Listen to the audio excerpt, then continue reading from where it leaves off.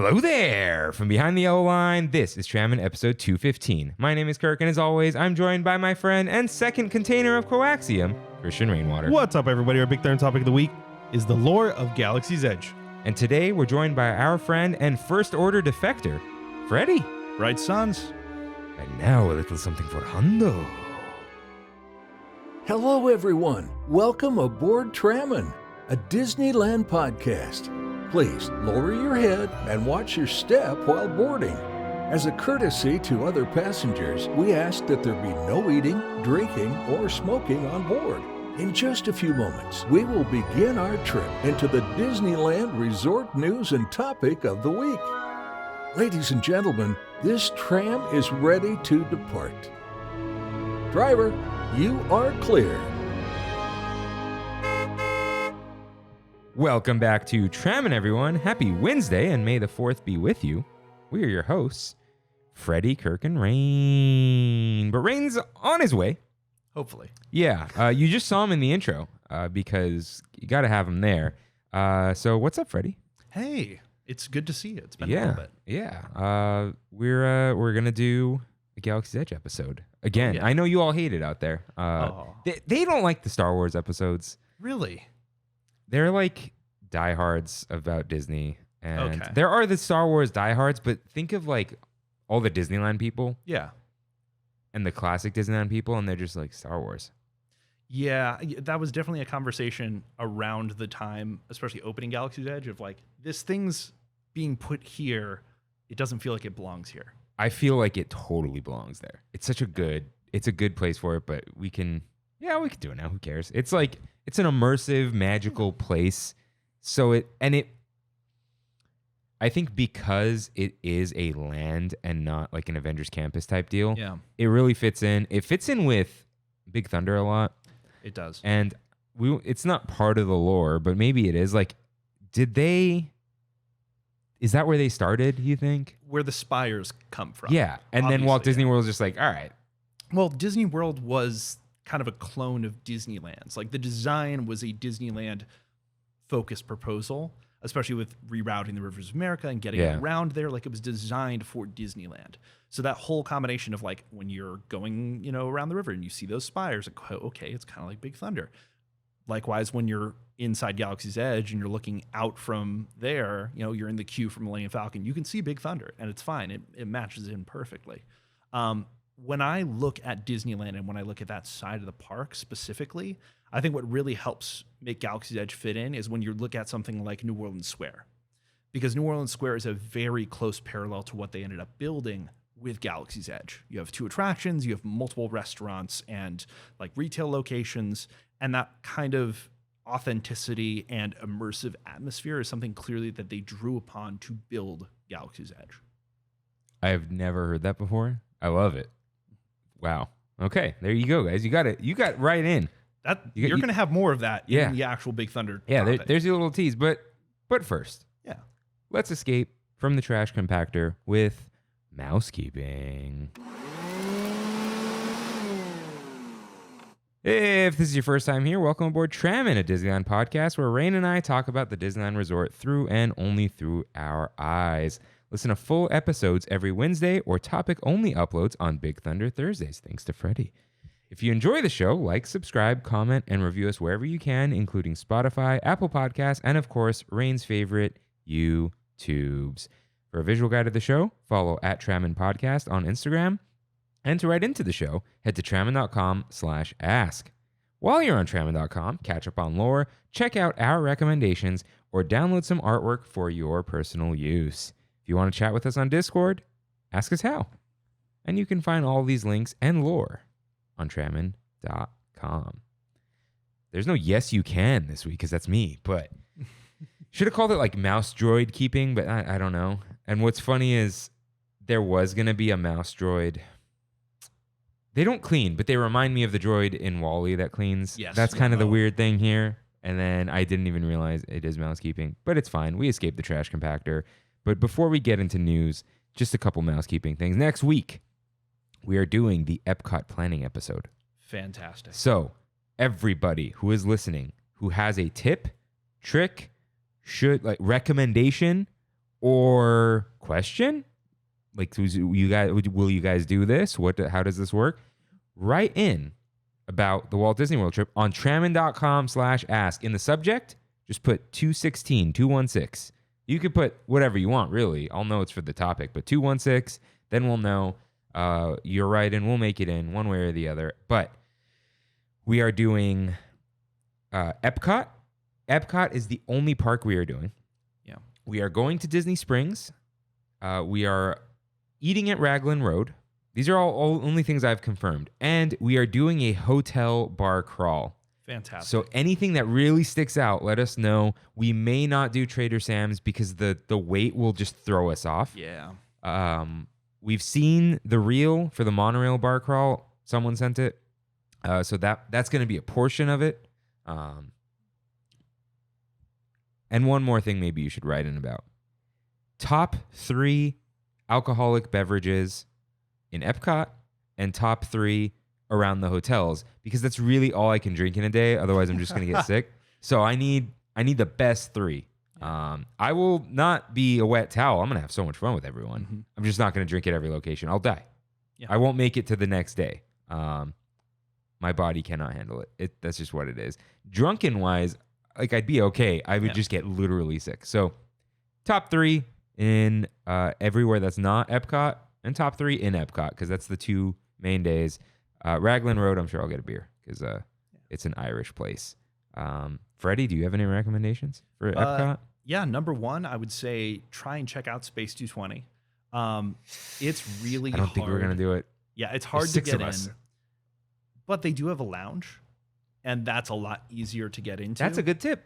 So it's separated into different areas. There's a lounge in the back, and then the restaurant portion is a lot closer towards the screens. But if you're there, you don't get a perspective anyway. It's a lot cooler to be back towards the bar, and then you kind of look at the whole thing. You enjoy a few drinks there, and you leave. That would be the ideal way of experiencing Space 220. Just for the space elevator alone, a very cool experience. Okay. A tip there is you can order the kids' drinks that have like pop rocks that you pour into them. You can order those with alcohol. Huh. So, if you want the fun, so drink I get a couple jumping. extra drinks. Yeah, absolutely. So that was a good time. So I would recommend Space 220 if possible. Definitely go and drop by. And can you add us to a wait list? Whatever it is. It's an option if you run into that, if you're able to make that. Otherwise, definitely check out, I'm forgetting what the name is now, but it's the pub that's over by the UK. The UK one. The UK pavilion. I'm forgetting the name of it right now, but you can go in there and you can get several, English cocktails and stuff like that, or cocktails from across Great Britain. I feel like I know the name of this. Rose and Crown? Rose and Crown, that's it. Yeah, they have amazing fish and Scotch chips as well. egg. Always wanted one of those. They have some interesting cocktails. I think one is it the Welsh Dragon or whatever it is? That one was fantastic. Okay, and something for everyone to keep in mind. At some point in my life, multiple times, I will be back there with Kimmy. So, I am not going to try to fit everything in, romantic stuff, all that cute stuff. I'll be doing that another time. Diving deep. This is going to be, it's a bachelor party trip. So, things like Space 220. Yeah. It's I'll get a dinner for 2 someday, that kind of thing. So, don't worry about that. But yeah, write in. You'll be in the episode. It's a lot of fun. We're going to explain the plan like you really shouldn't do in movies, because then the plan never goes according to the plan. Of course. But yeah, join in. And then the week after will be what actually happened, what we enjoyed, did not enjoy. And, oh no, we'll be recording a day before I go back to Disneyland. But we're not going to Magic Kingdom, so there's no comparison, really. It doesn't matter. But yeah, that will be fun. Trammin.com/ask. I love that place because that's your guaranteed way for me to see it. If it's Instagram, sometimes it doesn't come through. It shows up late. Email works too. But yeah, Trammin.com/ask. We don't collect your data. First name, last initial. All right, Freddie. It is now that time. I swear I was going to say something else, but that's okay. Let's get in some news. Pull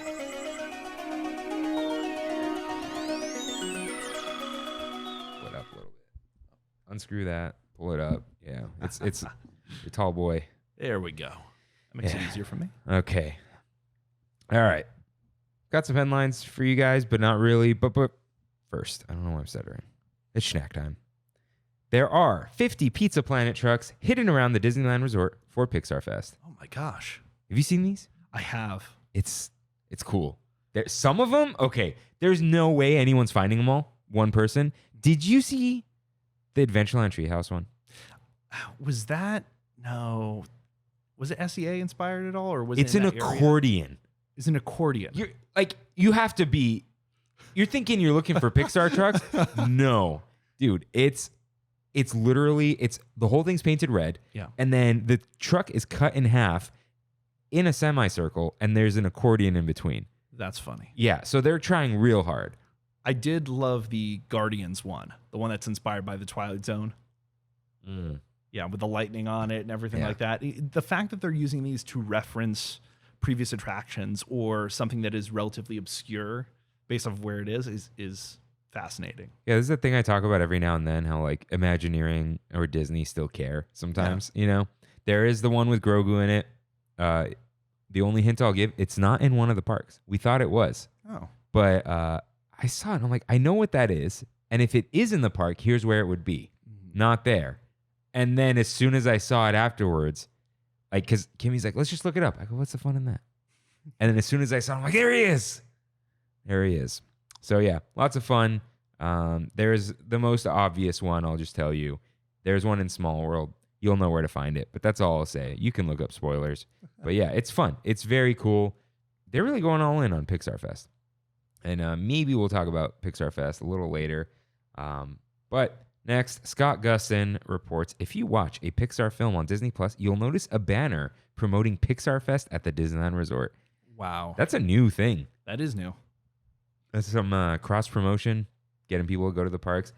Genius, honestly. I will say I've seen a lot of billboards for Pixar Fest. When my wife and I, we went up to Universal to go do the Studio Tram tour and experience that for AP preview. And when we were coming back, it was literally just consistently down the freeway. You're like, yeah, I mean, Disneyland already has those billboards, but I really could notice it's like Pixar Fest, come on down for Pixar Fest. Like they were really trying to get people to. It makes sense because you just came back from another theme park. Yeah. So you're like, oh, there's a new thing at Disneyland. Maybe I should go back. Or when was the last time you went? Come on, we have new things. Yeah. So yeah, I believe that's all the news. There is just a couple.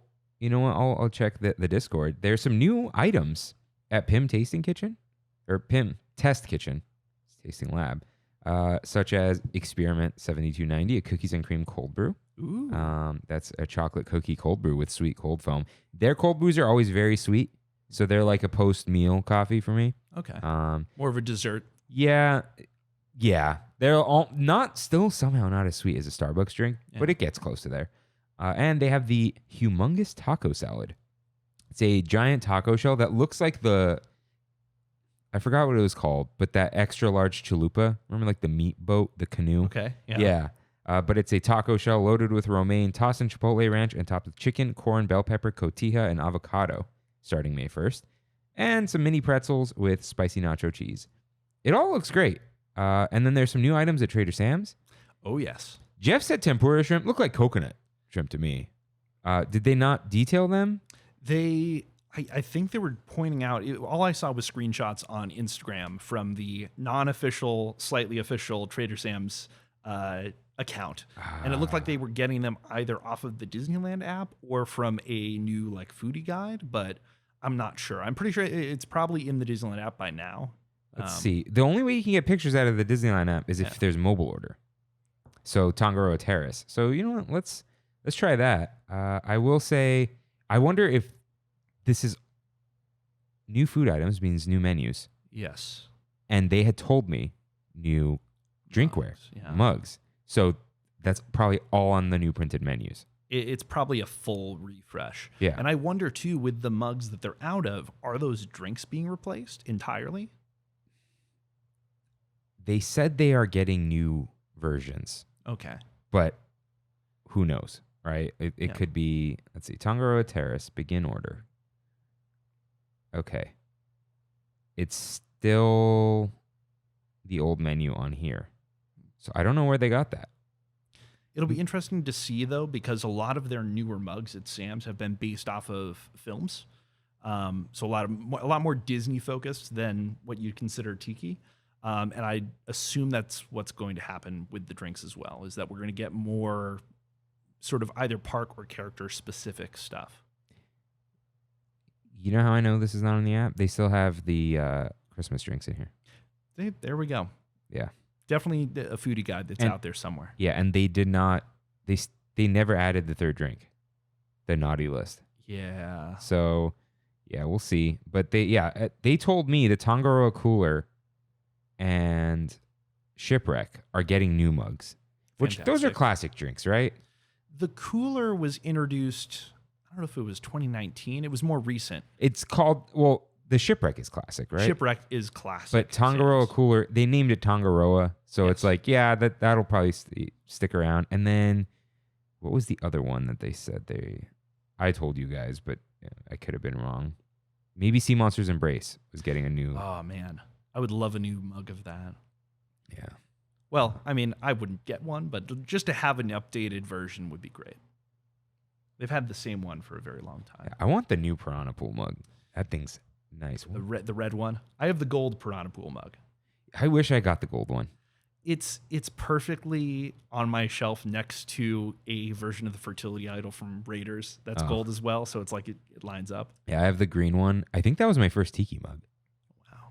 Yeah, because that was during the pandemic. Because Kimmy and they opened it up, and that was when they were being really weird. Like there were no reservations, and then you show up, and there's like, oh, it's an hour and a half wait, and then you put your name down, and then they just walk you in there, and there's two other people and they filled it up. It was just like, yeah, we don't know what we're doing. I don't know. So like, yeah, they like walked us into the bar right away, and we just sat down, validated parking. We were there for like 2 hours. Amazing. No one showed up either. It was very strange. Great time to me. But yeah, that is all for the mini headlines. So we do have one headline. And I need to switch windows for that. Sir, another burrito has hit the studio catering truck. Oh my goodness. Disney Eats, Asian, American, and Pacific Islander Heritage Month Foodie Guide 2024. So this year, there are actually new items. Last year, it was just a bunch of currently available things. Interesting. But this year, yeah, they added some new stuff. First up, in Disneyland Park, at the Tropical Hideaway, is something that is also in the Pixar Fest guide. And the signage says Pixar Fest. The pineapple coconut float. Blue Dole pineapple coconut juice topped with Dole Whip soft serve. Strawberry lava and a gummy starting April 26th, which is the Pixar Fest day. So I don't even know if that was in the guide. It might have been. But I saw the picture and it says Pixar Fest on it. So they're just like, Tropical Hideaway is Asian, American, Pacific Islander. Oh boy. Yeah, there's a Dole Whip pineapple ginger mint float with pineapple ginger juice and a smoked salt spice rim. Ooh. Dude, that would be so good with alcohol. Yeah. That's often the sad problem with a lot of Dole Whip stuff is I wish that version would also appear at Tangaroa Terrace / Sam's. Dude, now that I've gotten so like into tiki drinks, I haven't ordered the Dole Whip from there in so long. Because it's like, it's almost not a waste, but you're just like, you don't need it in the alcohol anymore because it doesn't do anything. It's nothing compared to what you could get. Yeah. So that might just be like, can I get a Dole Whip to go? Because they put it in the paper cup anyway. So yeah, cool. They have the shrimp and chive pot stickers, crispy chili garlic sauce, fresh herbs and lime. This is new, May 1st. The dipping sauce. The char siu bao is already there, as well as the lime chicken bao and the traditional pork lumpia and sweet lumpia. So those have not changed. I believe there's the vegetable bao, but they just didn't put it in here for some reason. So that is all for Disneyland. Now, there are two other things going on right now, so can't fault them. California Adventure at Aunt Cass Cafe has the California Roll Sandwich. Shrimp crab salad, wasabi mayo, and yakisoba sauce in a milk bread bun, topped with masago and served with garlic chips. Freddy, have you had these garlic chips? No, I have not. They gotta go, man. They just burn your mouth with garlic. Ooh. And you taste it all day. And I think even people who like garlic are like, it's too much. Just it can't be overdone. Or chips or dude, just fried wontons. That can't be expensive, but oh well. A yuzu bread pudding. Yuzu bread pudding with yuzu lemon curd and blueberry compote in a graham cracker crust with whipped topping. Now, if only that was whipped cream, but that looks good. Were you able to open it on there? Oh, I could see it, yeah. You could double tap the home button because it's going to take forever to load. Okay. Just press done. I already loaded it. This is an iPad mini 2 that I got. I got it refurbished. Okay, there we go. But it's still working. Yeah. It just can't do much. Rain's iPad can't multitask. Oh, no. No, it can, but it can't. Okay. So, yeah. Scrolling down, I see it. Yeah. So that's a good looking bread pudding. Yeah. The yuzu lemonade coffee? Yuzu lemonade layered with cold brew. I'm good. Looks like popping boba in there too. And the salmon Tokyo clam chowder is currently available. But I didn't know that there was bacon in it. Oh. Soba noodle salad. The rest of the menu is still there. Hollywood Lounge has a dragon fruit soju mule, garnished with Dole dragon fruit and ginger ale. And yes, there's soju in there. Lucky Fortune Cookery, unchanged. Let's see. Yeah, completely unchanged. Port of San Francisco Brewing or Cerveceria, completely unchanged. But the gyoza sausage bun, very good snack. Yes. Smoke Jumpers Grill has the passion orange and guava punch, but you can also get it with rum. Ooh. Or rum with passion. Rum with passion. Yeah. Oh. Or no, it's the same thing. Yeah, it's just they put rum in it. That could be good. But just throw some bitters in there, Yeah. But this is the Kirk Was Right section, Studio Catering Company. We only got the Ramones nachos in the Pixar Fest foodie guide. And we're like, where's the burrito? I'm like, there's always a burrito. There will be a seasonal burrito. And here it is. They waited this long. Available May 1st. The orange chicken burrito. Crispy orange chicken and lo mein noodles with vegetables and egg fried rice rolled in a flour tortilla served with hot sauce and fried wonton chips. That sounds delicious to me. Are you a Panda Express guy? I am, because of Anna.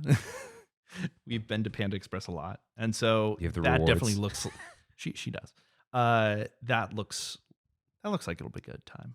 I haven't had any burritos from here. Really? Yeah, never. Huh. Yeah, I would say I love the ramen burrito that many people do not. Butter chicken was fine. They really should have kept that chicken fried steak one around a little longer. That thing was insane. But this seems like it would be good. What is your Panda Express order? Normally I like to get fried rice. I'll get orange chicken with that and some of the wontons on the side. I love cream cheese wontons. Ooh, yeah. Have you had the ones with crab in them? The crab rangoons?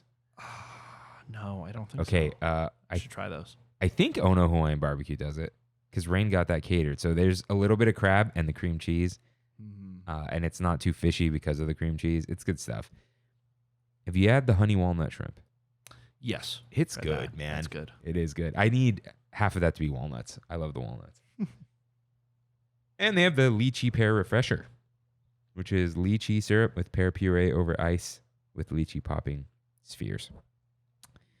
Oh, am I dumb, Freddy? We found it. You're like, oh, it's in some sort of foodie guide. Tangaroa Terrace Tropical Bar and Grill. Tempura battered green beans with togarashi aioli. New. So the long beans are gone, right? I guess. I think this tempura is going to be better. I like the long beans, but they're very like salty and fried, Yeah. So I think this will probably be more like they have it from The Habit. Ooh. Yeah. Island salad with choice of teriyaki grilled chicken or grilled salmon, crisp romaine spears, pineapple glazed smoked ham, green papaya slaw, mandarin orange dragon fruit compote, cotija cheese, edamame, passion orange guava aioli, and crisp fried shallots served with passion fruit vinaigrette. Sounds like it could be interesting, but who's ordering the salad? There is the swaying palm salad, choice of teriyaki chicken or grilled salmon, spicy mizuna and mache greens, charred hearts of palm, cucumber, cashews, julienne, peppers, carrots, snow peas, puffed rice, noodle, served with sesame vinaigrette. That looks not so great. But they have the tonkotsu ramen. So they had a ramen, but it wasn't tonkotsu, I guess, or... Must have changed, yeah. Yeah, this says rich pork-based broth, wavy noodles, pork belly slices, fresh green onion. It's more than one pork belly slice. That's more than you could say about many ramen places. Shiitake mushrooms, sambal, soft boiled flavored egg, and nori. That is new. You're not a ramen guy, huh? Not really. Ramen's okay, but I prefer fried rice. Yeah. If fried rice is available, I'm going to go with that. I spent 4 years living in Indonesia, and that was like a daily part of my meal was fried rice. Did you see my ridiculous concoction downstairs? So I do the egg fried rice, but sometimes I just put bacon in it because it's just like chaos lying around. Yeah. I won't put the soy sauce if there's bacon though. Yeah, that would be a little too much. Yeah, it becomes like a breakfast fried rice, which is fine. It's protein, right? It's because sometimes the Trader Joe's bacon is all fat, which I know that sounds good, but you want some meat on the bacon. So I'm like, I got to get rid of this stuff. Throw it in there. But usually I'm not going to tell people all my concoctions. We're going to move on. So it is shrimp tempura with ponzu dipping sauce, toasted sesame, chili threads, and green onions. So this is not coconut shrimp.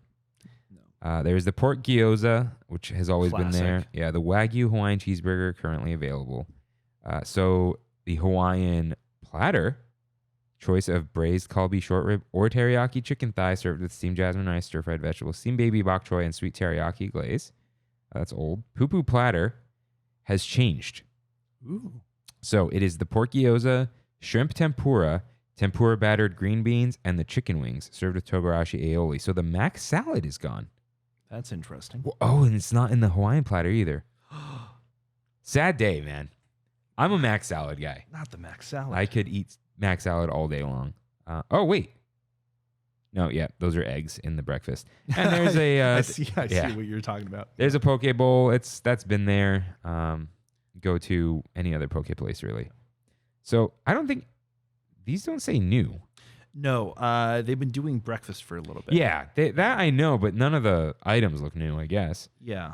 But tropical buttermilk pancakes, kalbi short ribs and eggs, coconut French toast, Kahlua-style pork breakfast croissant sandwich. Ooh. And that does look really good, actually. And the Loco Moco burrito. That's one I really want to try. Everyone says it's dry. Oh. But, like, can you just get more gravy? I mean, I imagine if you ask. Trader Sam's doesn't charge. I asked for a second togarashi aioli. They're just like, here. Cool. And they gave me a crap ton. Like a closed container. They don't. It's a high-end experience. Yeah. Oh, wow. Look down here. There's a whole separate menu just for the Enchanted Tiki Bar. Interesting. Just for Trader Sam's. Spiced dry rub chicken wings. So these are not the togarashi. These are different wings. This is just for inside. Yeah. Loco Moco cheeseburger. They had to do it. This is but aimed straight at strong water. But there is one thing missing.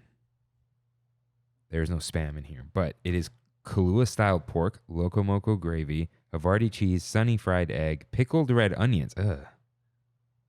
Fresno chilies, microgreens with sweet potato fries or French fries. So that is new. Is there a patty? Yeah, it says Wagyu. Yes, yeah. They're just not saying it, which is odd. Katsu chicken curry, katsu sauce, jasmine rice, pineapple coconut curry, pickled ginger, green papaya slaw, Kahlua style pork nacho poutine. Wow. With sweet potato fries, togarashi aioli, cotija cheese sauce, pickled red onion, lime crema, and cilantro. Okay, I need Disneyland to listen up. Poutine is cheese curds and gravy. I don't like this like nacho cheese as the gravy. That makes no sense. They had a Kahlua pork poutine before, and it was amazing with like proper cheese curds and whatever. I give Palm Breeze a pass because it's pimento cheese poutine. It's like deep fried cheese curds and pimento cheese on fries. Like, I know it's fries, but it's a cheese fry dish. It's not poutine. And I mentioned it earlier, the Hearts of Palm salad, which... You missed the Pele fish and chips. Why is it... Okay. Not that Pele, but it's crisp, battered fish, togarashi, aioli, and ponzu dipping sauces, served with a choice of sweet potato fries or French fries. Are Rain's chicken tenders gone? If they're not on here, I'm assume so. Maybe they're just on the kids' menu now. Yeah, sorry, Rain.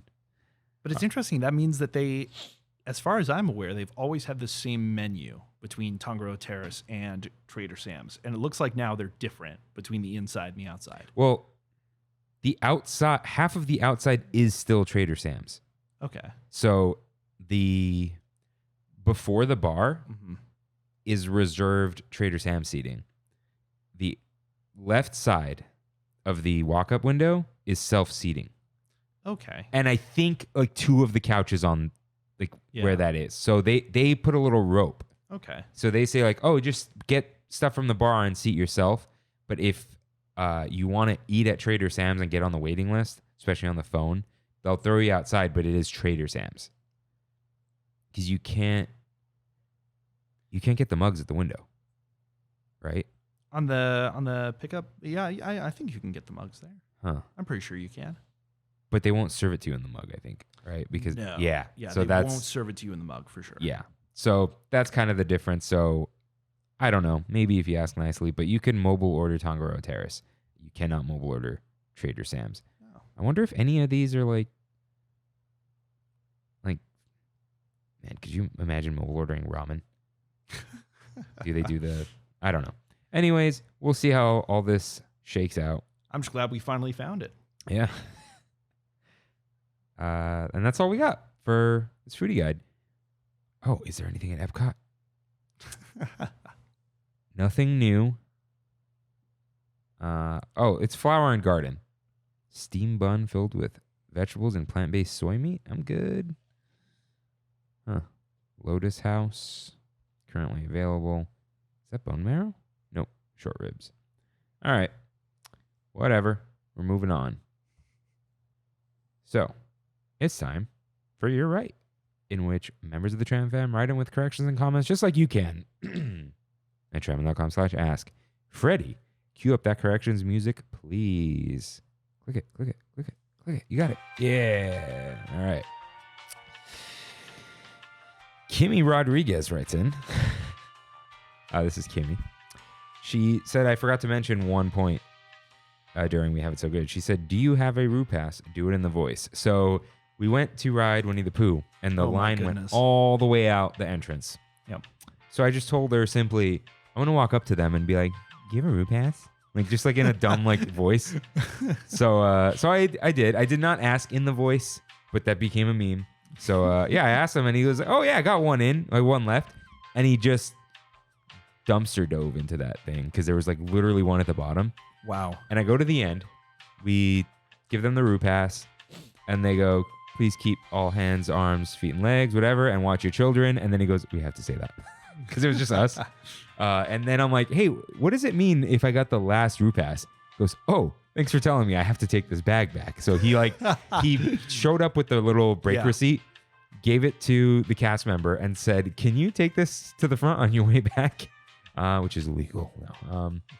So yeah, we did have a nice little Roo Pass. All right. Nick H wrote in. Oh man, I'm so sorry, Nick. He's not here unless he's at the door texting me. Oh no. No, he's not. Okay. Hello, Kirk and Rain. Big love from Denver, Colorado. Huge fan of the podcast and look forward to the new podcast drop every Wednesday morning. Been meaning to write in about this for a few weeks, but I wanted to help support the AeroPress experience. I have been using an AeroPress since they launched and was a traveling salesman for many years, and I love that I could have great coffee wherever I went. My days usually started early, so I didn't have the time most days to go to the local coffee shop. So I always took a pound of Kaladi Brothers coffee, a local roaster here in Denver, and my AeroPress on trips. Gives you close to espresso taste and richness, and it makes a great Americano. I highly recommend getting one as they are cheap and easy to use. I have a couple and still take an AeroPress with me when I travel if I know I'm not going to be able to hit a coffee shop in the morning. I've included a photo from my coffee setup this morning, and enjoy your coffee journey, Rain. Hoping to get to Disneyland over Thanksgiving with my daughter and wife, but sneaking a quick day to Magic Kingdom in June at the end of a work trip. Nice. Hope to see you fellas in the parks in November, and thanks for sharing your love and disappointments of the parks. My best, Nick H., Denver, Colorado. So 2 things. 1, I love him trying to not be in the reflection. Yeah, the effort going got in him. there. Yeah, Nice. I saw a little. Love the Disneyland mug. I was supposed to have a similar one. It's a long story. Don't have it. Freddy, look at this guy's just house. Clean mid-century modern living. Like This is a Matthew amazing. Serrano. Yeah. He's gonna love this. You too, though, I feel. Oh, definitely. Yeah, no, House of the Future vibes all the way. Yeah, that is very well decorated, and he's Very good. even the kettle. Yeah. Yeah, it all goes well. Wow, that's spectacular. I'm like, I don't know how much of that is function and how much is just pure art. That's okay though. That's okay. both. He's got that. That's a cool clock. Oh man, yeah. Yeah, They actually have a clock just like that in the DVC lounge in Tomorrowland. Yeah. Yeah. Yeah, this is great. So yeah, shout out to the AeroPress. Maybe one day I'll try it. Rain is definitely, especially when he's done with the wedding, he's gonna be buying coffee stuff. I got him a coffee grinder for his birthday Nice. that does espresso all the way to pour over, and well enough where Rain's not gonna know the difference and I wouldn't, right? So he'll be experimenting with all that stuff. Cool. But I may as well check the email, the old email, see if anyone. Nope, I've been signed out. Okay. Dude, I can't with browsers anymore. I can't with email anymore. Yeah. All right. That's all we got for You're Right. This here's our Big Thunder topic of the week.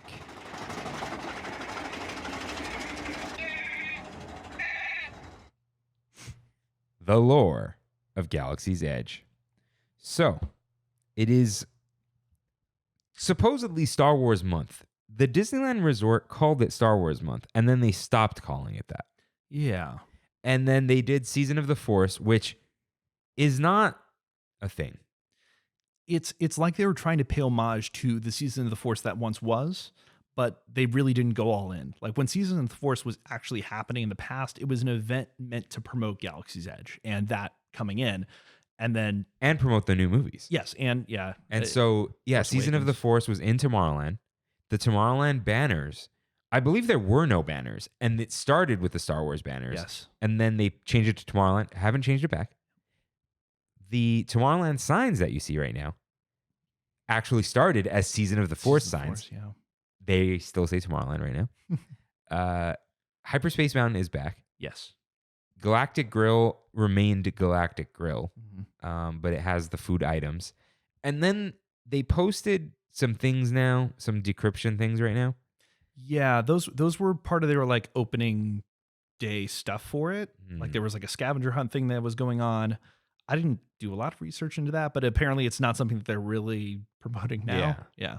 But oddly enough, we did mention how it's very funny how all of the Pixar stuff in Disney, 100%, I believe, is inside of Tomorrowland.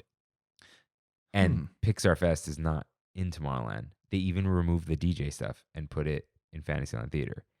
Finding Nemo, Alien Pizza Planet, and Buzz Lightyear Astro Blasters, and the previous DJ thing were all in Tomorrowland. And they still are. But Pixar Fest is not in Tomorrowland. Season of the Force is. But what is even weirder is the music is just the Tomorrowland loop. They never changed it back to the original The Star Wars. yeah. Yeah, which they were just playing the score during the original Season of the Force.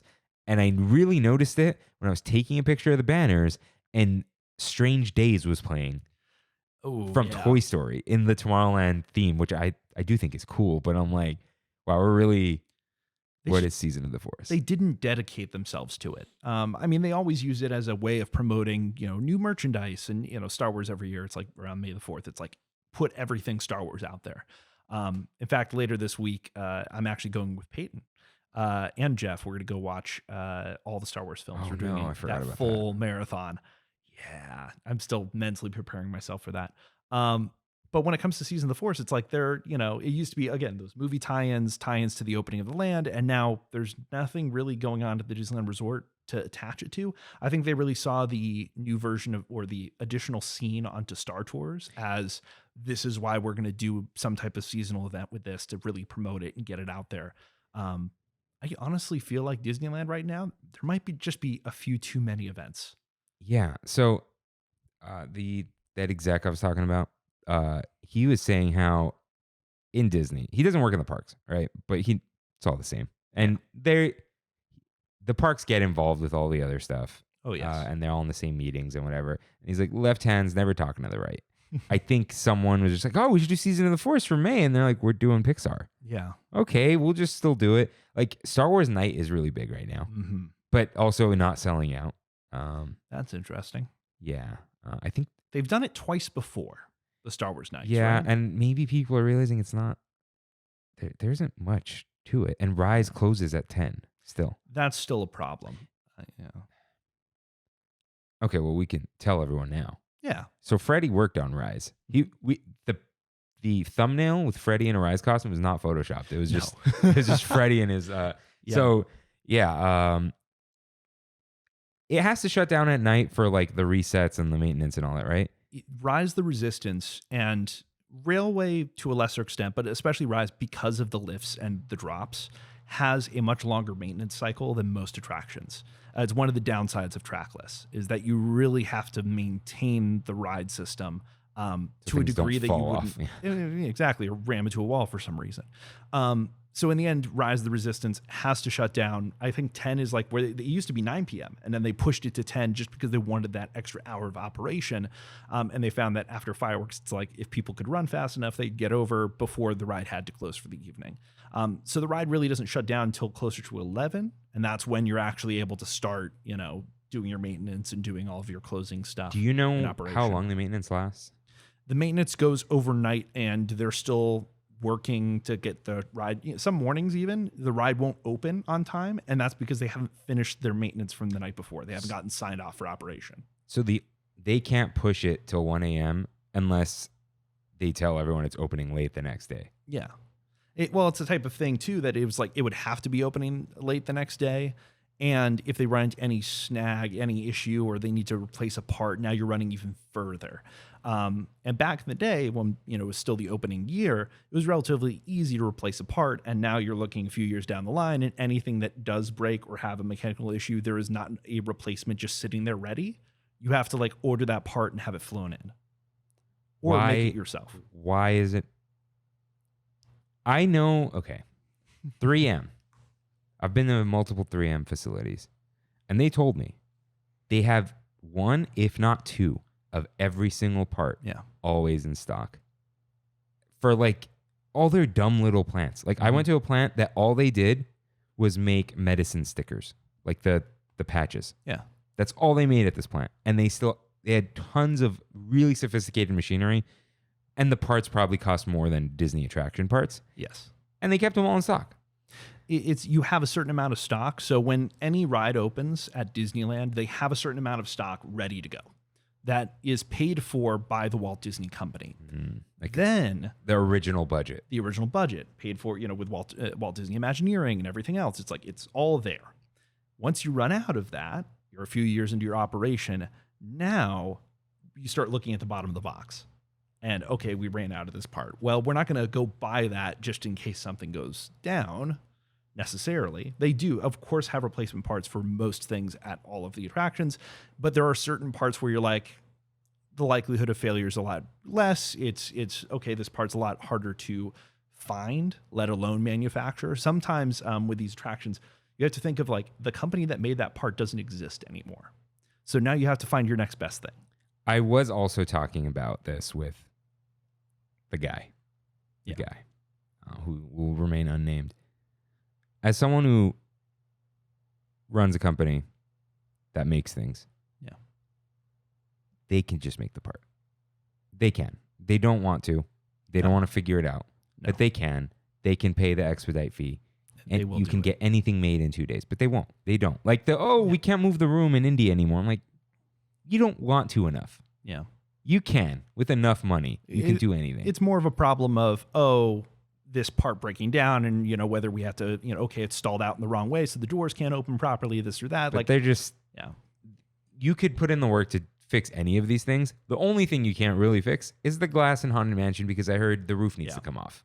Yeah. But that's completely separate from all these other things. So they just simply don't care enough, honestly, because it's the bottom line, whatever. But I've had this, I know we haven't even gotten to Galaxy's Edge yet, but it's fine. It's Star Wars. It's Star Wars month. If you're already in for this, you're in for Star Wars. It's happening.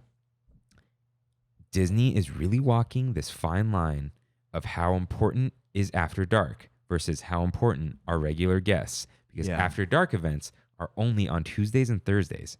So they have a day in between. I'm sure for like all the cast that wants to work one of them will work the other one. They don't have to put them 2 days in a row. And cleaning everything up, getting things ready again, whatever. But also, it's never on the weekends, because you don't want to get into the weekend crowds. You don't want to close early on the weekends, fireworks, whatever. People are on, they're on a vacation on the weekends. It's less likely that in the middle of the week, that on a Wednesday they're going to, or, Tuesday they're going to care. So in that same vein, you're paying $150, $130 to $150 to go to one of these things. And they would, I believe, they would sell out of Star Wars night if they said Rise of the Resistance will be open the whole time. I think that's enough for people. It honestly, it would give people another reason. I think that they were hoping with even Season of the Force, it was kind of taking advantage of like, okay, well, we're going to add the music in, for the fireworks. We're going to add this and that. Even though that's just a general operations thing, they felt like that's enough of a highlight to feature in an event that's an After Dark, ticket. I still think that there's a lot of value in those After Dark events, just from a pure, like, the park is empty, it's yours, it's a lot easier to, navigate and go around. The only thing that's really hard is the characters and sometimes the food. But otherwise, it gives you that opportunity of seeing Disneyland in a different light where, with a Magic Key, it's like you could just experience the same Disneyland with the same crowd level over and over again throughout, your entire holding of that key. Yeah. Versus, After Dark events give you that different opportunity, a different flavor as you go through the year. So it's definitely dividing the crowd in terms of people who are like, okay, I think there's more value to this seasonal or special event versus I'm just going to pay for a Magic Key because I want to go the whole year round. Yeah. And I don't know. It just bothers me. It just, because it's silly. Like, my friend Adrian. He is also, Rain wants to know if you want anything from Starbucks. He's mobile ordering. I'm doing good. Thank you, Rain. I wrote something and I'm like, never mind. So he was like, oh, Rise closes at 10. And I'm like, he listens to Trammin. Yeah. And he doesn't know this. Well, we didn't know, right? Yeah. So just imagine all the disappointed people.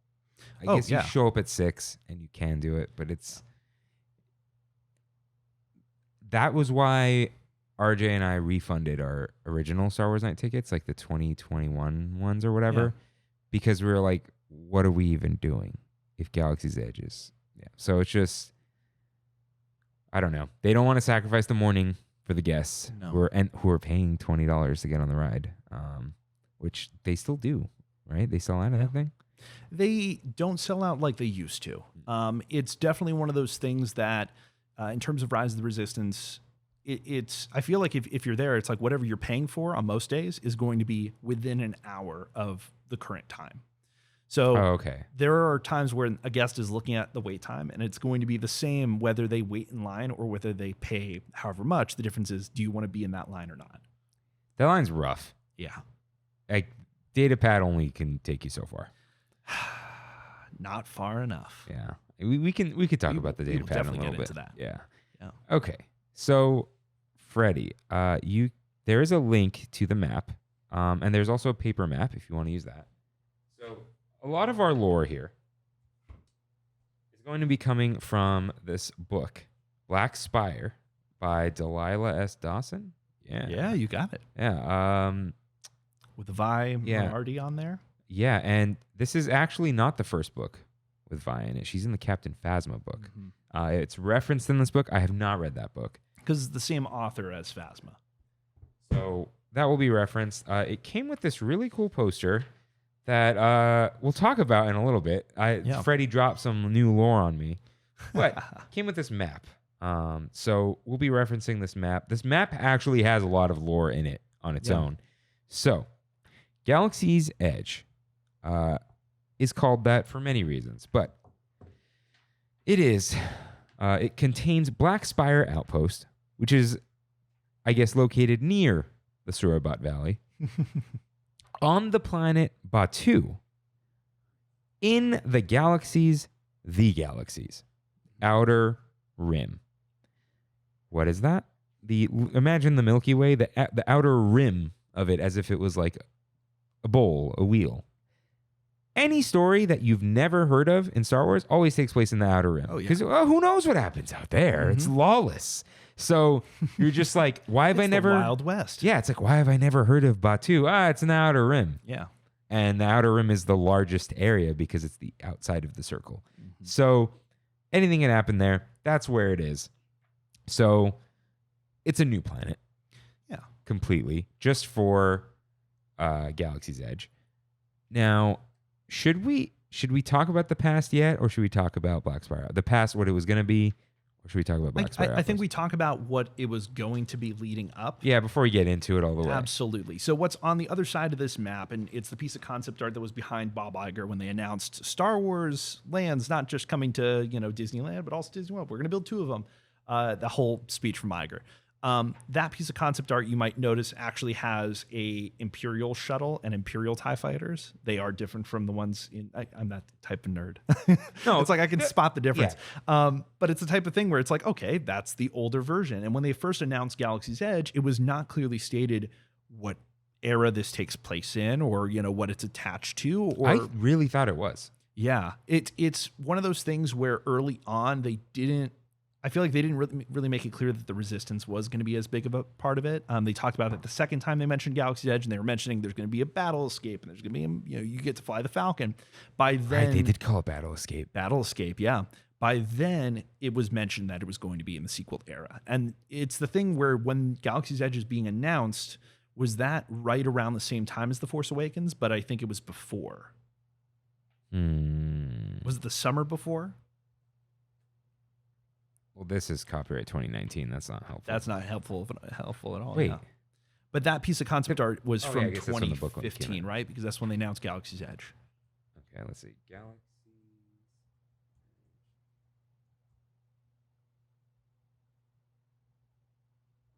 Like some weird dust on my laptop. Maybe from that. Okay. Galaxy's Edge announced August 15th, 2015. Okay, yeah.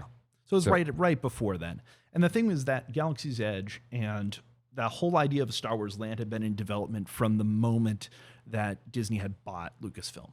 Yeah, so from that moment, it was go time. They were hiring people. They were getting a crew together. They were making designs. It's well known that they had original concepts for Tomorrowland. So large parts of Tomorrowland were going to be demolished and replaced with a Endor bike chase. Oh, yeah. That's what Endor and Tatooine. We were all talking about that. That was the original concept for a Star Wars land was literally just, we're going to take over Tomorrowland and we're going to build, Endor, and we're going to build Tatooine. We're going to do the original trilogy. It's going to be classic.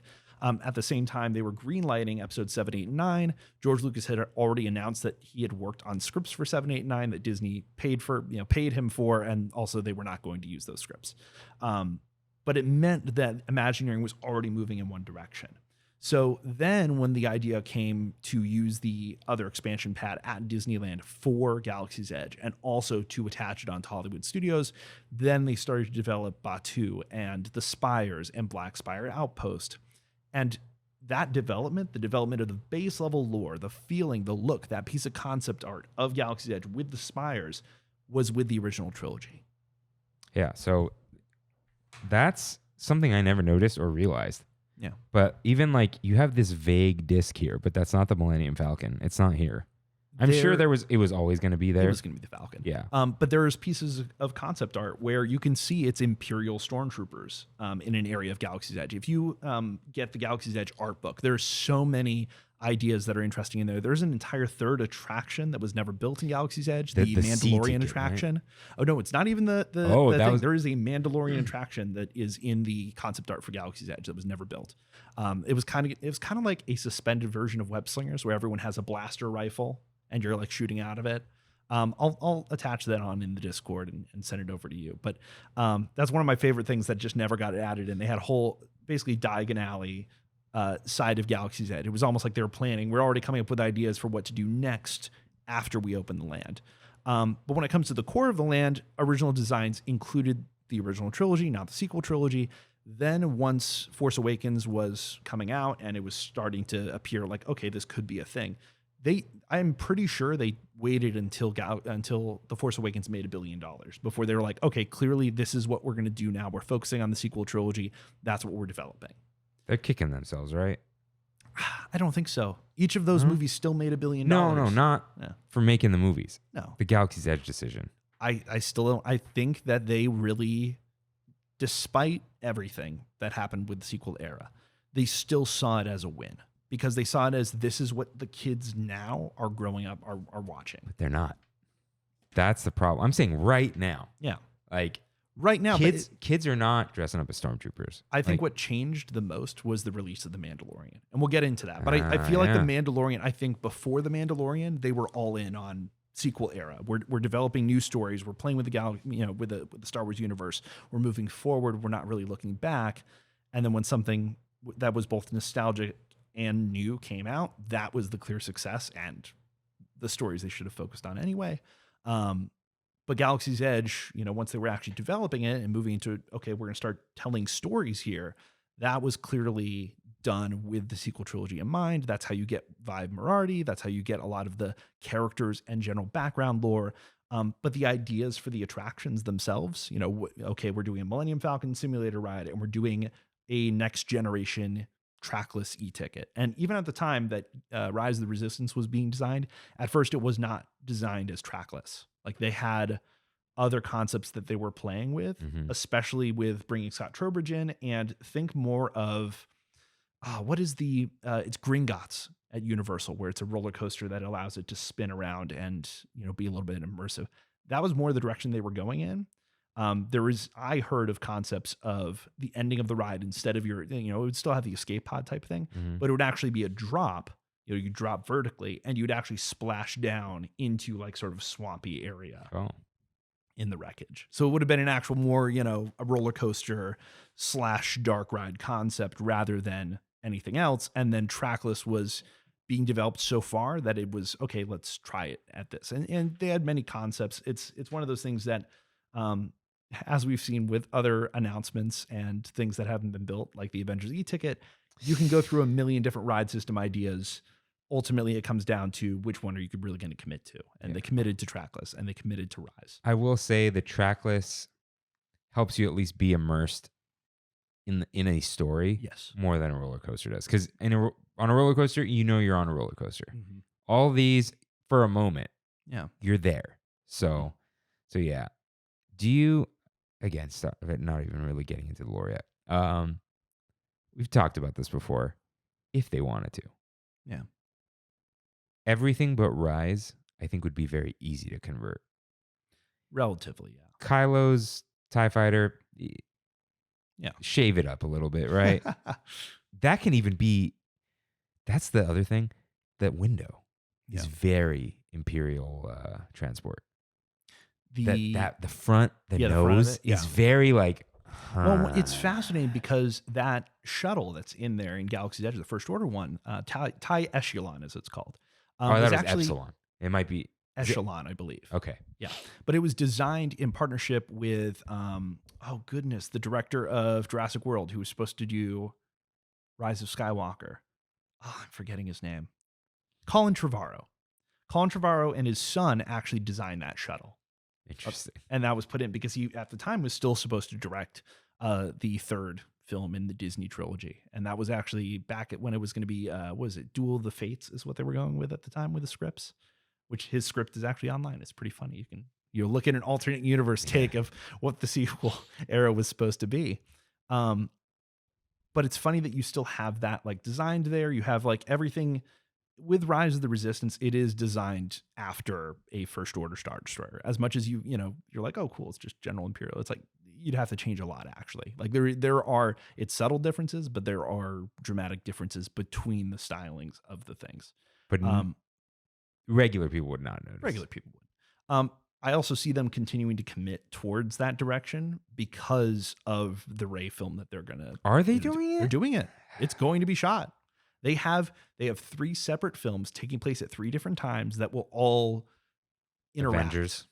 Not Avengers. I mean, they're taking place over hundreds of different years. So it's okay. You have Colin. You have what's his name? The director of Logan and. I don't know. I'm forgetting right now. But you have one that's supposed to be the Exodus. It's supposed to be the biblical epic of the beginning of the Force of the Jedi. Mangold? James Mangold. Yep. You have that film. Then you have the Rey film, and you have a Mandalorian film that's happening. Mandalorian and Grogu. Mandalorian and Grogu. Which I'm like, what? What? I think they're trying to be like some old school name, silly. They want to go with the names of like spaghetti westerns. They want to do. They're trying to move back in that early direction when the Mandalorian was coming out, which was amazing. I mean, it's the homage to things that inspired George Lucas. Like, I love that. But all 3 of those stories, I guess, will have some relative connective tissue, so that if you watch all 3, you will notice that, hey, this story idea is planted here and brought up here, or this artifact is made here, and now it's in this movie and resolves in some way. I think with Galaxy's a plan. Edge, yes. A plan for 3 movies. Oh, my goodness, for 3 movies. But again, at the scale of 3 movies, which it's a decision. I think that's, clearly they let some creative people take the helm there. So we'll see how things go. We still have to wait on that. But I think Galaxy's Edge in the meantime, the fact that they've chosen this direction where like, okay, we're relaxing on, we're going to talk about the canon today, but they're relaxing on the canon. And we're going to talk, we're looking more at, introduce the Mandalorian to the land, introduce these characters, especially here at Disneyland. Will Batuu appear in a movie? They need to do it. At some point, they need to do it. Something this is just turning into a different episode, but something we often talk about, like Cars Land. Yeah. It's successful because you were there in a movie first, and now you're in the movie. Yeah. Wizarding World they were in the movie, and now you are in the place that is in the movie. Yeah. And there's one more, right? Is there another immersive land? Pandora, yeah. But not Avengers Campus. No. So with Galaxy's Edge, it is very clearly Star Wars. The roofs, the structures, the tech. Mm-hmm. But no one's ever been there before. Yeah, you've never been taken there before. So you've stepped into the world of Star Wars, but you're not on Tatooine. No. You're not in Andor. Which was kind of the point in tying it back into the lore and getting us there. They made a purposeful decision very early on. As soon as they stopped saying, okay, we're just going to do original trilogy here in Tomorrowland, they were like, we want to build something different. We want to build a place where, and this is going to go through our whole conversation and also interactivity in general in theme parks. They made a decision that we wanted to build a sandbox. We wanted to build a place where this isn't Luke Skywalker's journey. This isn't Rey's journey. This is your Star Wars adventure. So with that being the focus, they're using tropes from across all of the trilogies, but they're giving you a place to experience that's not one planet. I think that's the challenge of Star Wars, is that you have so many planets. It's harder for you to build a theme park environment that represents all of them. So you need to build one specific place, one moment in time, and let people run with it. And that's what they did. At the very least, I feel like, I don't even know the planet's name. When we went to Maz Kanata's planet, that type of scene, there should have been a Batuu stop somewhere. Not as like a turning point in the movie or whatever, right? Because then, it just becomes like, I know exactly what happened here. But some sort of stopover, some sort of like, what's the word? It's not intermission. It sounds like that though. Like some sort of vignette. We could say vignette. The word will come to me at some point. But yeah, just like some little some little layover, right? Where it's just like, oh, we're in this place, but they don't wink and nod too much, just like, or they stop at the base. Even, it's not a spoiler, in Andor. Yeah. When the Skarsgård meets a resistance leader who I will not name on a planet. Yeah. Even some little 5 minutes. Yep. And they did mention Batuu. They would mention Black Spire Outpost in Mandalorian and a few other things. They did. They were single lines where they mention Black Spire Outpost. When did they say it? I don't remember when, but I remember that it's in an episode, that it has been mentioned in the canon. Even they have a show on, I think it's Disney Junior, where they do the Disney Jedi. Yeah. That was the first, of course, of all things, a Disney Junior show is the first thing to actually go to Galaxy's Edge in a form that is recognizable. I'm actually surprised that in like sort of the Clone Wars Dave Filoni animation style, they haven't visited Batuu, because it feels like they should have done that with the Bad Batch or something else that they're doing now. Yeah, that would be an easy opportunity. That's the thing. It doesn't have to be even in the movies, although that would make the biggest impact. And just like easy. Yeah, some sort of just anything of like, oh, this does exist in the thing, not like trust us, it does. Giving validation to the place, because clearly there are a lot of mistakes in Galaxy's Edge that were learned over time. They're clear mistakes, but when they were designing it and they had this ambition, even back in 2015 when they were announcing it, this was meant to be sort of almost a Ren Fair level of immersion. This was supposed to be above and beyond costume characters, aliens, bands are playing. There's entertainment everywhere. You can see it in every piece of concept art that was released, that this was meant to be this immersive atmosphere. And simply something that in the end, the resort and theme parks in general just weren't prepared to deliver. Yeah, so I see here on Wikipedia, no, fandom. So it might be, the archives might be incomplete. Wait, is Wikipedia just on? Yes. Okay. It is the Wikipedia. Yes. So the archives are not incomplete. Oh, wait. Oh, man, it scrolls down. I didn't realize it scrolls. Okay.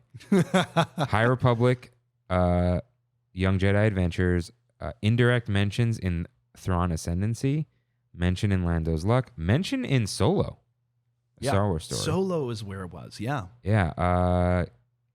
Black Spire, Galaxy's Edge, 1, 2, 3, 4, 5. I don't know what those are. Comic books, probably. Yeah, the Black Spire mentioned in the land itself. I don't see Mandalorian here. No, so it was Solo. Yeah, That's okay, that makes sense. Solo. Yeah. Because I feel like I would have pointed at the screen of Mandalorian if I heard it. You would have done the Leonardo DiCaprio gif. It's the thing that, and getting back to kind of what we were going to talk about today, to the book. It was this whole thing of let's start introducing this lore. Let's start building it. Because for the longest time, everything in this land was like confidential, locked out. Even the whole like introduction of areas of the land. It's like this stuff is coming out, this information's coming out, and the land is still like becoming what it is. And it's like, okay, we need to establish, here's the cantina. Who is Oga? What is this? It's stuff that the average theme park goer is not going to ask those questions. They're not going to care, but it gives a place depth. It gives it a feel. It means that everything has a story. Yeah, and the reason I want to do this episode is because we don't really. You have to read the companion novel, which is like my most hated sentence. The worst. Like, how do you know it's in the book? Yeah, not as bad as Palpatine's message only being in Fortnite Live. That might have been the worst Star Wars decision ever. Yeah, that could have been the first appearance of it. Yeah. But yeah, I think they wouldn't have and shouldn't have. But could you imagine a Rise of Skywalker where while the screen is still black, you hear his message? Would that be? Oh, yeah. Like, would that be interesting? I know the point of Star Wars, you hear the score, just go. Yeah. But like, instead, you're interrupted. Your movie's been interrupted by the Emperor. He's alive and well now. But just like, yeah, imagine no warning, whatever. It's just black and you just hear the transmission. And then maybe more silence. And then the score. And then can Star come, Wars, right? yeah. And then they let you sit with that. That was the way the reveal happened of like when they were revealing Rise of Skywalker and revealing that the Emperor was back. That's how they did it. Because I remember early on when Rise of Skywalker was like, and the Emperor's back. And everyone was like, losing what? their minds. Yeah. He is? So some people were like, Question mark. And I was like, oh, this is gonna be great. I can't wait. And then disappointment. I was riding that Last Jedi hype train. That was really that was the high for me. I did not like Last Jedi. For me is where are you on Last Jedi? I love it. Really? It is actually my favorite Star Wars film. Okay. Yeah. We're not going to expand on that because that's its own podcast. That is. Anytime anyone starts talking about Last Jedi, it's an hour. So we're just going to move on from that comment. Absolutely. I will let you know that as part of opening Galaxy's Edge, and that was the whole thing, and we'll talk about that a little bit here, because there's sort of a perspective of how they were dropping this lore to people and how they were dropping it to the cast members. So Rain is back. He ran out of space on the card anyway. Our big third topic of the week is... No, I'm just kidding. Wedding. No, I don't have the bells.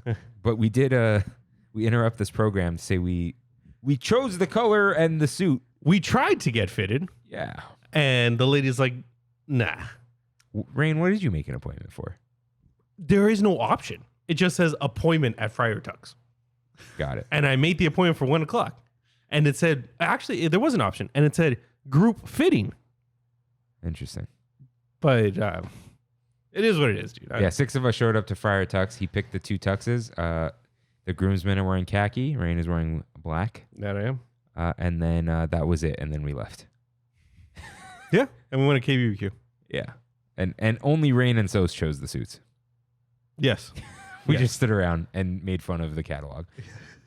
So anyways, back to Black Spire Outpost, which is run by Oga Gara, a Blutopian. They have the weird tentacle mouths. Oh, yeah. Yeah. So Really? yeah. I didn't know that. Squid cool. Lady. Yeah, you want to know? Squid Lady. Yeah. No, what is that? So she's not a Mon Calamari. No. No, not even close. She's not even from... Is a Mon Mon Cala. Calamari squid based? Calamari, yeah. Dude, it's the Akbar. Yeah, I know. Yeah, calamari. But this is a dude. different- It's not a they're good It's like- just name. a different squid. There are like 3 different squid species. Got in it. Star Wars. Oh, them. That's them. Oga. That's literally Oga. Yeah. Okay. Okay. Yeah. Creepy. But okay. Meant to be unsettling by design. But you wouldn't know that because we've never seen Oga. There's no walk around Oga. You'll hear Oga in Oga's Cantina, but you don't see Oga. I kind of wish I never saw that. Just to because I had no idea what Oga You'll looked like. forget. I will. I Yeah. will. She's somewhat of a mob boss, Yes. but she takes care of her people. Mm-hmm. So you kind of pay a protection tax, Yeah. but also she does protect and doesn't let people mess around. Mm-hmm. So it's kind of like these are my people, outsiders beware. Don't mess with them. Even the First Order knows to not get on Yeah. Oga's bad side. Wasn't there a bar in Force Awakens that Rey and Finn go to? That is not Oga's? No, that's on Takodana. Okay. So yeah, we actually mentioned that. Yeah. So Batuu is not in anything really except a bunch of books. It's in that New Jedi Adventures. The kids show? Yeah. Yes. Is They it go really? Twice. They have 2 episodes. And they mention it. They mention Really? Black Spire Outpost by name in Solo. But they just mention it. You never go there, Got it. which Got is it, a got little it. rough. So yeah, she has a secret lair inside the cantina, which is why we've never seen her. She stays there often, where she eats Oga's obsession, the blue jello. Wow. And when she talks, she sprays it all over Vi. Lovely. With her tentacles. And it's where the locals go after work. No weapons inside. Everyone's expected to behave just like you're just a customer here. Yeah. We're just all chilling out. She has multiple secret doors to her lair. But that's basically, we don't know much about Oga. We know when her birthday is. It's like May 7th or something, Yeah. right? It's around now. So happy birthday, Oga. Or was that in November? I don't know. They say it in foodie guides every now and then. This is Oga's birthday. Yeah. And we're like, cool. Or yeah. Who? So yeah, the cantina is in the book. People hang out there. She has, other associates, but we don't see any of these in Galaxy's Edge. DJ Rex. Is he in the book? No. No. No, because Rex has arrived recently. Oh, okay. Like not super okay. recently, but like where the book takes place leading up to when we're supposed to be there. Yeah. Like it's some time has passed from the book and what happens in the book to when we as the It's guests like- are visiting. is it 4 months or a year? It's yeah. It's a period of time. It is established in the book, and we'll get into it, that the resistance has been there for some time. The First Order, the First Order arrives, with the book, and then it's been a few weeks at least with the First Order in town, unsettling everyone in Galaxy's Edge. Did you finish the book? Yeah. Nice. So yeah, in the book, the First Order shows up because, we're going to talk about all that later, actually, but I do want to just see. Yeah, it's several weeks after the book. Okay. Yeah. So that's when Rex shows up. Yeah, at some point, and now he's the installed DJ. Yeah. Yeah, Yes. permanently. So we're just gonna run through what everything kind of is. Yeah. But while we're still talking about the Cantina, I did want to mention that there's another book that references Galaxy's Edge, and that's I don't know if it's Thrawn Ascendancy, but it's one of the Thrawn books. It was Thrawn. Yeah, it is Ascendancy, and it's Thrawn, and I believe, is it Anakin? Are there or Darth Vader? Thrawn Alliances in there. Wait, Anakin. Anakin's where in there. was he? I think. Yeah, I believe it's Darth Vader at that time, because I know Darth Vader gets into some type of shootout in Oga's Cantina, and if you are, I think it's the back right of Oga's Cantina, you see a bunch of blaster bolts on the wall, and that's supposed to be from when Darth Vader was inside of Oga's. That is so deep. Yeah, that was told to us early on with Galaxy's Edge. And that's, as we go through this, I do want to bring up little things. So I was a part of the opening team of Galaxy's Edge in 2019, opening crew for Millennium Falcon Smuggler's Run. And so they were bringing in little bits of lore over time, starting with as simple as, okay, you have to pick which district you're from here on Batuu, and here are different, details of those districts. We can get into that as we go through here, but little nuggets of details like that, or for Oga specifically, just to kind of establish who she was. It's known that in her office, there's a Wookiee rug that's in there, and that's her previous boyfriend. Turned him into a rug. And I think that was even a detail that it's funny, because stuff like that, even some of the cast members had a hand in telling those stories early on, that while the Imagineers were still there and some Lucasfilm people, there were ideas and stuff that would be pitched around of like, let's just tell this story until it's real. And sometimes that stuff was real, and sometimes it would, it's just like, okay, whatever, somebody's coming up with an idea. She does kill a Wookiee lover in the book. Yes. Is this the same Wookiee? That's the same Wookiee. Got it. Now is a rug, a permanent installation in her office. Really quick, who's the main character? Vi. Vi is the main character. Yeah, Okay. we'll Which is get why into it's why she's in the land. Yeah. But yeah, sometimes. Rarely. But she was sent by General Leia Organa, which we'll get into. So one of the first places you see, at least one of the first places I saw, is what's referred to as the garage, but it's also in the book referred to as Salju's filling station.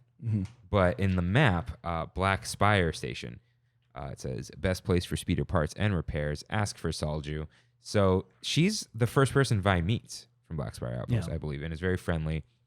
And that's where you can see like the kind of Luke speeder, the Rey's speeder toolbox reference. Is that where some of the characters go up on top? Yeah. That area. Okay. Where That was just for media, they had a fight up there. Yeah. That was supposed to be a daily show that would take place in the land. How is that not a thing? Because that show and the budget for that stuff, at least for like, Disney World, all that stuff was translated over into the Halcyon, the Star Cruiser. So was that not originally planned? I think early on they were like, we want to do this thing every day, and we want to design this. Okay. So in here you see Docking Bay 9. Yeah. Which is the First Order outfitters. First Order cargo, yeah. But a cargo. So that there is open in Walt Disney World. Yes. And that's where you come in from the Halcyon, from Galactic Star Cruiser. That was designed, yeah. Yeah. So what I'm saying is, like, they knew that they were going to have the Galactic Star Cruiser. Yeah. And they still just decided not to budget for both. Like, I think it more has to do with what was being designed and what was being encouraged and originally greenlit versus what the park itself wanted to pay for on the day-to-day operation. And the expense of doing a show that involved stunt work, involved, higher paying actors, and involved, small explosions going off and flares and stuff that had to be like safely rigged, that requires an entirely other crew to operate it as an actual show. Avengers Campus, though.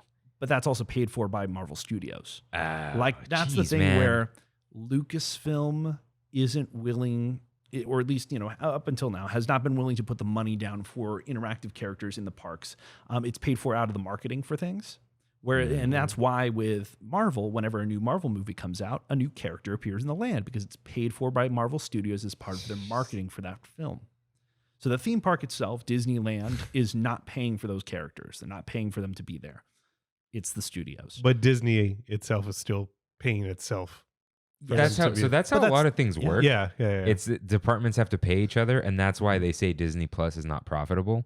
Yeah. Because the Disney Plus department has to purchase the movies from Walt Disney Studios or Marvel Studios or whatever, because basically gives them a budget, because that's where they would get the money if they sold it to Amazon. Right. Amazon would pay that, and that would go into their ledger. So they have to get the money from somewhere, and they have to basically siphon it off from the Disney Plus department. Well, a lot of people like to think of Disney as just a single company when it's a corporation. It's like all these different things. Like Imagineering is contracted out by the resort to build a specific attraction. Because Imagineering does other stuff sometimes. Yeah. And they'll get contracted out. And sometimes you'll look at a marketing thing and I'm like, well, did WDI have a hand in that? Possibly. They could have been contracted for that. And the weird thing is like when you see all these bad effects in Marvel, it's oftentimes not Industrial Lights and Magic, even though Disney owns them, because other companies will use Industrial Lights and Magic and pay way more than Marvel Studios will. So they go like, I don't think they worked on it. I'm just like, oh, did they do the Jurassic World at all? ILM, yeah. Yeah, so it's like, oh, we're doing Jurassic World right now, so we're not going to do Doctor Strange, So, everyone knows everyone. Yeah. Everyone works with everyone. Yeah, and they'll all take the money. They'll all record on their studios. Yeah. Universal will shoot on the Warner Brothers lot sometimes. Yeah. Like they did that for Oppenheimer. Kimmy just told me the fun fact about the Oval Office. There's only one Oval Office set that was already built because Oppenheimer ran out of budget. And they couldn't film that scene anywhere. They couldn't build a set because something happened. So they filmed it on the Veep set. That was for some reason not torn down on the Warner lot. That's hilarious. But sometimes that's why they'll save a set, is because either it's going to get paid for by like a studio tour or something like that, or it's something that's going to be used frequently. It's like, hey, maybe we should not tear down the Oval Office. Someone's going to need it. Yeah, and it doesn't take up that much space, right? Yeah. So back to the garage. Yeah. Something I wanted to point out is it is clearly built as a stage. You can see that it was designed that way. Yeah. Even the area around it and the stairs leading up towards the marketplace, it is an amphitheater. So when you're standing in that area, you can tell that it was designed in this open manner so that everyone could watch a show take place there. Do any shows go on anymore? Like even during Star Wars night? The First Order show still goes on all the time. But there. Like, but there at the garage. One show. No. Okay. I know what everyone's talking about, but okay. The First Order show happens at Kylo's show. Yes. Yeah. And that's it. Right. That's the only but show. there's no shows that happen at the garage, is what I'm asking. No. Sometimes characters wander up there. They will wander up. Vi will wander up. Stormtroopers will, and they'll go perch themselves. There's like a tiny little guard area that's up in the top, so they can stand there. Yeah. It's really cool sometimes when you enter Galaxy's Edge, either from the Big Thunder portal or from the portal from Fantasyland, that you'll actually see characters up on the rooftops. I love once we were going into where the First Order area is, and up on the top left was Boba Fett, and he was just standing there, just staring down everybody as they came into Galaxy's Edge, and it's like that is just a little piece of detail that really helps the land breathe. Yeah. And I think that's the thing about this is like you look at something like the garage and so much effort and detail was put into actually developing that space, and then they're not doing anything with it. But that's not what it was intended to. There was so much intention and detail put into parts of the land like that. Yeah, it's just a stagnant little space now. Another thing I did want to mention, the garage is also one of the areas that was originally intended as the loading area for the Bantha attraction. So where you would have boarded the Bantha and then rode it over to Rise of the Resistance, and then it would bring you back over towards the outpost. So was this Bantha thing somewhat of a free roam? Like where it was gonna just be in the walkway, so it wasn't gonna be like a tracked thing going through an area or something like that. It was meant to be. So there was a version of the Bantha that was going to be a ride, like an actual. We're going to take you through space, and we'll have like a little, here's a Sarlacc pit, and here's this and that. It was meant to be kind of like showcasing different creatures on the planet. Mm-hmm. And that was a version. In the concept art, you can see a variety of different things that they experimented with, even a whole like sort of creature stall area, not just the tiny little creature stall shop, but that you would actually go through and it was like a petting zoo for Star Wars creatures. And they would all be animatronics. They would all be puppets. So you interact with so them. this Bantha thing was going to be like a Main Street vehicle. Yes, absolutely. And they were going to have like 3-4 of them just rotating think of around. it like the trolley in DCA, that it's a low capacity, little moving thing. Like you really wouldn't be able to put that many people there, but it would just kind of move through and interact. And then you could go up to its face and you could pet it and you could interact with it. And it kind of just added to, here's a walk around large sized animal creature. And that just simply wasn't included in the budget. There was a lot of stuff like that was designed and carried all the way forward to, we have seen multiple images of that come out over time of that. They built a full scale version of it.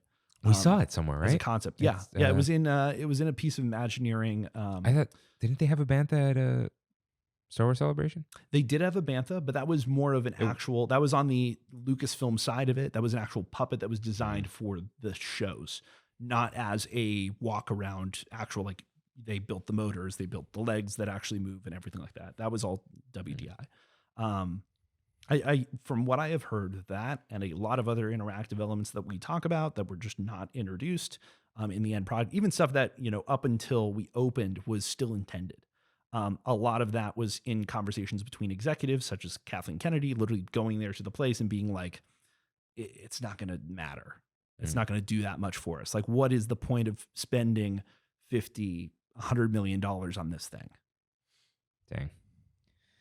Well, let's move this up. The creature stall.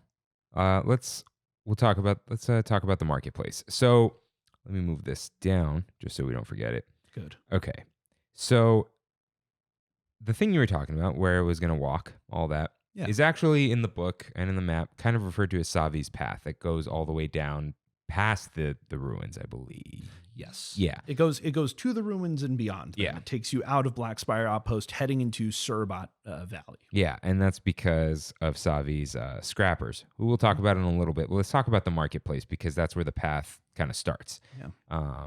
It's kind of like a little fork in the road. So the creature stall is, at least in the book, run by Bina and Amani, and they're kind of like weird snake creatures, like half snake, half ferret, I would call it. Are you talking about the guy that's with Jabba? Jabba the Hutt? Okay. Here. I think he is in Jabba's thing, but it's not Salacious Crumb. That guy. Yeah. One of these. So she's clearly not in the creature stall. Mm-hmm. No. But you can find a loth cat in there.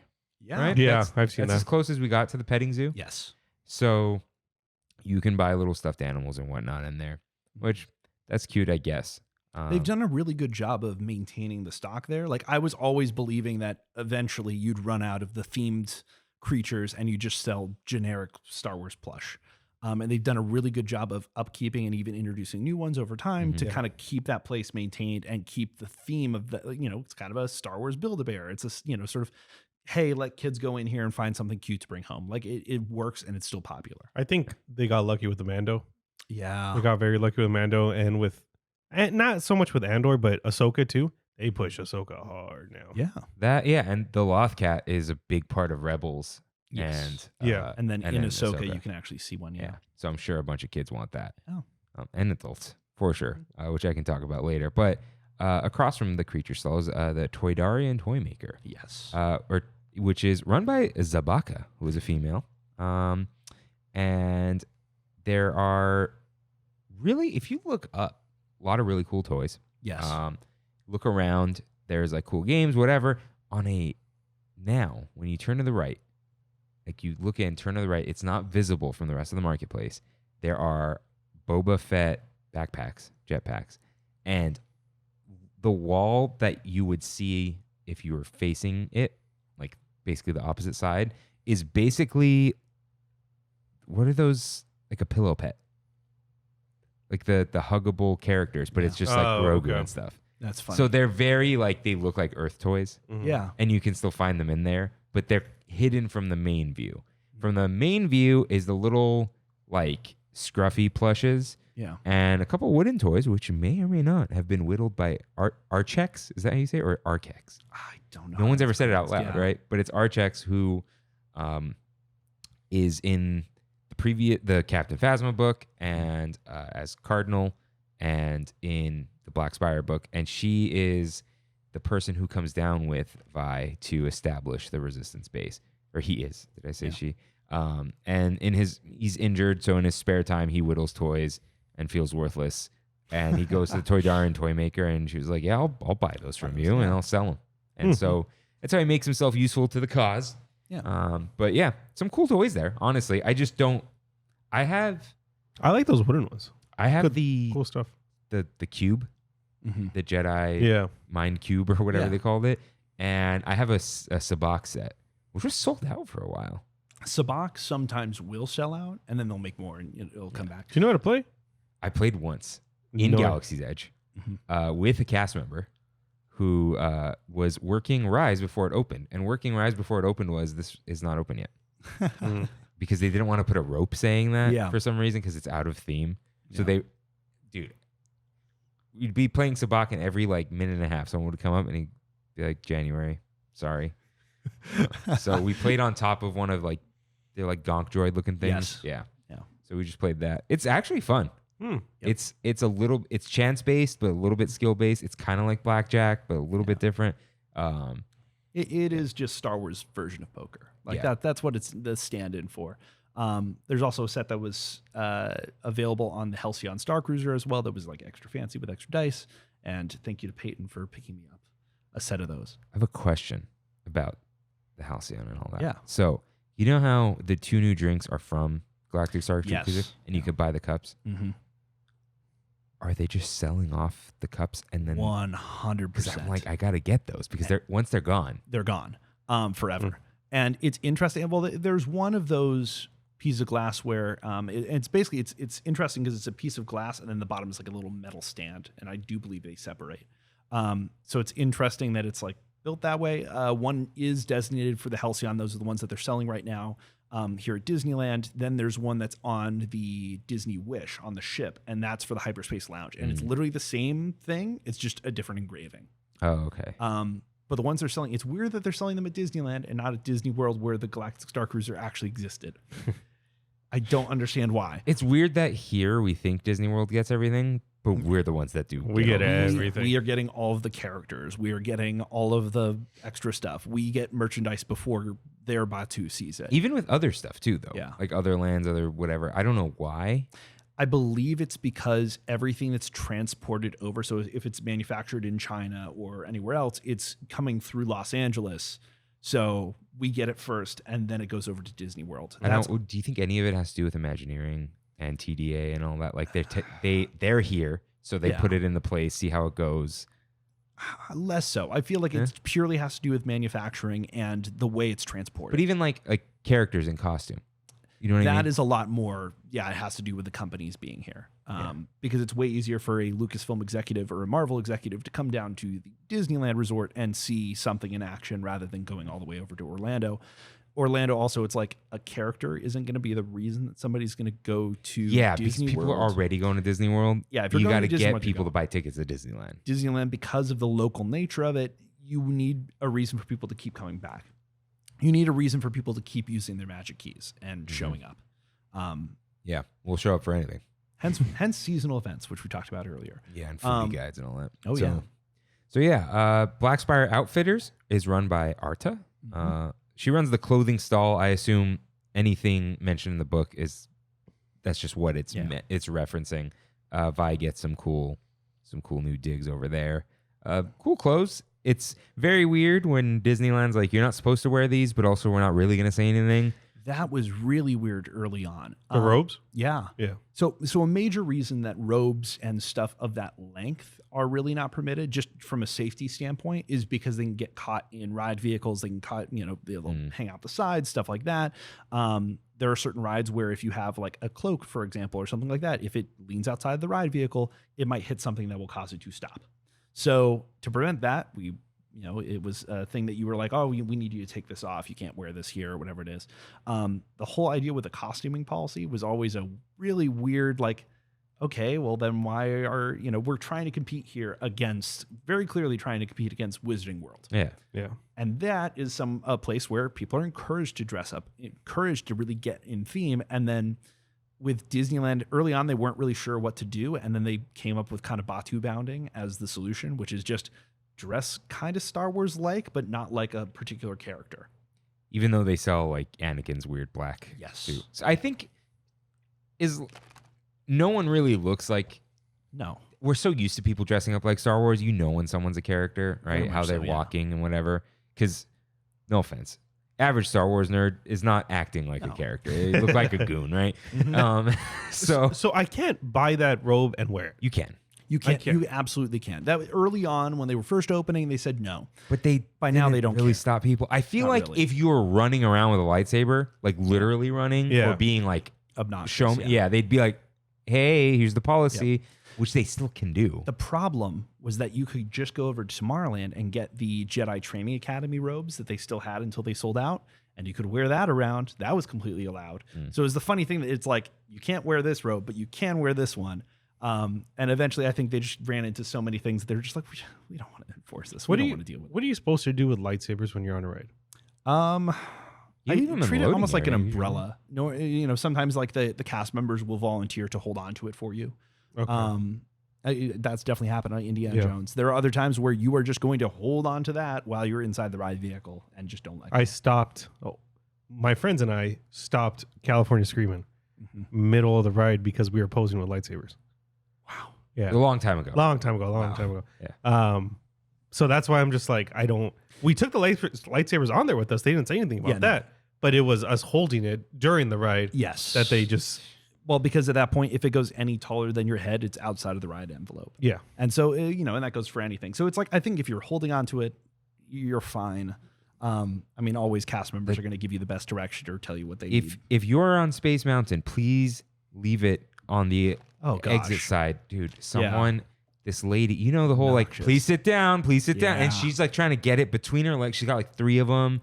I'm like, and one was like a Black Series in the box. Oh my gosh. She's like, dude, you got to not bring this on the ride with you. You need to And the cast members, I'm sure they want to take it from her, but they're also like, man, we just need her to sit down and launch because we don't have time to explain this. How long do you have? 30 seconds? 60 seconds to launch one. Launch it. So basically everyone's got it's just a rolling 60 seconds. Yeah. Everything has to happen every 60 seconds. And the only way to fix that is to not put so many on there, but then the line gets even longer. Yeah. So it's this balancing act. It looks like the most stressful position in Disneyland. Yeah. Some people love it. They love that just run and go atmosphere. You're doing something as opposed to like think of like Snow White. Oh, you hear that spiel in Spanish over and over. I like the cast member that's just like the hand when you're not even looking at the person is just the funniest thing. I'm like, oh boy. Okay, so we did all that. So Katsaka's Kettle, not really mentioned. They sell popcorn. Yeah, and very delicious drinks now. No alcohol, which it's still so weird. I guess you just can't leave Oga's with it. That's the rule. The problem is that Disneyland doesn't have a liquor license for just outdoor vending. Okay.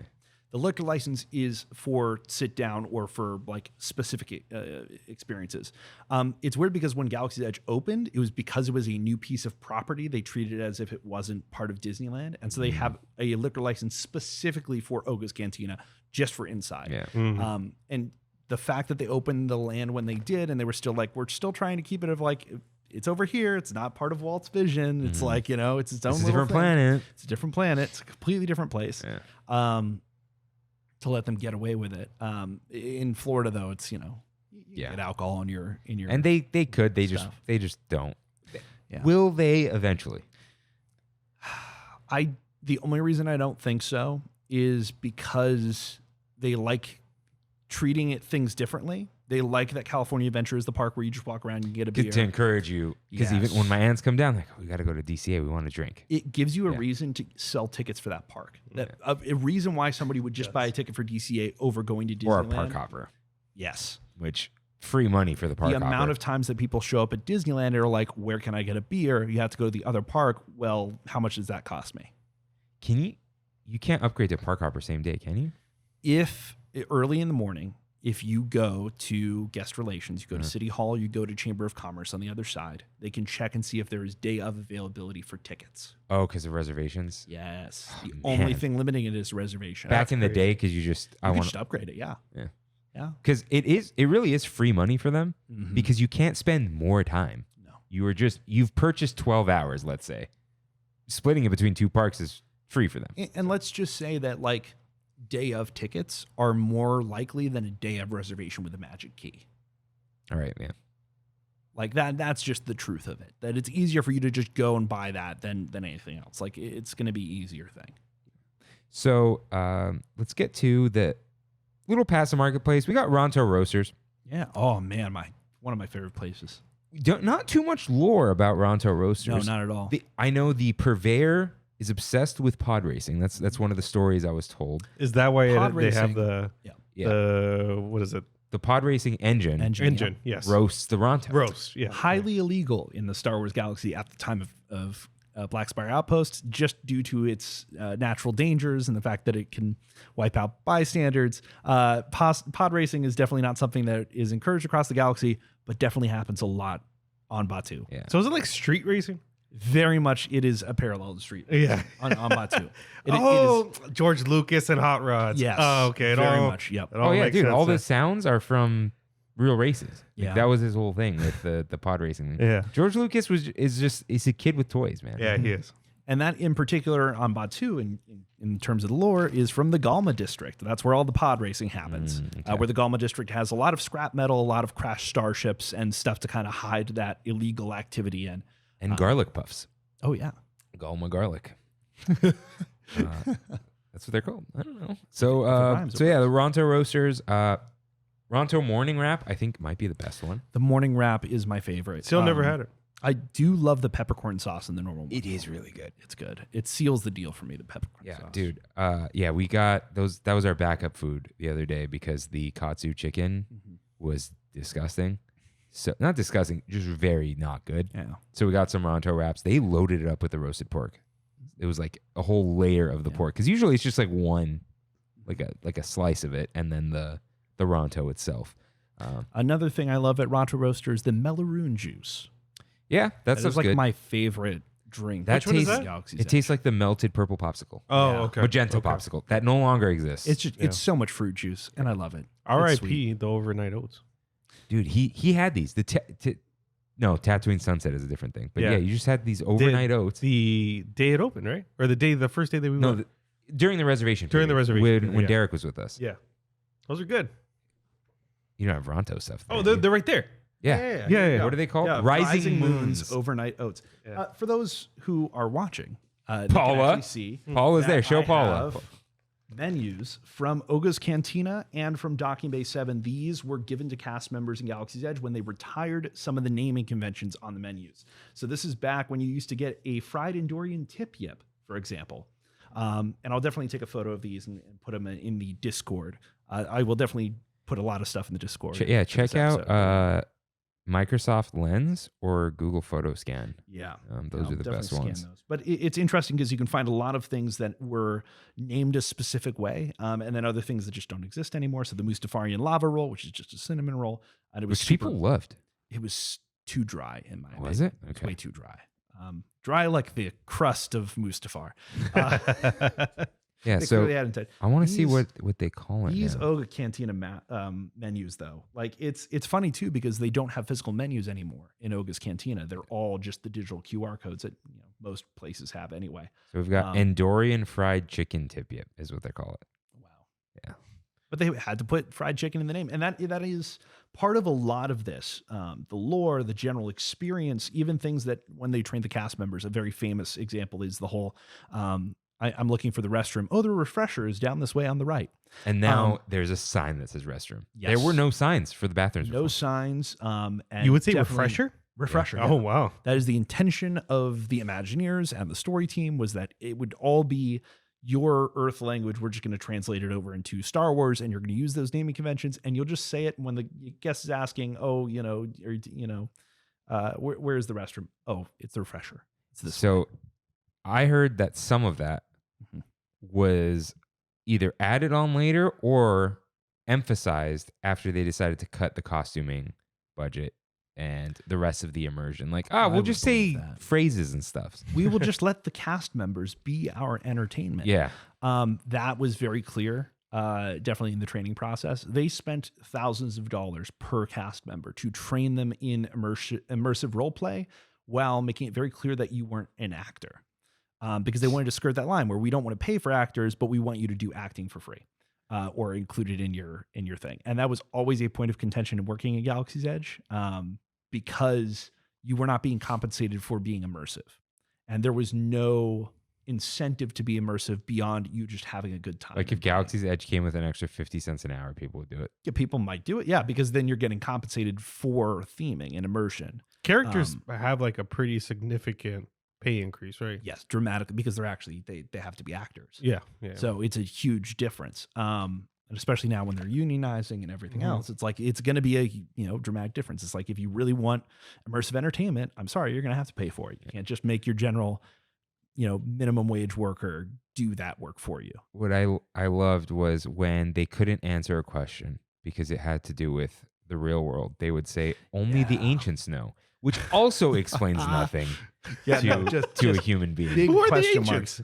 marks. We'll get into the ancients. Oh wow! The ancients are in here. Yeah. Man, that was also during training. That was one of my favorites. I heard someone laughed trying so to hard. describe Main Street USA in Star Wars language, and I wanted to die of secondhand embarrassment. He was like, "Oh, it's like a main area, like a street," and I'm like, "Dude, just say Main Street. Just say Main Street, off planet. Just say off planet, and then you get away with it." Yeah, you as soon as you say off planet and then you just describe Disneyland, it's like people get it. Yeah. Even when I would interact with people in guest relations and I was directing them to Batuu, I'm like, oh well, you're going to take the portal here and you're going to find yourself on planet. In Galaxy's Edge, you're going to be over here, and that would be enough for them to be like, on planet, okay, cool. Yeah. But you just do it that way just to play around, to like get people into the spirit of it all. And I think that was kind of the intention. Was just like we want everyone to play, we want them to interact, we want them to have a good time, and it's not a heady thing. It's not super heavy. There's so much lore that we're going through here, and it's not something that you experience on your everyday trip. No. But it's meant to build that depth where it's like if you had a question, there's an answer to it. Mm. Yeah. The one thing that they do, every now and then I get a Bright Suns and a Rising Moons because you said they are. I haven't heard every now and then. He said they do still train them in that. Yeah. What I do always get though, credits. Mm-hmm. They'll say credits instead of dollars, which usually people don't say dollars anyway. Yeah. So I think they just tack on credits like, it'll be 8.27 credits. Yeah. So sorry, It's easy enough. 8.65 credits. Blue milk after tax. Hasn't changed yet. 8.65. So, at the end of past Ronto roasters, which Ronto wrap delicious, Ronto morning wrap top tier. Haven't had one in years though. I haven't had one since the preview period because I'm never there. Disneyland 10:30 breakfast cutoff is so early. It's too early. It's too early because it's such probably some sort of Middle Eastern when Taj Khalil to get in. Like it's such to-do. It's such a like pain to get into the park. Yeah. That by the time you get all the way to the food area. Well, and I think the other issue is you have people at the hotels who might be sleeping in. And then they get into the park. I have had so many times people show up and it's like they're showing up at 11. They're like, where can I get breakfast? I think 11 is a reasonable cutoff because after 11, people are going to be looking for an early lunch. Early lunch, yeah. And I know you got to convert stuff, but like 10:30 is really early. I think if you had your order in by 11, that's the cutoff point where when the kitchen converts over. Yeah, but I do want to mention Riverbell Terrace right now at Disneyland. You can order, I believe it's like a long brunch, like it goes into the afternoon. I think it's all day brunch or something. It's all day. It's possible. Yeah, they changed that recently. So now, if you are looking for breakfast and you're in there and you're like, oh, I'm missing it, it's there. Dude, it's available. So many evenings come around. I just want an egg. Yeah, and you're not the egg guy. Right? Okay, so. And they do, of course, have the Ronto-less garden wrap, the plant-based item, one of the best plant-based items. Both of the best plant-based items in the resort are in Galaxy's Edge. Ronto-less garden wrap tastes like a Armenian lula kebab or kubide for Persians, and it's got the pickled veggies and stuff. Really good, and a gochujang sauce. So R.I.P. to the chicharrones that had churro dust on them. I tried those. So good. And you liked them, right? They were delicious. Yeah. R.I.P. in the beef jerky that they had there. Disgusting. R.I.P. to Derek. No, he's alive. But I told he was hungry, and I said, "Don't buy the beef jerky." So he bought 2. Yeah, and then That's my cousin. It was in his back pocket till he went home. Mhm. What is that? What are you drinking? My favorite thing at Starbucks, and the only thing I'll order now. It's 130 calories. Okay. Venti cold brew, half and half. Splash of half and half. 1 pump of mocha, 1 pump of peppermint. Wow. Mhm. Is it Christmas? No. No? Peppermints all year. No. Wow. It tastes like Christmas. No. It tastes nothing like Christmas. You want to try it? I mean, it's like backwash now. You know? Yeah. Okay. I'll try it another day. Yeah, it's I'll roll best thing ever. up to Starbucks. Shout out to the macro barista on Instagram. Oh, that guy. Yeah. Okay. Okay. So, Doc Ondar's Den of Antiquities, finally. There's a small bust of my late grandfather out there. It looks just like him. Especially, my grandpa was a priest. He's got the look. There is the statue of the scholar. Yep. From,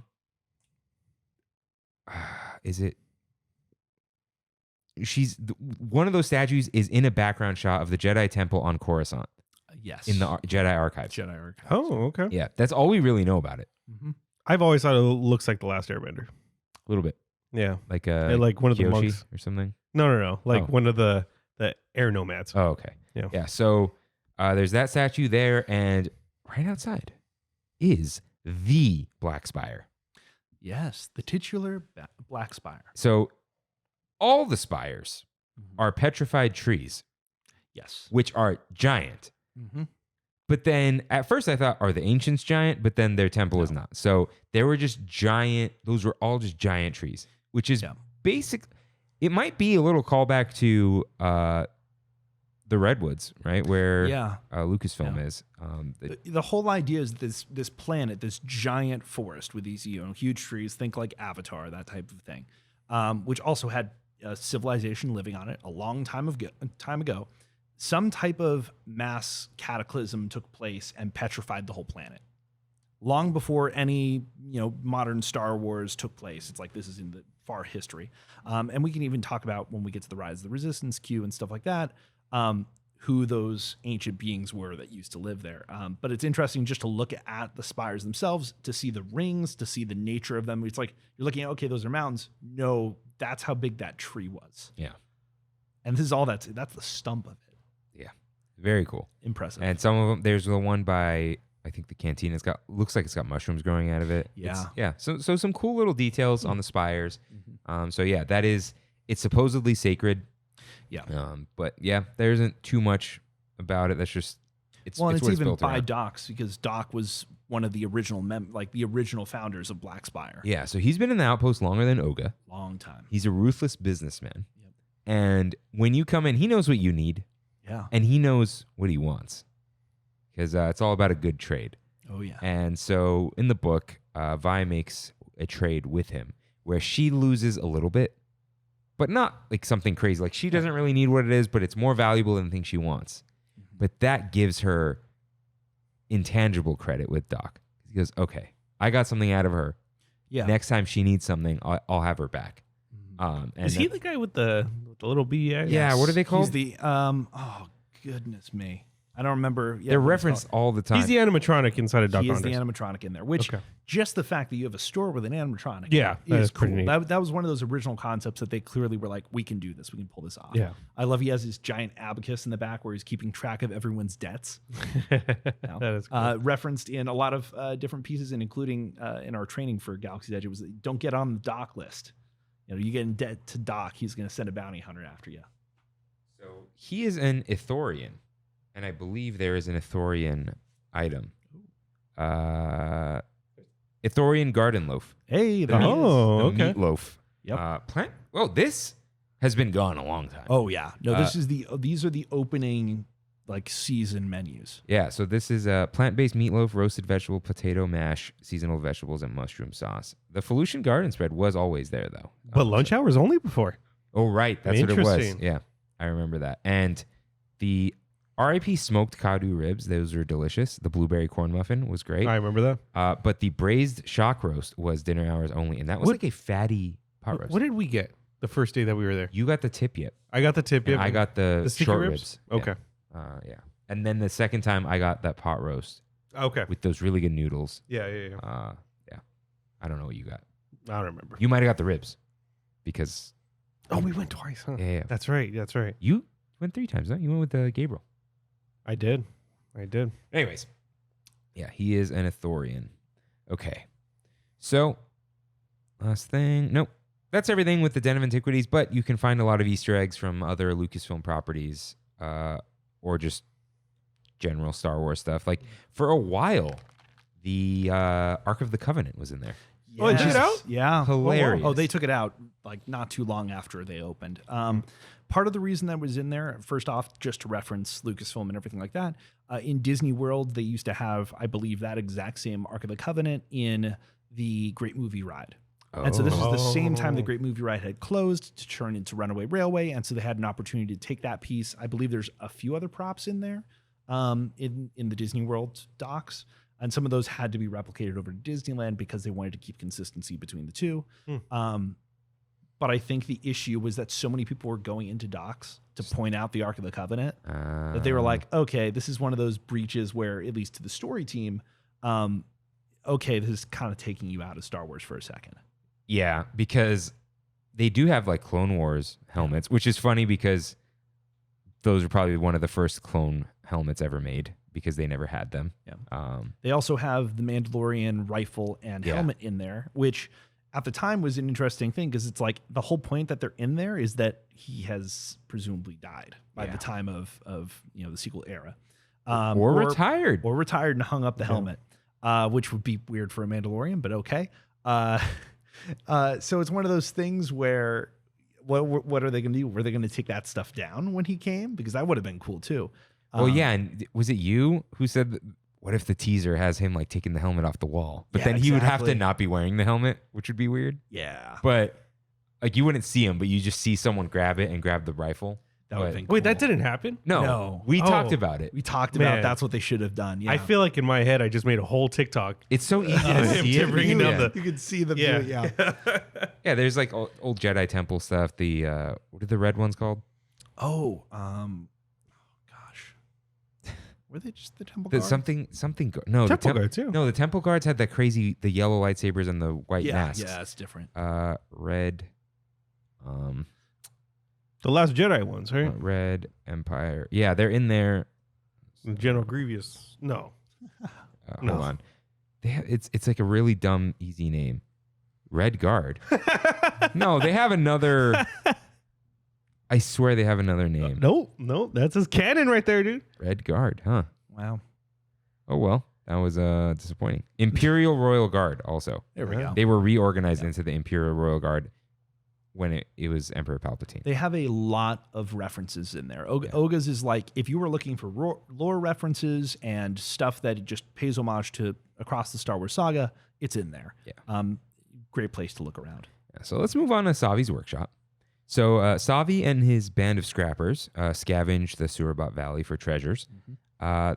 Treasures related to the Force are especially sought after. He does pay his workers well, apparently. So it's... If you find something based on the characters in the book, I forgot, Elena, I think was the leader. Yeah. She would take it, but she would give credit to who found it. And that would get you extra credits at the end of the day. They would often take lunch with them. They'd take Ronto wraps with them.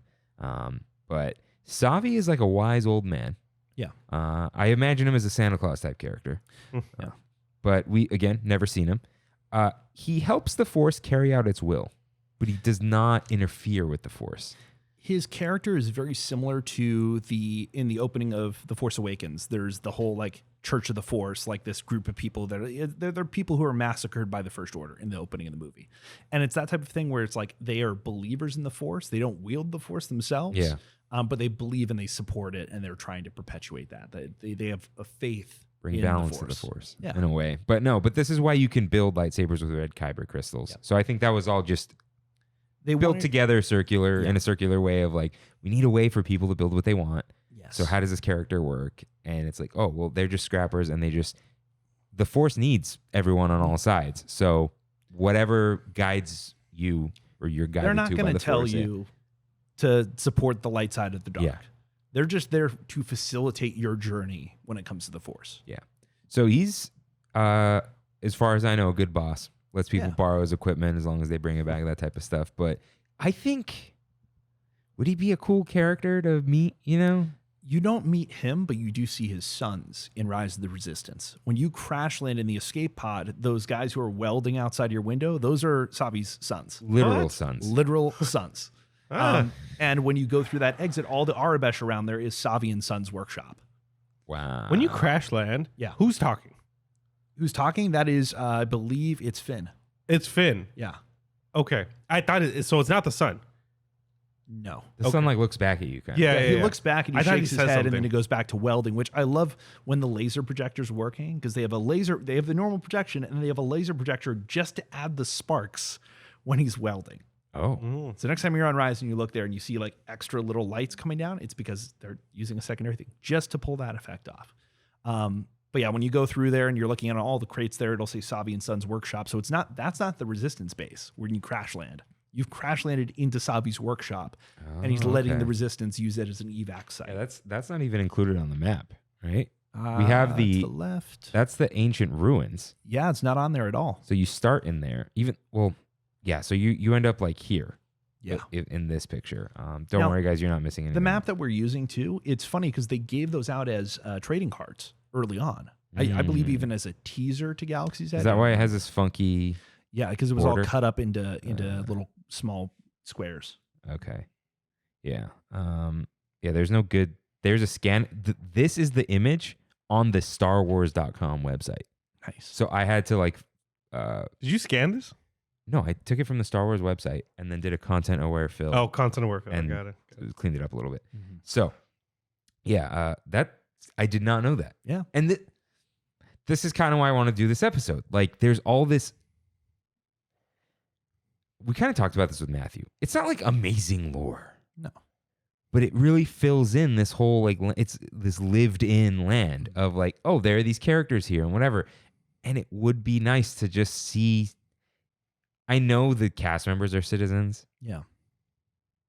But they're just, that they're cast members. They're not named. There is no Elena character. You need storytellers. Yeah. And that's the problem, is that Galaxy's Edge lends itself to having actual interactive, like Streetmosphere, similar to Buena Vista Street, which is one of those funny things of like, you'll pay for them for Buena Vista Street, but you won't have like a band or a storyteller come and tell a tale of the Black Spire, here in Galaxy's Edge. Like, simple things like that would just bring the place to life. Even I would love to see something where you have a similar moment to think of Return of the Jedi with C-3PO, where he's retelling the stories of Luke Skywalker and then them leading up to the last movie to the Ewoks. Where's that show? Mm-hmm. Where's the little thing where we're going to do that? Where's the you think of the show that they do to the left of the castle in Fantasy Fair, where they have like the two like the bars. little shows? Yeah, the little shows there. Like, where's that? They have for the Galaxy's room. Edge. They have plenty of room. Imagine they have a stage to do it. Yeah. Imagine Savi coming out and then making a big deal about, Savi's left the workshop for a second. Yep. And he just talks to you about the Force. He's going to just come tell you some tales. They'll sell lightsabers like that. Oh, yeah. Well, and then you have the First Order show up and break up the party. Like, it's simple. It's easy. They just don't want to dedicate it to it. All this lore reminds me of something. What does it remind you of? I don't. Destiny.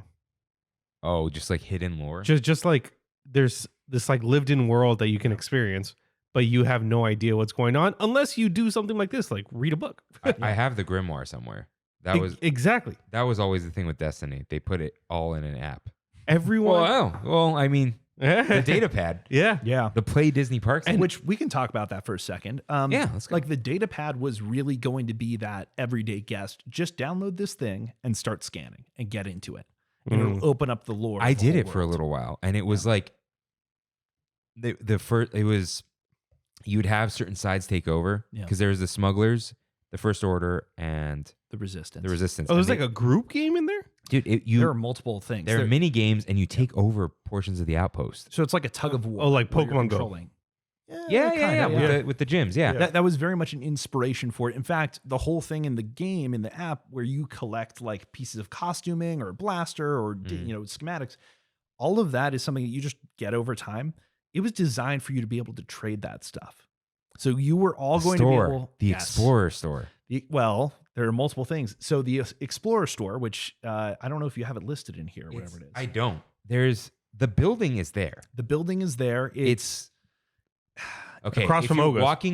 If you're walking towards the Millennium Falcon, it's before Oga's. On the left, there's always a gate there and a door. Yep. And in the VR game, Bobby Moynihan voices the shopkeep. Interesting. And he's like, I'll do the voice if they want to do a real character, but they haven't opened it. So that store is currently, if you ever see those, there's no reason that you would ever see those doors open. I've seen them open. It's just storage. Yeah. It is purely just a giant. They never finished the inside of it. It is purely used as warehouse for How did they not and open docks. another store? It was okay. This store, this piece of property, originally, and you can find the concept art, was the blaster store.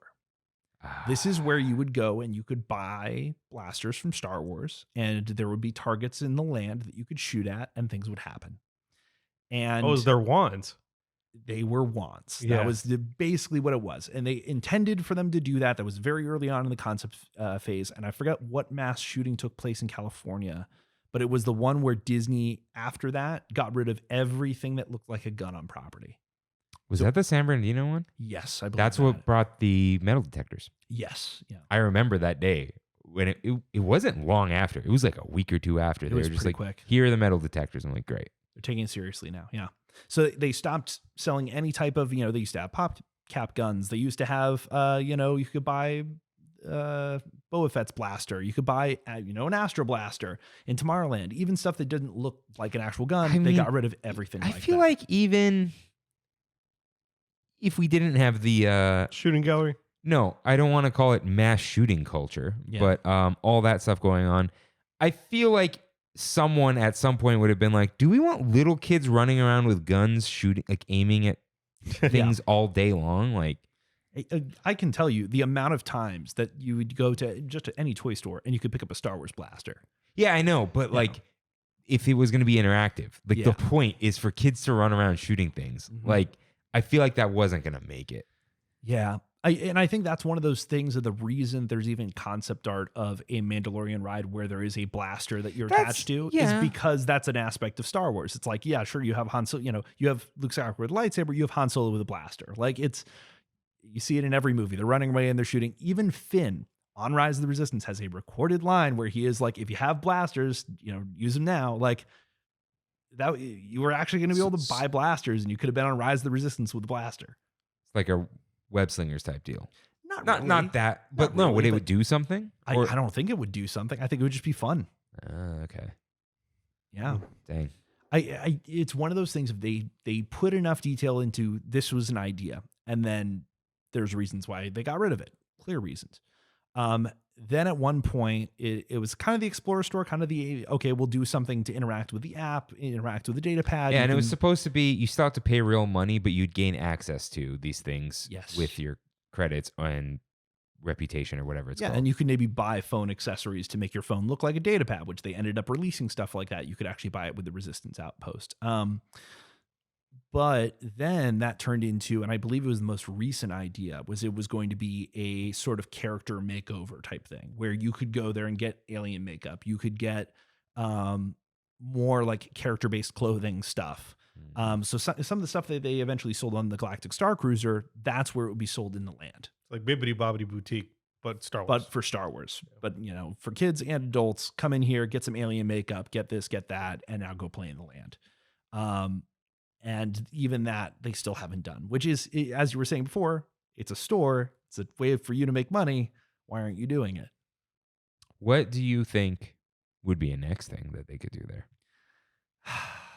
I think they're waiting on, they need something that's going to be similar to they really hit it off with the droids and the lightsabers, that they really are like, here's something that people are, no matter what, Everyone's gonna go to Galaxy's Edge. I'm gonna go to the Star Wars land. The blaster really would have been it, dude. Like even Ezra's blaster lightsaber thing. There's so many versions of Star Wars. So many different blasters from Star Wars that people would be like, I would love to own that. That would be cool. There's no way of making that work in a modern theme park, unfortunately. Would it if they were adult blasters? Like, no, because if they're too proppy, then they're gonna look real. Then they look real. Because they are. The problem. The other problem is George Lucas literally just took World War II weapons, and just painted them and put stuff on them. So never mind. Yeah, it's just disappointing because it's just a building that's there. And Freddie and I were discussing this with Oga's. It was meant to be a lounge to the restaurant with live entertainment, and he said they poured the foundation for it. It just never went past that. So that's where we're at there. That's insane. Yeah. So. Yeah, another store that's just not there. But we talked about this with the data pad. Yeah, I played it for a while. Here's what sucks about the data pad. It's behind Play Disney Parks, right? Yeah, which is a garbage app. Yeah. Dude, I swear the data pad is blurry. You know have you opened it ever? No. It's like blurry. It's the type of thing where you are running an app that is then running a subset of itself. Yeah, and it's also it is an app that burns your battery life. And it is so bad. So a couple things with DataPad. Well, one, I stopped because I just noticed I was just staring at my phone and my neck started hurting. Because it's like scan, do this mission. What does this mission say? Go to this place. But what I did notice, which was very cool, it Bluetooths to the Millennium Falcon, and you would get credits from it. Oh yeah? Yeah. Oh, that's neat. You'd get credits from your run. Can you get anything from these credits? Are the in-game cosmetics? It's purely your points. You can't even use it to buy stuff. Okay. You only get the cosmetics from completing missions, I think. Okay. Yeah. And you find them in the crates. And there are certain effects on the Millennium Falcon that you can activate through the data pad. That's pretty neat. So it is kind of like a wand. Yeah. But it's on your phone. Yeah. And that was kind of the incentive too of we have interactive elements, but this is free. So that way there's no barrier to entry, which is really that's great. It's just the issue of upkeep. And there were so many elements like the trading aspect of it, like the, basically Pokemon aspect, that they just really couldn't implement because the app couldn't handle that much stuff. They really should have just made another app. It should have been separate. It's not like Play Disney Parks was this huge app, so they had to get that user base. Yeah. No one was using it already. Yeah. So if you just said, this is the data pad, and it, maybe if they just threw in the mobile order in there, maybe. Yeah. That would have been fine. I think that they're just, and it's funny too, because then when they open up the Halcyon, that also runs the Disney, Play app, but it's always running the data pad and a special type of the data pad to be able to do the Halcyon stuff. They didn't want to build a third app because their first app sucks. Yeah. So, but they also they spent so much money on Play Disney that they wanted people to continue to use it. Yeah. Yeah, because you'd have it on your phone, you'd use it for other things. Yes. Theoretically. The whole goal is that they saw people in line playing, different games, using their phone. And they're like, but we want their eyeballs. We want them to be, if they're doing something on their phone, it should be Disney. It should be the Disney app, or it should be one of our games. Yeah. But no one's doing it. I saw my friends do it a little while ago just because they're like, oh, is there a thing here? I'm like, yeah, Magic Band's not here yet. But more people are using the Magic Band, the Bounty Hunter game, than are using the data pad app. So Bounty Hunter game is a separate thing from data pad. Separate from it. It interacts only if you really want it to interact with the data pad. Okay. Because it's mostly just the Magic Band. You go to the thing, you tap it, and now it works as a, hot or cold, go find a thing. And then you it's that? It does a hot or cold? Yeah. That's what it's sensing. It goes faster as you get closer to your target. So you need to charge your Magic Band for it to work. Just for that. Yeah. Okay. Yeah. Blast. I charge it in my car on my way there because I have a USB-C for my phone, and then there's a USB-A in the front by the cup holder. So I just dangle it over there. I don't turn it on. Oh, you have to hit the back of. You have to turn it on for stuff to happen, right? Yeah. But then, if you touch it to something, it will light up and do stuff, but then turn itself back off. Kind of, it's weird. Unless they just don't have any effects going on right now. Yeah. Because I know during Halloween they go all out. They're very unclear about it. And ours also sucks because we don't have the tracking feature. Yeah. Because it's illegal in California. The privacy issue. So that and the whole you can't pay with it. Well, we talked about that on the technology episode. It's because Disney's POS system, the pads, go through Galaxy, the ticketing system. Yeah, Galaxy does POS and ticketing. Dude, we did a deep dive on Galaxy. Yeah. Oh my gosh. So Galaxy does the tickets, POS, and merchandising. Yeah. When you tap your Magic Band, all it was doing was providing a hotel room code, which was already built into the system. Okay. So it says, okay, this person's in this room, just charge it to the room. Yeah. So that's why it can charge to the room. They haven't, I think they are planning on adding that here. Okay. But the reason you can't just attach a card to it is because there is no system in Galaxy to do that. No. And Disney doesn't want to pay them for it. I'm sure there is a system, but they don't want to pay. And that's why Disney app mobile ordering goes to those specific iPads, because Disney builds the iPad software in-house and it skips Galaxy. And that's why mobile checkout uses those iPads, because mobile checkout is completely separate from the Galaxy POS system. I gotta listen to that. Dude, we went all in. And again, most of it was guessing, but it's like, no, that's how it works. Like, for sure. 100% sounds right. Yeah. No, go. From my very little usage of Galaxy, there is a lot of weird stuff on there. Yeah. Like all the restaurants use Galaxy, but that's why they can't see your mobile orders at the cashier and vice versa. And why when you get to the mobile order, you can't buy anything. They can just remove or swap stuff in your Disney app mobile order. And that's why. We'll leave it there. We'll leave it at this next comment, and you can go listen to technology and infrastructure at the Disneyland Resort or whatever. And that's why mobile order and Genie Plus is the weird one that does link with your ticket, can use Apple Pay. But you can't use Apple Pay on the Disneyland website, because the Disneyland website has to hook into the Galaxy system. Same with the Magic Key. Oh, that's beautiful. All right. Look, it's a fun episode, guys. Go listen. So Doc Ondar, we did. Savi's. Oh, the last thing about Savi's is outside of Savi's is the Wishing Tree. Which we've talked about. It has a longer name. Did they put it in here? It's the something Wishing Tree, but you tie a little thing to it, make a wish. And does the wish come true when it falls off, or it just that is the lore, is that when it unties, then your wishes can come true. It used to be early on that people were able to actually like go and tie stuff to it, and they stopped that. Okay. That's the tree in front of Savi's when you're waiting, right? Yes. Yeah. And it's interesting because ribbons will fall off, and then it takes a while until they replace them to actually, upkeep that whole entire lore aspect. I thought it was interesting they moved that speeder that used to be over there on the left. Yeah, over it's the right now side. towards the Droid Depot. Yeah. Why? I think it was just because too many people were going, where people would line up for Savi's would interrupt where that photo op was. And so they wanted to move it out where people could just take pictures with it and it wouldn't interrupt the operation of Savi's. When did we go? May 2019. 2019. Yeah, dude. Wow. We got all those pictures. Yeah, we did Savi's. Have you done it? Yeah. I've done Savi's twice. Once I did it as part of the cast member preview, which I have like my little lanyard here from when they did it. Moving to Lightspeed, Cast Rally, Galaxy's Edge opening team 2019. That's when we actually took our opening crew photo of the land, which is really funny. I can point out where I was on there. I had the silly little Millennium Falcon Smugglers Run blue hat on with the cans over your ears. That was so funny. But they let us go into Savi's workshop. We got to build lightsabers. You didn't get to keep them, but you got to kind of experience that. Yeah, which makes sense because then you can tell people how great it is. Yes. And then when we had our actual opening preview, then I went and built a lightsaber.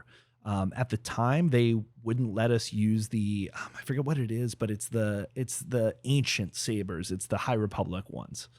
The nature? No, ones? the gold ones, the relic ones. Huh. I'm forgetting what that is. Not this one.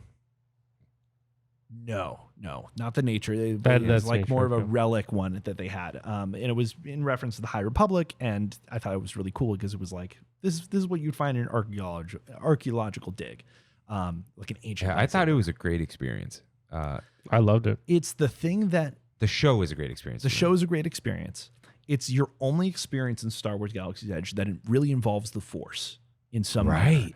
And when they were going to open Galaxy's Edge, it was widely talked about. Okay, Jedi Training Academy, we're closing it in Tomorrowland. Obviously, it's going to be over here in Galaxy's Edge. And that show had a lot of stuff. I mean, the whole reason that the characters show up is it's like the cave on Dagobah. It's like, oh, here's Darth Vader because he's going to challenge you because he's representing your fear. It was really cool that way. And they never brought that to Galaxy's Edge. So your only representation of the Force is this little thing in Savi's. And the fact that it's behind a like $200 paywall. Yeah, it keeps going up. It's $220 now, I think. No discounts.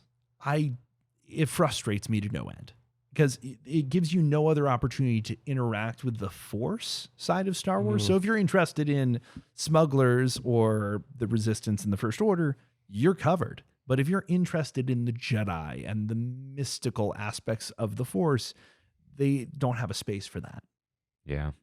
Yeah, it's super cool. I tell people, they're like, should I do that? I want a cool lightsaber. I go, okay. Do you want a show? Do you like role playing? Yeah. If so, yes. Do you want a really cool lightsaber that's super high quality? Don't go there. Yeah. Because it's a bunch of pieces made of pot metal, which is like pewter. Mm-hmm. So they're very porous. The lines aren't very sharp, right? No. They're chunky. Yeah. It's not that this matters, but it's not like a Canon thickness lightsaber. It's a fat lightsaber because the pieces have to go on the lightsaber part where so you can stick and you can stick a kyber crystal in there. Yeah. But the lightsabers in Dok-Ondar's cost about the same, most of them. Yeah, or cheaper because it's the hilts and then you buy the blades separately. And they have two sizes of blades. Yes. And they have three sizes of blades. One that is the medium size and that's exclusive to Savi's workshop. And Savi's comes with the bag. Yeah. It doesn't in Dok-Ondar. The bag is not very good. It is more of a shopping bag to get home. It is not like the black one. Mm-hmm. It degrades relatively quickly. But it does have the padding and stuff to keep it It's to keep it safe while you are visiting the theme park. Yeah. But it is not like when people keep wearing it until it's like fraying away. It's so is the gray bag good in the gray one is designed for you to, that's the one that was designed for you to go to the parks and wear. Yeah. And Dok-Ondar's doesn't even come with the box, right? The collector's Docks ones, they come in crates. They're the plastic crates there. They don't come with the stand. That's for sure. No, you can buy the stand. Yeah. The Savi's ones don't have a stand either. Yeah. So those are much higher quality machined lightsabers. And someone found the way to hack out the you can change the kyber crystal. Oh wow. It's like the same chip or something. They just there's a way to hack the legacy ones. Yeah. But you kind of halfway destroy it. You got to know what you're doing. Don't hack it. But if you just want a cool lightsaber, go to Dok-Ondar's. If you want the whole experience, yes, for sure. Savi's is a great experience. I do love that the Jedi Fallen Order games were coming out at the same time. And so when you have that whole thing in the game, the core and everything is the same. It's accurate to Savi's. Yeah. So they made the experience lore accurate in the land, which is really cool. Yeah. It's very cool. And I'll never spoil the reveal. Yeah. I was like, how are they going to explain the plastic light? And just the way they do it is just genius. I do love that in the back of the room they have like where they get the kyber crystals out of is from it's Rogue One. It's the kyber crystals from Jeddah. Oh. So it's an Imperial crate that is very similar to the ones that you would see in Rogue One. I got to rewatch Rogue One. It's such a cool... It's a good movie, man. It just parked it. The fact they pitched that in the room and they're like, we're doing this. Yeah. Like, here's an idea. Like... victory, just perfect. I don't want to linger. I don't want to linger on Rogue One and Andor and all that. So let's go to the spaceport and Onaka Transport Solutions. Heck yeah. Onaka Transport Solutions, I believe, is not mentioned at all in the book. No. It's just, the spaceport's not even. Oh, no. They do mention the spaceport because they were trying to get to the spaceport. Yes. And then they crashed before that. Yes. So yeah, Hondo, not in the book. No. Which... he would have been a distraction, I think, in the book. Yeah. But no way to tie him into Vi's story. No. But he's no lore in the book to him. So is there any lore otherwise? I think it's just one of those things that he's not as well established as Oga or anyone else in the land. Like it's relatively a new enterprise that's opening up. It's one of those things that it feels like, Hondo kind of jumps from place to place and runs his illegal operation as long as he possibly can. Totally legitimate business. Exactly, until he runs into trouble, which is why he freaks out so much anytime the stormtroopers get close. oh man, there's so many. A lot of the lore is just in the Q audio when you're just listening to those guys, Gar and Malta, going off. Dude, I love all the little things you hear, like him yelling at them or telling them the First Order to go away or whatever. Like, just tell them this. Just so good. A lot of when you're in the standby queue and you have these consoles that are around that one engine that's being worked on, those are all meant to be interactive early on in the concept phase. So before now the engine just turns itself on when it feels like it just does that. But originally it was going to be a thing that as you walked around, you could flip switches and you turn it on. And if everyone at all the consoles did it, then maybe the whole thing would start working. And then why take that out? Because it just wasn't worth the price tag. Why do we want to spend the money on something that people aren't really they're just gonna break, and then we're gonna have to fix it? And then but this is like we're in the world of like that Peter Pan queue and Magic Kingdom and stuff, which I guess we're kind of past that. We are, but I think with the Galaxy's Edge in particular, because of how high cost the project is, and no, they'll never talk about how expensive it is, but it was pretty much just $1 billion on each coast. It was expensive and things were going over budget and you were running out of time. And so if you could just cut all the wiring and everything, you didn't have to spend that money in your queue. You could spend that money and time on your ride. Yeah. Which they haven't spent money on anyway. They haven't blown the dust out of the NVIDIA box. Yeah. They used to have, we used to call it, we still have them, but it's where you would have on-site like programmers for Rise of the Resistance and for Falcon, and we call them the lemonade stand because it would just be a just plastic table, and they'd be set up with their laptops and they'd be going away trying to work on it. And they would be trying to, do little patches and fixes to the Falcon and to Rise. And it was always one of those things that it's like, we were meant to have more missions when we opened. It was going to be like, okay, well, Florida's opening with one mission and then we'll open with another one over here in California. And then it's like, it's all going to be the same. And we don't want to deal with it. And by now, next time they want to redo and add missions, it's pretty much just going to be a top-down upgrade. Yeah, because it hitches very often now. Oh, it's so bad. And it's very jarring. Yeah. It's not a video game. I mean, it's literally a video game that runs on... Video games run on engines, which run physics, and it's the same engine as Fortnite, but now the old version, Unreal Engine 4. We're on 5 now, which is a huge upgrade. So, yeah, it literally just runs poorly and skips frames in a simulation, which is just... You're just like, whoa, where did I go? Did you ever see when the world fell out? There's a video. Oh, I experienced that. Where you just saw the field. So I did the field. Yeah. You land in the Windows screen. The Windows like. Oh, no. That's not what this was. But I did that. Okay. The texture gets dropped or something? Oh, wait. Okay. Are you not literally Windows? You're just like saying the windows with the green hills? Yeah. I in the early testing phase of Millennium Falcon, they put us all in one of the pods. And I will tell you, it was easily twice as rough as the Falcon has ever been. This is just them, they're narrowing it in. But, we need to do it with humans, throw them in there and see how it goes. We slammed into one of the walls and the game glitched out and we landed in the Windows screen. So it was just the green hills and the blue, sky. And then the whole pod just shuddered for the next 2 minutes until the game time ended. And they brought us back. It's like something similar to that, right? That's not what happened to me. It was different than that. Oh, okay. Yeah, but I've seen something like that where it's not this one. When you crash through the world and now you've ended up in whatever it is. It's like the blank environment. The simulation has ended. Yeah. It was bad. It could have been that, but I remember it being the Windows like screen. Like I remember it being that like full crash. Man.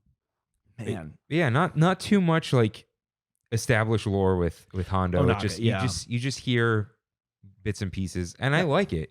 And the only like real lore piece, I guess, is like it's not even lore. It's just the exit is one of those vents. Like you see it rolled over to the side, which people don't even notice, and you point it out, and you're like, oh, okay. Well, and then you have what is it?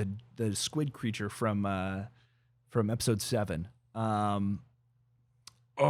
Is in the walls, frozen in carbonite. Yeah, yeah. Is it not a Sarlacc? No, it's not a Sarlacc. Sarlacc, that's the pit monsters. Yeah, I know. It's different. But okay, all right. Yeah, that's in one of the exit corridors. Yeah, which is cool. But yeah, I still love that ride. I just you just need people to play along. Really, it is as fun as you make it. It is as fun as however many friends you have with you. It is even more fun if you have just stumbled out of the cantina and now you're just going to go over to Smokeless Run. Yeah. My favorite version of Falcon is where I just try to cause as much damage to the Falcon as physically possible and just put as much stress on the simulator as I can. Oh, right, because it has to pull itself back. Yeah. Yeah, that's what's always funny when people just crash into a crate. Yeah. And it's like, it can't stop. It needs to keep going because everyone else needs to unload. Yeah. Which is also, that is a little genius in its own. Yeah. Like how long the ride is, and it. The carousel nature of it. All the behind the scenes stuff. That people have posted simulations of how Millennium Falcon works. The ride system and the way that works is so much more interesting than the ride itself actually. Because it spins.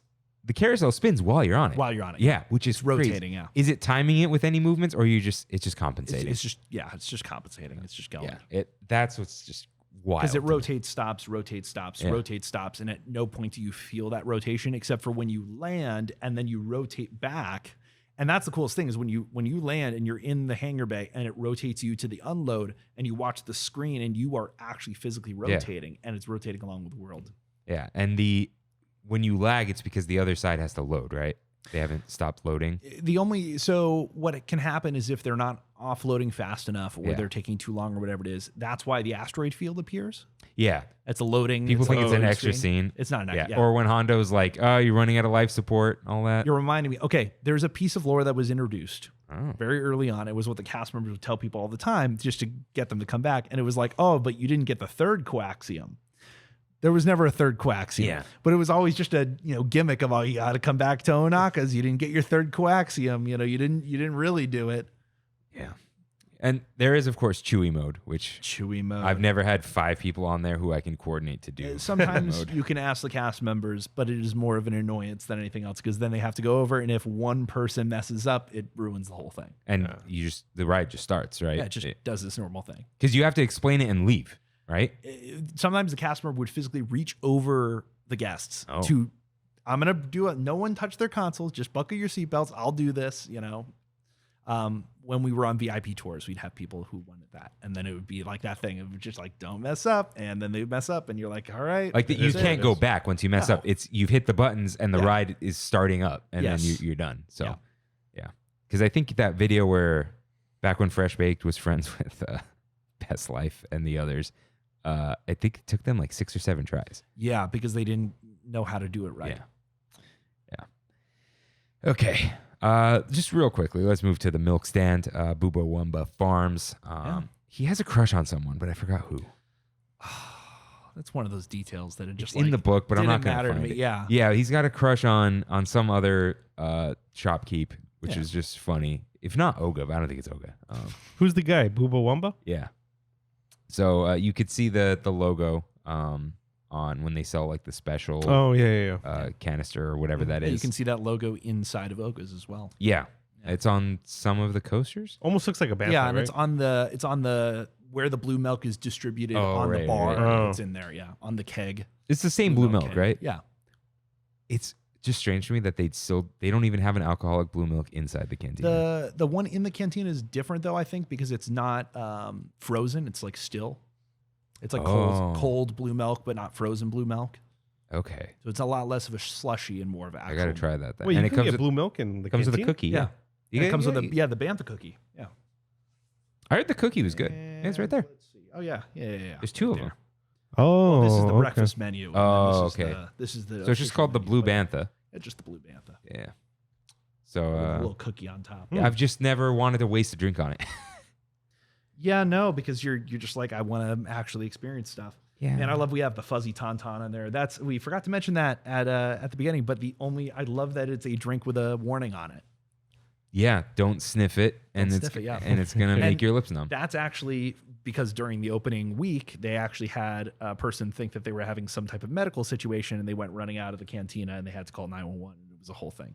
Oh. And after that, they were like, okay, we can't just serve this up to people.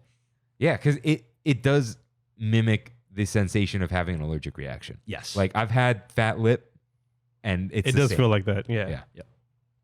Okay. Not much about the milk stand.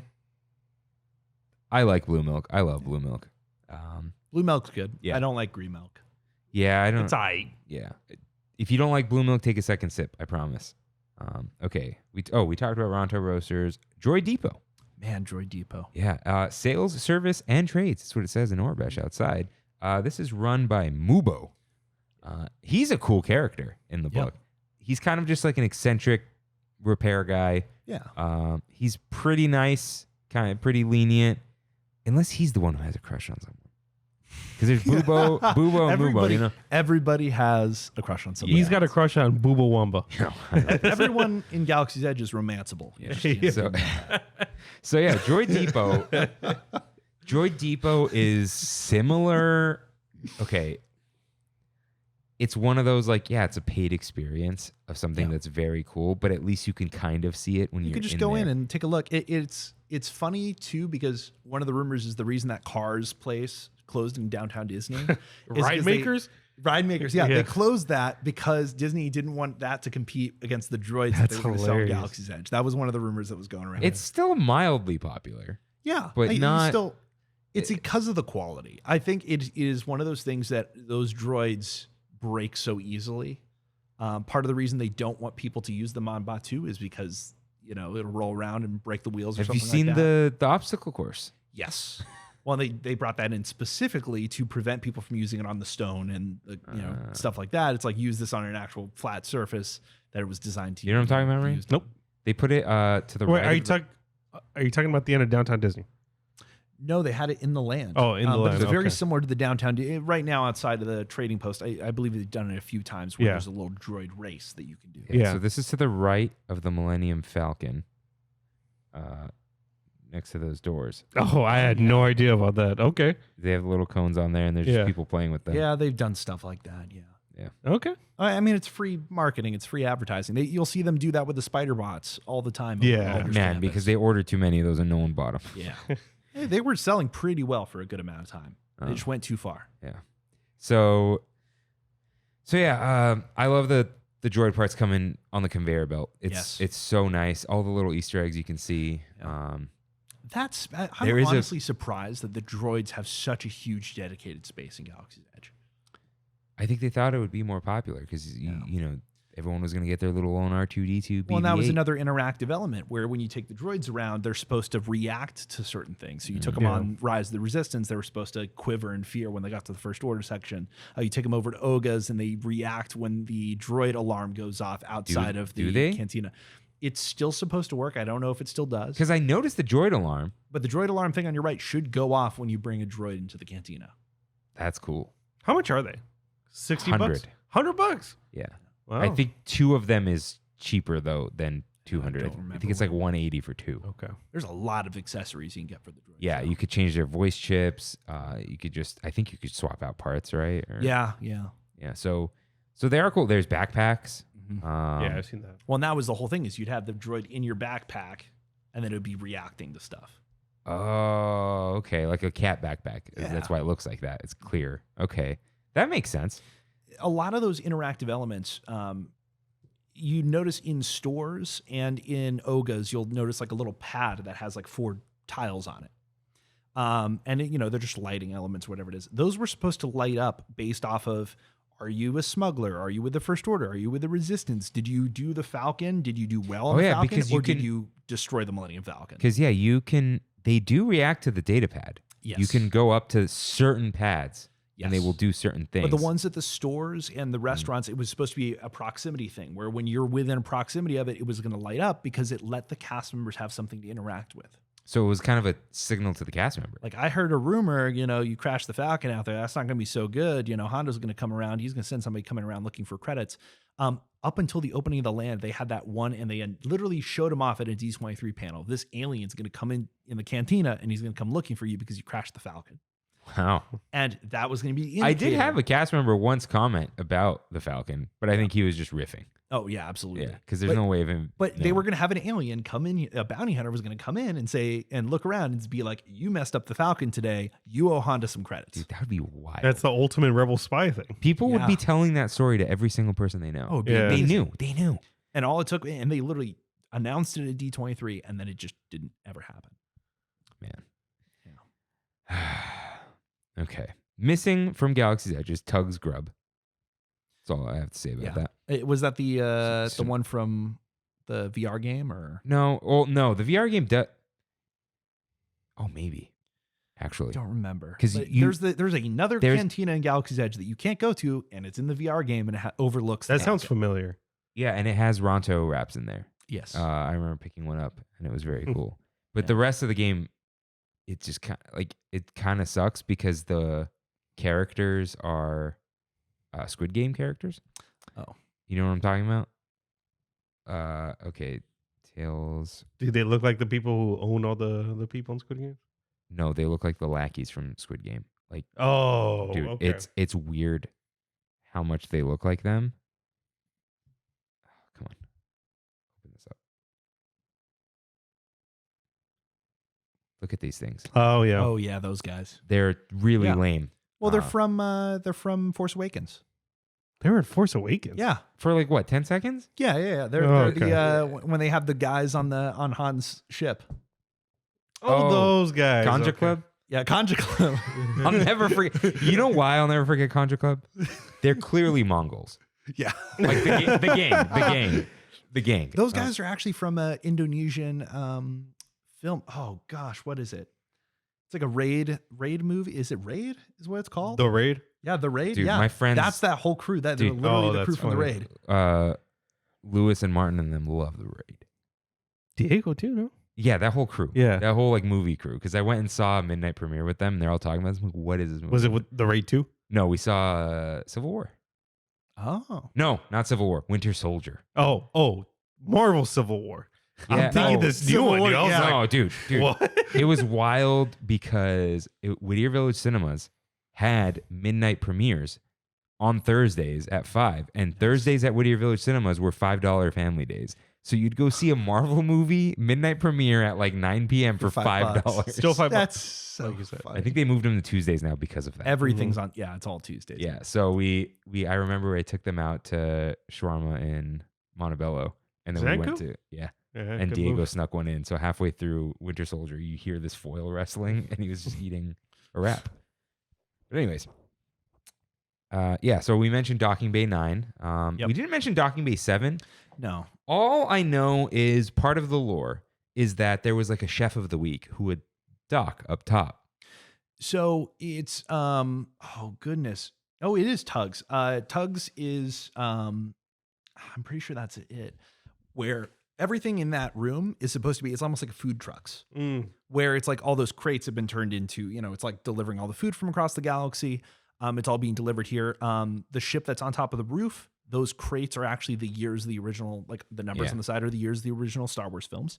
And then inside you can also see that they're like freezing food for in carbonite to be delivered, stuff like that. So you can hear that all the time. That's you can cool. hear the carbonite noise. It's on top of one of the crates in there. It's pretty cool that you can see like, they did really good prop work with those. It's a really cool room to look around. I love the dining area off to the side where you have this like really interesting like gamelan, like gong music that's going on in the side. It's cool because it has its own music loop that you don't find anywhere else. Huh. Yeah. So yeah, it's is this, no, I'm looking at something else. But yeah, so Docking Bay 7, it's just a good restaurant. I don't know. It closes just early. again, they used to be on the menu. You'll see a lot of stuff that was all in lore. So the fried Andorian tip yip. Yeah, I think all the names are the same. They just all have extra words in them. They now. just added. So chicken, now they Felucian added- garden spread is Felucian kefta garlic spread. Yeah. Because kefta köfte is meat in Turkish. So kind of Armenian. It's a whole thing. But it was one of those things that I remember was another point. So you had the refreshers being a frustrating one. They almost retrained everyone in Galaxy's Edge on immersion because they were like, okay, clearly our customers, clearly our guests are not interested in all this lore. And Refresher is bad. Yeah. They're not interested. So just use the normal words. You can try once with the lore, but if the guest doesn't get it, just don't do it. In fact, let the guests say something like Bright Suns, and now we'll respond. Mm-hmm. Now we know that they want to play. So Bright Suns becomes a trigger word of like, oh, clearly you're interested in this. but it happens so few and far between that the cast members kind of look at you funny now. And the thing now is like I think someone said Rising Moons the other day. Yeah. And I got tripped up because I'm like, I haven't heard this in like 4 years. Yeah. And I'm like, can I get it? Whatever. Like I would have said it back if my brain caught up with like, oh, Rising Moons. Yeah, let's go. And may the spires keep you. I forgot about that one. Yeah, that was my favorite. Yeah. The docking bays. Okay. Have we hit everything besides the ancient ruins, old outposts, all that? Yeah, pretty much. I mean, we didn't really talk about first order cargo, but it's a whole like promotional tool, just like. Oh yeah, it has the propaganda poster, right? With the stormtrooper on it. Like and the giant red flag. Yeah. That's the store next to the ship. Next to the shuttle, yeah. That's every time I see those banners, I'm like, they could change them if they want to. Yeah. No first order logos are permanent. Yeah, you're right. I do love though when they have the stormtroopers up there on top of the balconies and they're like making fun of the guests down below. Yeah. It doesn't happen enough now because they only really use the stormtroopers if they're escorting Kylo. And when they used to just go that stand out there, it was so cool. I've seen them. Like I'll be like, oh, there's one, but that's it. Why are there only like, I know, money. Yeah. There's like 2 stormtroopers at a time, max. There's always 2. They're always in groups of 2. There was once when I think we had 8 that were out. Whoa. And it was so cool because you walk around and like, there are so many stormtroopers. What is going on? And they were definitely like training new people or whatever it is, but it was cool that there were that many in the land. I've had an officer walk around and like talk trash to people. The officer by themselves doesn't make any sense. No, it was the officer with stormtroopers. Good. Yeah. So he was like talking trash to people, like the way they look at them and whatever. I think he gave some kid a compliment because he was wearing a stormtrooper outfit. Nice. Like, that kind of stuff. That's fun. We need just a little bit more. They just need a little bit more and it would work. And the stormtroopers, are they actors? Because they don't say lines. They're well, they do have lines because it's all audio recorded, but they're flipping through different stuff. So they're not speaking, but it's like a little bit of improv, even similar to just any other character you meet at Disneyland. It's going to be in that same department, but they're not a face actor. They're not a face character. Yeah. And the other thing is I can't comment too much because I know a lot of characters out in the morning. Yeah. When the kids are there, when the crowds haven't showed up from after work and all that. Then like I've never seen Mando. Oh. But he leaves by 2 p.m. I think. Yeah, no, the characters aren't out that long. So, yeah, and it's dark in Black Spire Outpost. Yeah, that's for sure. Yeah. Oh, I do want to give one shout out to the radio station. Yes, so good. Goodness. It's in the bathrooms and above like Ronto Roasters. I love that they do ads. They'll do advertisements for the Halcyon, for Ogas, for all sorts of different things. It's really good. Yeah. That's a good spot of lore. So Resistance. The Resistance. So mild or no, just spoilers for the Galaxy's Edge book, which I will say teaches you a lot about Galaxy's Edge and Black Spire Outpost. However, it is written for children. So it's as if it's not written well, but I'm not actually saying that about the author. It just feels like it's not written well because everything has to be really like explained. It was dumbed down. Like it's like, oh, she didn't like when people were bullies, like stuff like that. But you have to say that to kids because subtext doesn't work with kids.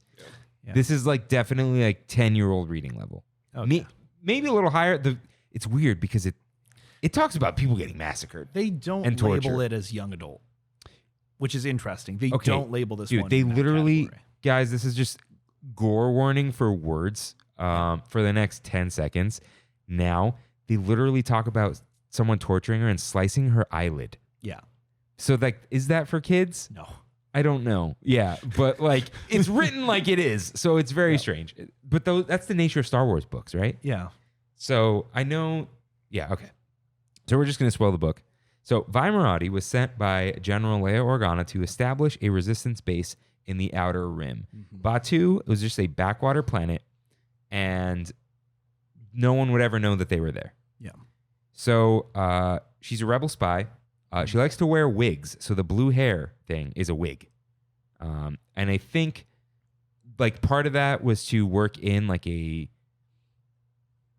like a not a well written, just like a rounded out, like it's a black character. Yeah. So she talks about like her hair being tied up and putting on different wigs and stuff, which is a big thing, like the weave and the wig. So it's like, okay, they kind of like work that in a little bit because they talk about it so much, and I'm like, okay, this is a call out to that. Yeah. Which is fine. That's great. So she likes mixing it up, helps with her spy thing. So that's cool.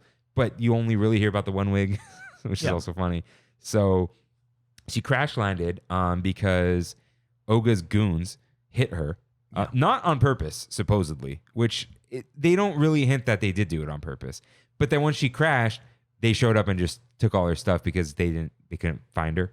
Mm-hmm. So she showed up with Archex and some really snarky droid, creepy looking droid. I forgot what kind of droid he is, but it's the one with like the big eye. Oh, goodness. So she worked with Savi and his scrappers to try to buy back her equipment because she noticed the equipment being sold in the marketplace. And Mubo had some stuff she needed. Oga had some stuff. But then she started spreading resistance propaganda in the cantina. Yeah. Which is where Oga noticed her and pulled her in and was like, what are you doing? And she's blah, blah, blah, blah, right? Yeah. And she's like, you can't be doing this right now. No. But I could use you. So she sends her into the ruins and says, hey, there's this artifact I need there. Mm-hmm. And she's describing the ruins and how people have died trying to get this artifact. And Vi's like, oh, I could use that as a base. And Oga's like, if you bring this artifact back for me, I don't care. The ruins are yours. Mm-hmm. You can have them. I will not, like, that's your territory. I'll give it to you because I just want one thing out of them. And I will give you back your stuff. Mm-hmm. What's left of it by the time you get my artifact back. Yeah. So Vi sets out into the ruins, but the First Order has caught wind of her spreading resistance propaganda. And part of her propaganda was, hey, the First Order shows up at planets and just bullies everyone and burns cities and kills people and whatever. But they only showed up because she was there. Yeah. And that is not really like touched upon in the book. I'm like, Vi, you're right, but this is all your fault. Mm-hmm. Because it's how the Resistance are supposedly the good guys, and supposedly the First Order is going to go take over every planet. Yeah. But the Resistance also brings the First Order to a bunch of planets all the time. Yeah. So, and this is all done on purpose, even with like us as cast members with trying to introduce the lore and, pick a side, who are you in support of, the Resistance, the First Order, and why. They need to get plausible, like, why would you support the First Order? Why would you want that? Yeah. Like, oh, they're going to make sure that, no one gets to bully me. They're going to keep things fair. They're going to, lay down some law here. The Resistance, they're troublemakers. They're just coming around here. They're just trying to start a fight. I don't know. Even the whole thing of the ancient ruins. So the ancient ruins are both considered cursed and sacred to people of Batuu. So there's some people who are like, they're superstitious. Like, there was this ancient culture here and they clearly had something going on. People don't return from the ancient ruins. Don't go out there. That's dangerous. Don't mess with them. What are the Resistance? When you go through the Rise of the Resistance queue, they're like burned through the wall. They've been like carving stuff up. There's artifacts that have just been left to the side and ruined. They've taken over the place and kind of trashed it a little bit. Yeah. And that is like, there are people who, is the whole thing is like, my backstory is that I don't like the Resistance here because they've messed with the ancient ruins. They've messed with stuff that I think is sacred. Like, those guys are terrible. So it makes everything a lot more gray, a lot more interesting. It lets you kind of, maybe I do support this side for some reason or another. Yeah, you do kind of get it in probably Last Jedi. Yeah. Of like the Resistance are like, these guys are kind of annoying. Like, but also the big point of the Canto Bight scenes were like, the First Order is they're not the Empire. No. They don't own the galaxy. They think they do. Yeah. But they're phonies. Yeah, and like the rich people, which it was like, very like too on the nose, but it's like, they're like, the First Order is just fighting with the Resistance. We just sell them all weapons and they don't actually bother anyone. Yeah. They built Starkiller, which exploded, right? Mm-hmm. But like, were they going to move the planet around and blow up all the other star systems or whatever? Like, I don't know, right? They probably didn't really think the whole thing through either. But they're just kind of a bunch of like skirmishes everywhere. Yeah. But yeah, they show up in the ancient ruins. Shortly after Vi sets out there, and the First Order shows up. First Order ends up in Oga's lair, the officer, and he gets the same deal. Kind of like, oh, you do whatever you want. Bring me this artifact. We're cool. And hey, there's a spy from the Resistance looking for it. Go ahead. Yeah. I don't care. I don't care if I don't care. And he's like, oh, so we'll make a deal. And she's basically like, if you die, and she brings me the artifact, that's cool with me too. So I really don't care about either of you. I care about my outpost. Yes. Which, that's what I was saying. How she really does care about Black Spire and no one else. Yep. So yeah, there's a bunch of booby traps in the ruins. Vi ends up with the artifact, and then they slowly move in. She gets a couple locals on her side. They get rid of a bunch of the artifacts, hook up electricity, and it eventually becomes their base. They eventually defeat the First Order that was sent down originally. Yeah, the little patrol. Yeah. But, okay, so they actually prevented that First Order patrol or whatever from sending out a signal to the First Order. Yes. However, there are First Order sympathizers on the planet who eventually kind of got the word out. And and Kylo Ren showed up at the end of the book. Yep. And that is kind of where Rise of the Resistance starts, yeah. So, well, and the whole thing of the Resistance being on Batuu is it's sort of a stopping point where it's like stopping and refueling and rebuilding because this is after The Last Jedi and there's not many of them. They're still like trying to gain power again. She asks General Leia for like support and money, and she's like, I don't have anything for you. It's like we just got wiped out. We have been reduced. The entire Resistance has been reduced to the occupancy of the Millennium Falcon. That's a problem. That really bothered me. It's like there's 12 of you. Everyone else has been killed. Yeah. Great death toll. Fantastic. But in the end, looking at, okay, here's this tiny little ragtag base and stuff like that. Even, your recruitment as a guest into the Resistance. It's like, all right, every single one of you is going to make a difference. We need cannon fodder. Get on this ship. Let's head off to, Bakara. Which is so funny because Bakara is not the planet that the Resistance is on in The Rise of Skywalker. So it's like they clearly just kept planet hopping after that, or they didn't really care. Originally, Leia was going to be the person in the transmission, not Rey. And unfortunately, Carrie Fisher passed before they recorded. Oh, really? Yeah. Look, record the Luke one now, just in case you ever want to change it. Oh, we have AI now, dude. We're good. Yeah. We have AI face. Yeah, and enough. He's done a bunch of voice acting, so it'll be it'll be a hologram. It doesn't have to look really, perfect or anything like that. We'll get the Joker. Yeah. so yeah.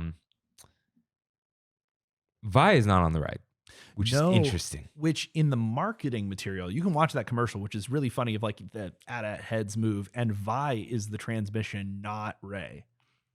Really? So the marketing was super interesting for Rise because a lot of it's like, none of this was shot at the ride. If you look, have you seen, it's probably from the ad.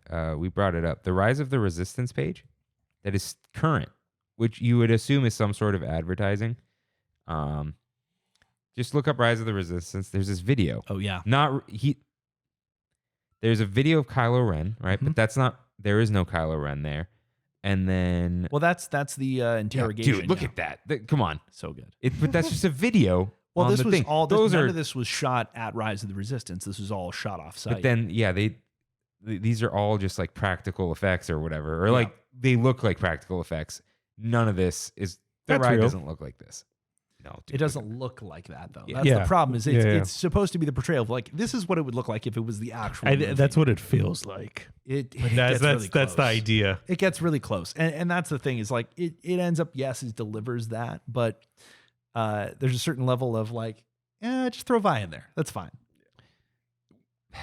Should she have been on the ride? Should they have fleshed out the world more that way, or did they really just want to sell the Rey costume?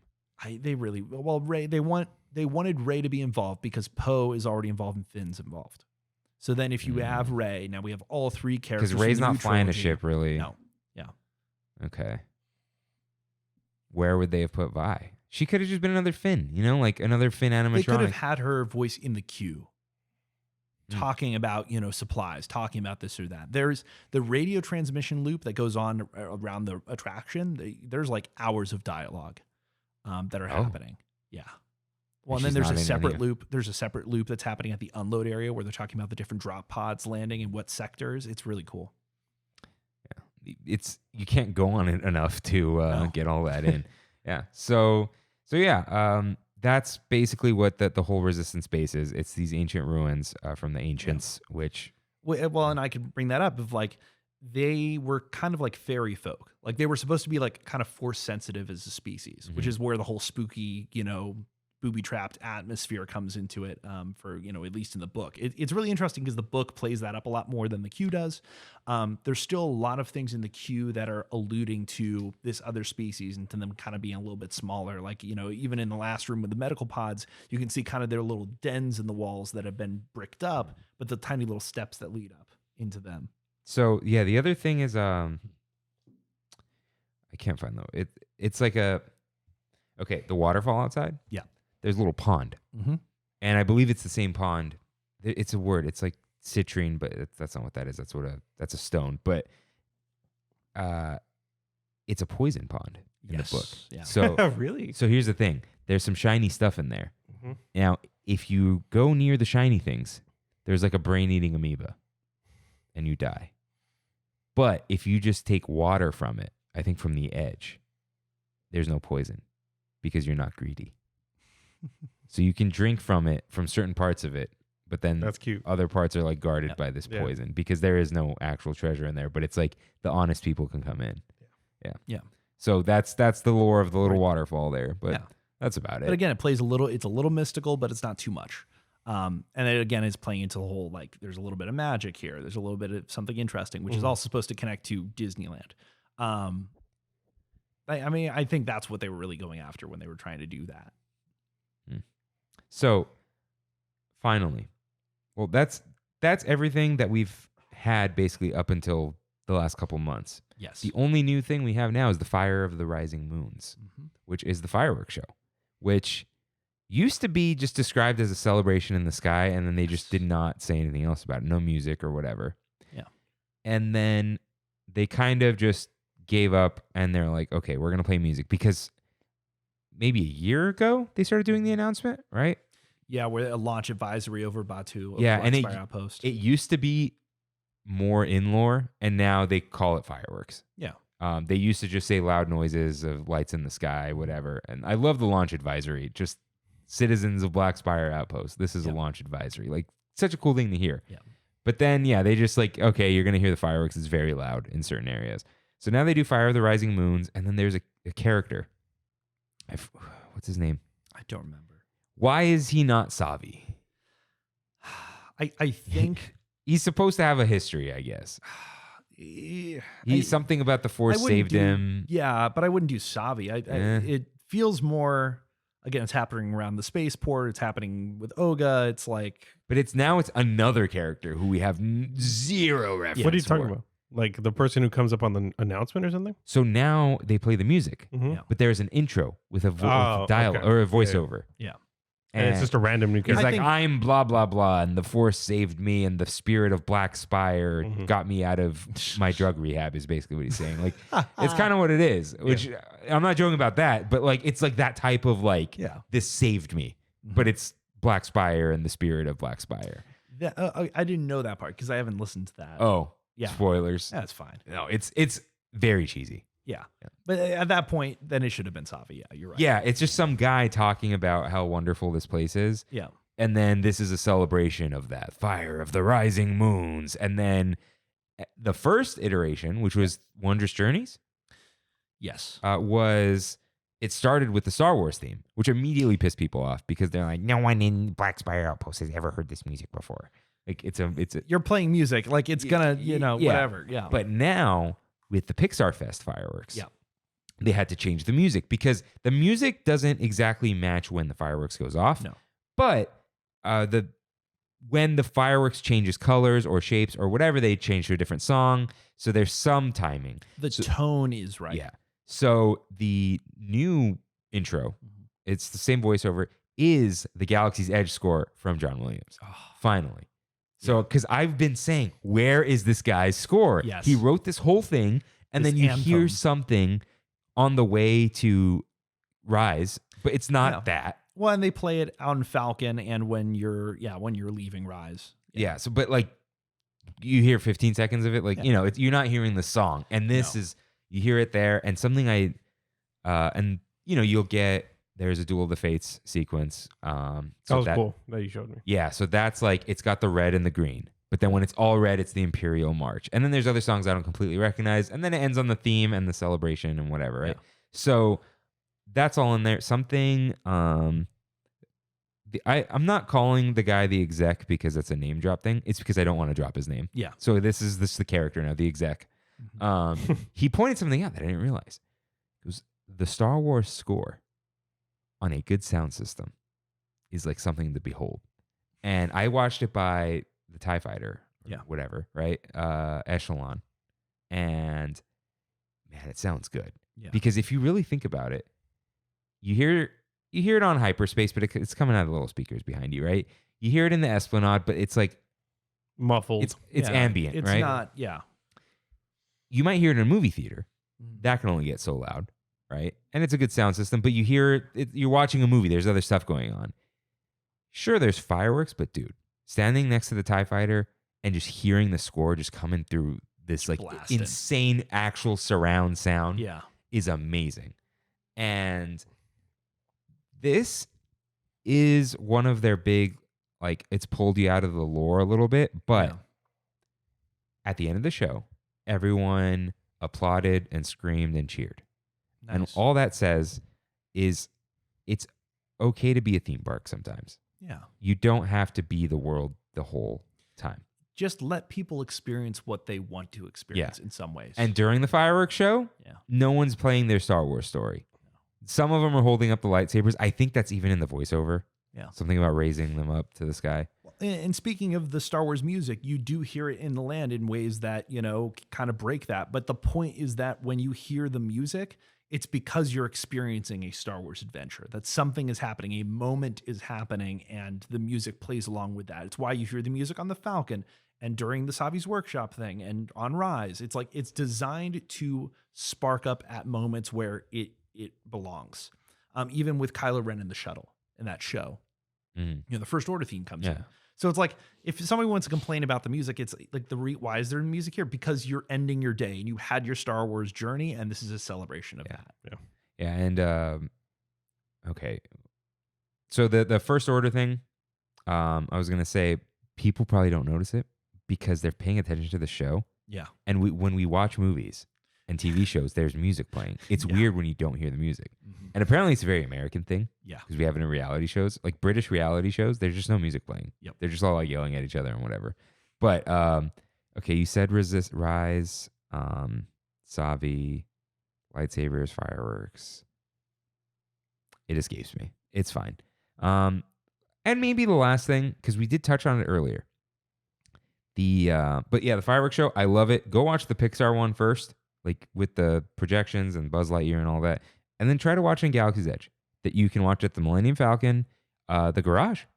Wow. But you're facing away from the garage, which is a little funny, right? And in front of Kylo Ren's ship.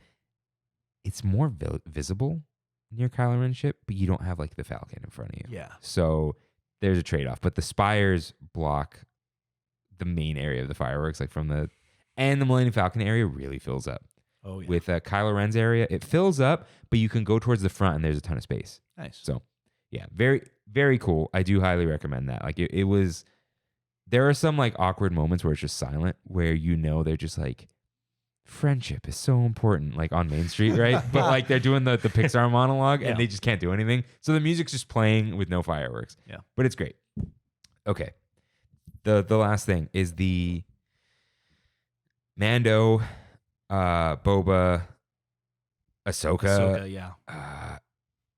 What's her face? Sabine Wren and she's over there. The pilot. Goodness. Oh no. So, Syndulla. What's her? Yes. What's her first name though? Hera Syndulla. Yeah. Why did I remember Syndulla? Because it's very Star Wars. Okay. So they kind of wander around Batuu sometimes. Yeah. And their whole story is at some point they have visited there. Yes. But Kylo's not around during that time. No. And they don't go to the First Order area, right? Nope. So they only stay in areas that are outside of where the canonical Galaxy's Edge story is taking place. You as a guest are supposed to be able to, you're experiencing these characters and meeting them because, you can just traverse that. Yeah, and I think what we discussed it on maybe Star Wars Celebration episode was while the characters are unable to experience different timelines, yes, guests are able to. Yep. So it's as if Galaxy's Edge has moved forward or backward in time. Yep. When these characters show up. Because Black Spire has been there this whole time. So it allows it to be, again, that sandbox where we can just put this toy in here and it's fine, And for the not longest time, it didn't last that long, they couldn't do it in Florida. Yeah. Because of Star guests Cruiser. from Galactic Star Cruiser. Yeah. It had to lock in. Even though there were days, because they'd only visit every other day or something like that. Yeah. Or every few days. And people were like, what about the off days? But there's probably only one costume, right? I don't know, because we still have them. But there probably only was one costume at the time. They're like, we're not building 2 Grogus right now. Yeah. And 2, they're just like, nah. But 3, hey, where's Mandalorian? He's not here today. Why? The guest that paid $6,000. Like, it was just not worth it. They're just like, they're not here. Yep. So, and people were visiting there anyway, like you said. You don't need the draw. Where for us, like, people going to Walt Disney World, they're usually going for the first time, and they got to go see the Star Wars thing. Yeah. For us, we all stopped going to the Star Wars thing. How do you get everyone to go? Oh, Mando's there? Oh, he's walking through the marketplace. Popcorn. Like, just like, oh, well, let me just buy a thing. It gives there. you a chance to come back and explore it again and see something new. Yeah. Yeah. So, next character, who's coming? It depends on what shows come out. So Andor has a 2nd season that's coming out soon. Will we get Cassian Andor? I would love Cassian. I know a few people who would love Cassian. I don't know if Cassian will show up because even Cassian is like, okay, there's the whole Mandalorian timeline. And all of the characters that have shown up so far are taking place in that same period of time. The after Empire. After Return of the Jedi. I mean, after the Empire. Oh, yeah. Post-Empire, yeah, I guess. Whereas like Andor is like during the rebellion. So how does that line up? Is anyone? No one has. Unless they introduce more new characters in some timeline, dude. Then you bring in it. Imagine Cassian and his buddy in a Groot type thing. Yeah, the droid. Yeah, that'd be sick. That would be good. Yeah, but I guess we haven't gone. Only other person I can think of is Thrawn, but even then. Thrawn and some Imperial stormtroopers show up on Batuu. So here's the thing. Yeah. I think they won't do Cassian. Yeah. Because at that point, why not Luke? Why? Yeah. Even though Luke is in the Mando timeline, he's not a Mando character. Why not Luke? Why not Vader? Like once you go back to the time of the Empire, that's it. Yeah. What like There is a rumor that has been going around since the very beginning of Galaxy's Edge that they can only really play with and reference new canon, anything that Disney has made during their ownership. Anything in the past, then they might have loyalties on those characters or owe somebody something. Oh, okay. Were they going to owe money for Darth Vader? I don't know. I have no idea. Because they bought James Earl Jones out. Yeah. I think that's the thing is it's like, I don't understand where that comes from, but at the same time, it's kind of true that they only really want to play with their own characters, what they own, what they make, what they put on TV. And it's one to promote it. And, yeah. But also, once you put Vader in there, people are only going to want that. No one's like when he goes away and they bring back Kylo, where's Vader? That's it. And as long as things are like that, Star Tours will never go away. Star Tours will always exist because of opportunities to just put in a cutscene from a TV show or a movie and to keep Vader and Luke around and everyone else. Yeah. Like, okay. So if they do, we talk about them redoing Tomorrowland all the time. Yeah. I know we're kind of exiting this, but like Space Mountain will stay. Yeah. Obviously. Will they keep Star Tours? Yes. Just straight up? I think Star Tours will they redo the building around it? Sure. Because they got to really level Tomorrowland. But I guess, does the People Mover It goes into that building, yeah. It goes through into the other queue. If you're inside the Star Tours queue and you look up behind the Star Speeder, that's where the Rocket Rod / People Mover used to go. And then we'll go through the gift shop, and then it would go over to space. Wait, where? Oh, yeah, it's behind. Okay. Yeah. Yeah. What will they do? Will they pull it out and put it back in? I don't know. I have no idea. Honestly, I don't believe they're going to get rid of it purely from you need that classic trilogy stuff there. I think they could pull it out and put it back because I believe they did that in another park. They moved it to the Iron Man thing, right? It physically moved? Because Iron Man was always at Hong Kong. What? It never moved. Oh, I thought they moved the Star Tours into there. Nope. Okay. But the one reason I believe they could move it is because the Star Tours loading area sucks. That was terrible. So they could just and add. Yeah. They wouldn't add more capacity because it's not a high capacity ride. No. But I could imagine them doing that just because they would want to level Tomorrowland. Yeah. And not throw that stuff away. Yeah. And it's a simulator. They could just put it back. It's not. Yeah. It doesn't have any. The screen is inside of it. It doesn't need anything else. That does remind me, though, of like how great it is when you're on Star Tours and it ends with you landing on Batuu. Dude, some people don't know that happened. Do you remember that? Good tease. Of course. Yeah. Dude, that and then we'll be safe here on Batuu. I still get that one sometimes. No. Yeah. No, it's still on. Yeah, I haven't It's still seen on the sequel trilogy loop. It's just way more likely. Like they definitely changed the odds. Dude, I keep getting just Ahsoka and the whales. As long as since Ahsoka has been introduced, you will always get Ahsoka. No Cassian?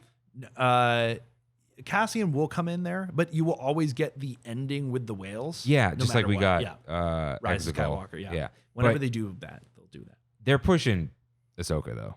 Very clearly. Yeah. But the Batuu thing.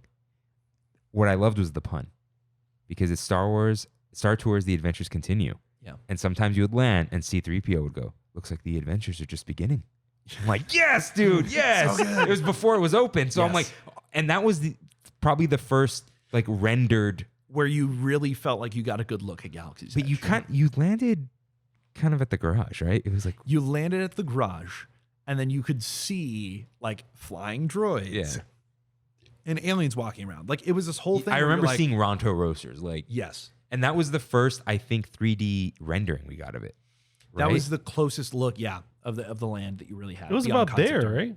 That's not even real. But like, if that was the stairs, that's not. Yeah, no, kinda, but not really. Okay. We always point at this thing. No one knows what it is. That was early concept art for the land. I'll try to pull this up. That's supposed to be Ronto Roasters, right? I feel like that was the second piece of concept art that they ever released for Galaxy's Edge. Like the first one is that, and that was the second one with again aliens walking around. And a ton of detail. Yeah. Okay. All right. Is that everything for the lore, Freddy? Is that everything you'd like to share with the lore of Galaxy's Edge? I think that's it. But if you do have any questions, definitely at me in the Discord. Yeah, he's. Yeah. Freddy's ready to share. As far as yeah, absolutely. All right. This is like me listening to the podcast without actually needing to listen to the am podcast. Am I leaving Rain out? No, I'm good, dude. You guys are you don't know any Galaxy's Edge. None. None at all. So you do the outro. Oh, all right. Yeah. Well, hold on. Was there I was gonna write one. Right, that's what it is. I feel like Freddy knows. Okay. Nice. Yeah. All right. And that is our Big Thunder topic. So if this is your final stop, may the spires keep you. And if not, it's time for We Have It So Good. Because the episode is so long, we're not doing Now Playing. Nice. 9:50. Yep. Yeah. Just want to mention, I did watch Fanboys. I don't know what that is. It's like a mid-2000s comedy about guys going to watch Phantom Menace in 1999. Ah. Yeah, it's pretty good. Didn't that movie come out before Phantom Menace, right? No. It was like 2008 or 2009. Oh, okay. Yeah. But I just thought it was relevant. All right. So, Drink Up Disney writes in. Oh, write in with your trip recaps at trammin.com/ask because this is where we in the Tram Fam talk about our trips to Disney parks and more. So, she writes, I just heard the write-in of the listener who is 9 weeks pregnant. Congrats. I was realizing that your listeners are probably all around the age of having babies or getting there soon. If you guys ever need an episode idea, it could be cool to do an In the Parks While Pregnant / with babies episode. I know I could write in a ton of info on both sides. I think a lot of people assume there's not much you can do while pregnant or with a baby, but I still found ways to fill 8 to 9 hour trips. I feel like we would need somebody. Drink Up Disney could come on the show. Yeah. Because as special guest, you'd need somebody. Yeah, I don't know if we're gonna have much, expertise on that. Yeah. So yeah, maybe let us know. We've met you. You know who we are. We'll think about that. And I won't say their name, even though it was announced on Instagram. I want to say congrats to another Tram Fam member for another pregnancy in the Tram Fam, dude. I didn't see that. Okay. So shout out to the M's. We'll just call them to that. the M's. Yeah. To the M's. Congrats. You can write in. We'll give you a proper congrats if you'd like. But yeah, exciting stuff, man. You getting married? That I am. Yeah. That I am. Cool. Yeah, cool. Bachelor party next week. Like we said, oh, no. I was going to say it for the topic people. They're already gone. Writing in about the episode. Oh, yeah. But I'll put it on the thing. The post. Do the thing. The thing. Ozzy writes in, hey, Kirk and Rain, I have another We Have It So Good. I went to Disneyland on Wednesday before my Walt Disney World trip on May the 4th. I got there kind of later than planned, but that's okay. I got chicken tenders from Golden Horseshoe and had to get it with the honey mustard. I would say it was a 5 out of 10. The fries were very mid. They were really soft for some odd reason. I like and it said Wednesday, crunchy and skinny. Was he talking about French fries? Was he talking about tendies, tenders? I don't know. Yeah. It auto-corrected to Wednesday, so he likes his Wednesday crunchy and skinny. I think they taste better that way. After our late dinner, my friends and I hopped on Big Thunder, which had a 20-minute wait. It seemed a lot faster than that. After that, we headed to Tomorrowland and went on Star Tours, which was 15 minutes long. We got one of the new scenes, which was Ahsoka with the space whales. I don't like that C-3PO calls them the space whales. Interesting. Yeah. Have you been on it? I haven't been on it yet. Yeah, he says the mythical space whales. I'm like, okay. This is what I think is interesting is it's the first version where they didn't have a second planet. It's just that's the only one that they do is the space whales. It's the only new. Yeah, because you can. I went to Hoth. Yeah. Where you see them doing the tow line or whatever, and I went to Space Whales. Oh, I did it twice. Yeah. But I forgot what the other planet was. But yeah, it's totally just makes no sense. It's because previous versions introduced multiple scenes. Right. And so then, like with the Rise of Skywalker one, you had the Endor wreckage of the Death Star, and then you went to go to the Sith planet and fight in the battle. So it's like it's not like they start to finish have set up. Yeah, because you would get Jakku and Jakku and Crate were separate, right? Yes. Yeah. But then they could be thrown in there too. So then you ended up with a full. I haven't been a Crate in a while. Yeah, that would be cool. That's where I went last. Oh, man. I like Crate. Good popcorn. So it's salt. Yeah. So he says it was pretty cool. Everyone was all excited and enjoyed the updates. Yeah, there was a dad next to me that was way more excited than the kid. So he says after that we were gonna hop on space, but it was closed, so we watched Pixar Forever. Sure. I don't know. I think that's what it's called. Fireworks, which is okay. I still think the OG fireworks show, Remember Dreams Come True, is better. But while we were in Tomorrowland, which was pretty empty, walked around, took in the vibes, and listened to the Tomorrowland soundtrack, which is top tier. It's very OG Disneyland, it feels like. After the fireworks were over, Space Mountain opened up again and was a complete walk-on, so we walked, not ran, to space, hyperspace. Overall, was a good time, even though I still like the OG and miss Ghost Galaxy. He's just pandering. These are all my favorite things. He is. But that's okay. We like the pandering. I like the effects they added and the soundtrack. But after space, we headed out. Overall, it's just nice to pop in at Disney, take in the vibes, eat a little dinner, hop on a ride or two, and be satisfied by the end of the night. I can't wait for my Walt Disney World trip. I was able to switch one of the days, so we have more time at the park. So Sunday will be Animal Kingdom, Monday Magic Kingdom, Tuesday Hollywood Studios, Wednesday Epcot, and Thursday Magic Kingdom. Again, Jesus. Yeah, I will definitely be taking in all the vibes at Magic Kingdom's Tomorrowland. Yeah. And hopefully we'll be able to do Tron. I've heard so many positive things about it. It'd be nice to do it twice. One time during the day and one for the evening. But if I can't, that's okay. At least one time is better than not at all. Hopefully we can still meet up there. That would be awesome. So yeah, we would have to try to see him like Thursday night. Right? Yes. So you got to pop in at Disney Springs Thursday night, bud. Raglan Road, 9:00. We'll be there. 9:00? I thought the res was like 7:30. But think about it. No, dude, we land at 6:30. When you got. But think about it. It'll be 6 for It's us. 6 o'clock here. Yeah, Yeah. okay. Yeah. We're going to be hungry. That's Yeah. like good dinner time. Yeah, and like good heavy food, right? Mm-hmm. All right, cool. Yeah, head to Disney Springs. Look for us, because we're in Epcot Friday, and I don't think you're around anymore. Yeah. So, yeah, look for us there. DM us. DM me on Discord. That's probably. We'll figure it out. Just DM me on Instagram first. We'll figure it out. Okay. So, anyone have any We Have It So Goods? Went twice. You went twice. Yeah. I'll keep it quick. We'll go highlights. We'll go highlights. Yeah. Thursday, I went to Earl. Had a holiday sandwich for the first time in a while. No mayo. No mayo. Delicious. I had the broccoli and cheese soup. Really good stuff. I enjoyed it. The Pixar thing in the middle. The thing's massive. Dude, shout out to. AAA flag and banner. No. I'm going to check. Nice trucks at those guys. What was it? Who wrote in? Someone wrote in to our Instagram. Shout out. Shout out to Austin, who said it's like the World's Fair Tower of the Four Winds, but not good. And I did not realize that. Rain, did you? I didn't see that. That's what they're paying homage to. Yeah. Yeah. 100%. Tower of the Four Winds. It's a Disney World's Fair thing. For everyone listening, I hope you saw those weird banners that were over in the Esplanade as well. The car wash ones? Yeah. Yeah. The shortest lived overlay thing I've ever seen. Yeah. I can't believe they even put them up. Dude. I'm not even close. I'm just impressed that they actually pulled that off. That was an expensive thing. What? The banners or this? No, this whole setup. Yeah. Because a banner company did that. Oh. Yeah. That doesn't look like a banner. You know what I mean? If they print on Lexan. There's that's a good what amount they're of doing. detail with it too. Like they put some effort into the design. It's not perfect, but it's like it looks silly, but it's for a seasonal overlay. They went all out for Pixar Fest. Dude, They really 100%. Yeah, they actually spent money here. It's on that platform because they don't want kids climbing it. Yeah.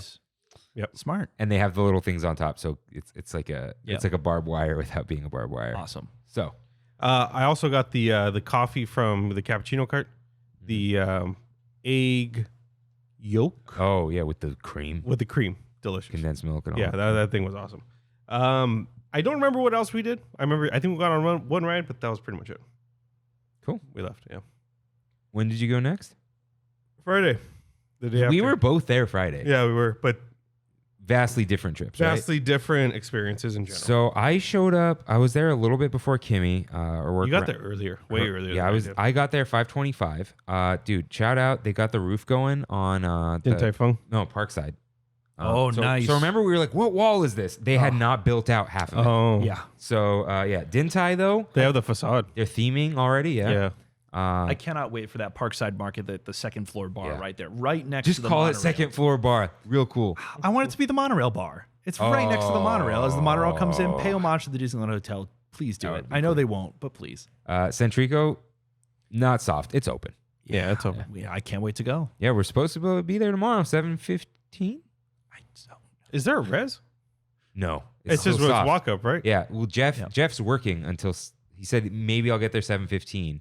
So I'm gonna roll up. Yeah. I got myself a park res to get one picture, and if anyone wants any food or snacks, let me know. Freddy, if you want the not so good looking Wookiee thing, I'll bring that up in a second. So yeah, I did see the thing.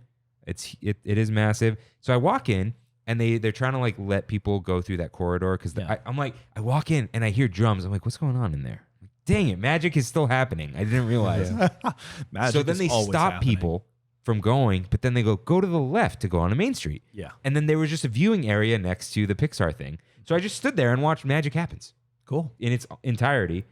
Shout out to this guy. Just Yep. that's terrible. So they and there's a used guy to- driving it. Yeah, literally. yeah. They used to walk, and the issue was, like many things that they've done in the parades, it put too much strain on the performers. Oh, Too much weight. Okay. So that's why the cart became a thing. It just looks very silly. with the Olibri hay. And then there's a guy with literal Wii nunchucks. Yep. I don't know how they're making those Yeah. work, but because Jeff said Bluetooth, but they're not Bluetooth. They have a plug on them. Yeah. So yeah, that they control Hey with two of those. Because I was wondering, then I saw the guy. So yeah, good view of everything, Nice. Those are good photos. dude. I love the system that rotates going up and down the carousel of it. Yeah, and then they got all these banners, like you said. They spent a lot of money on these banners. Are nice, 3D. Quality's good.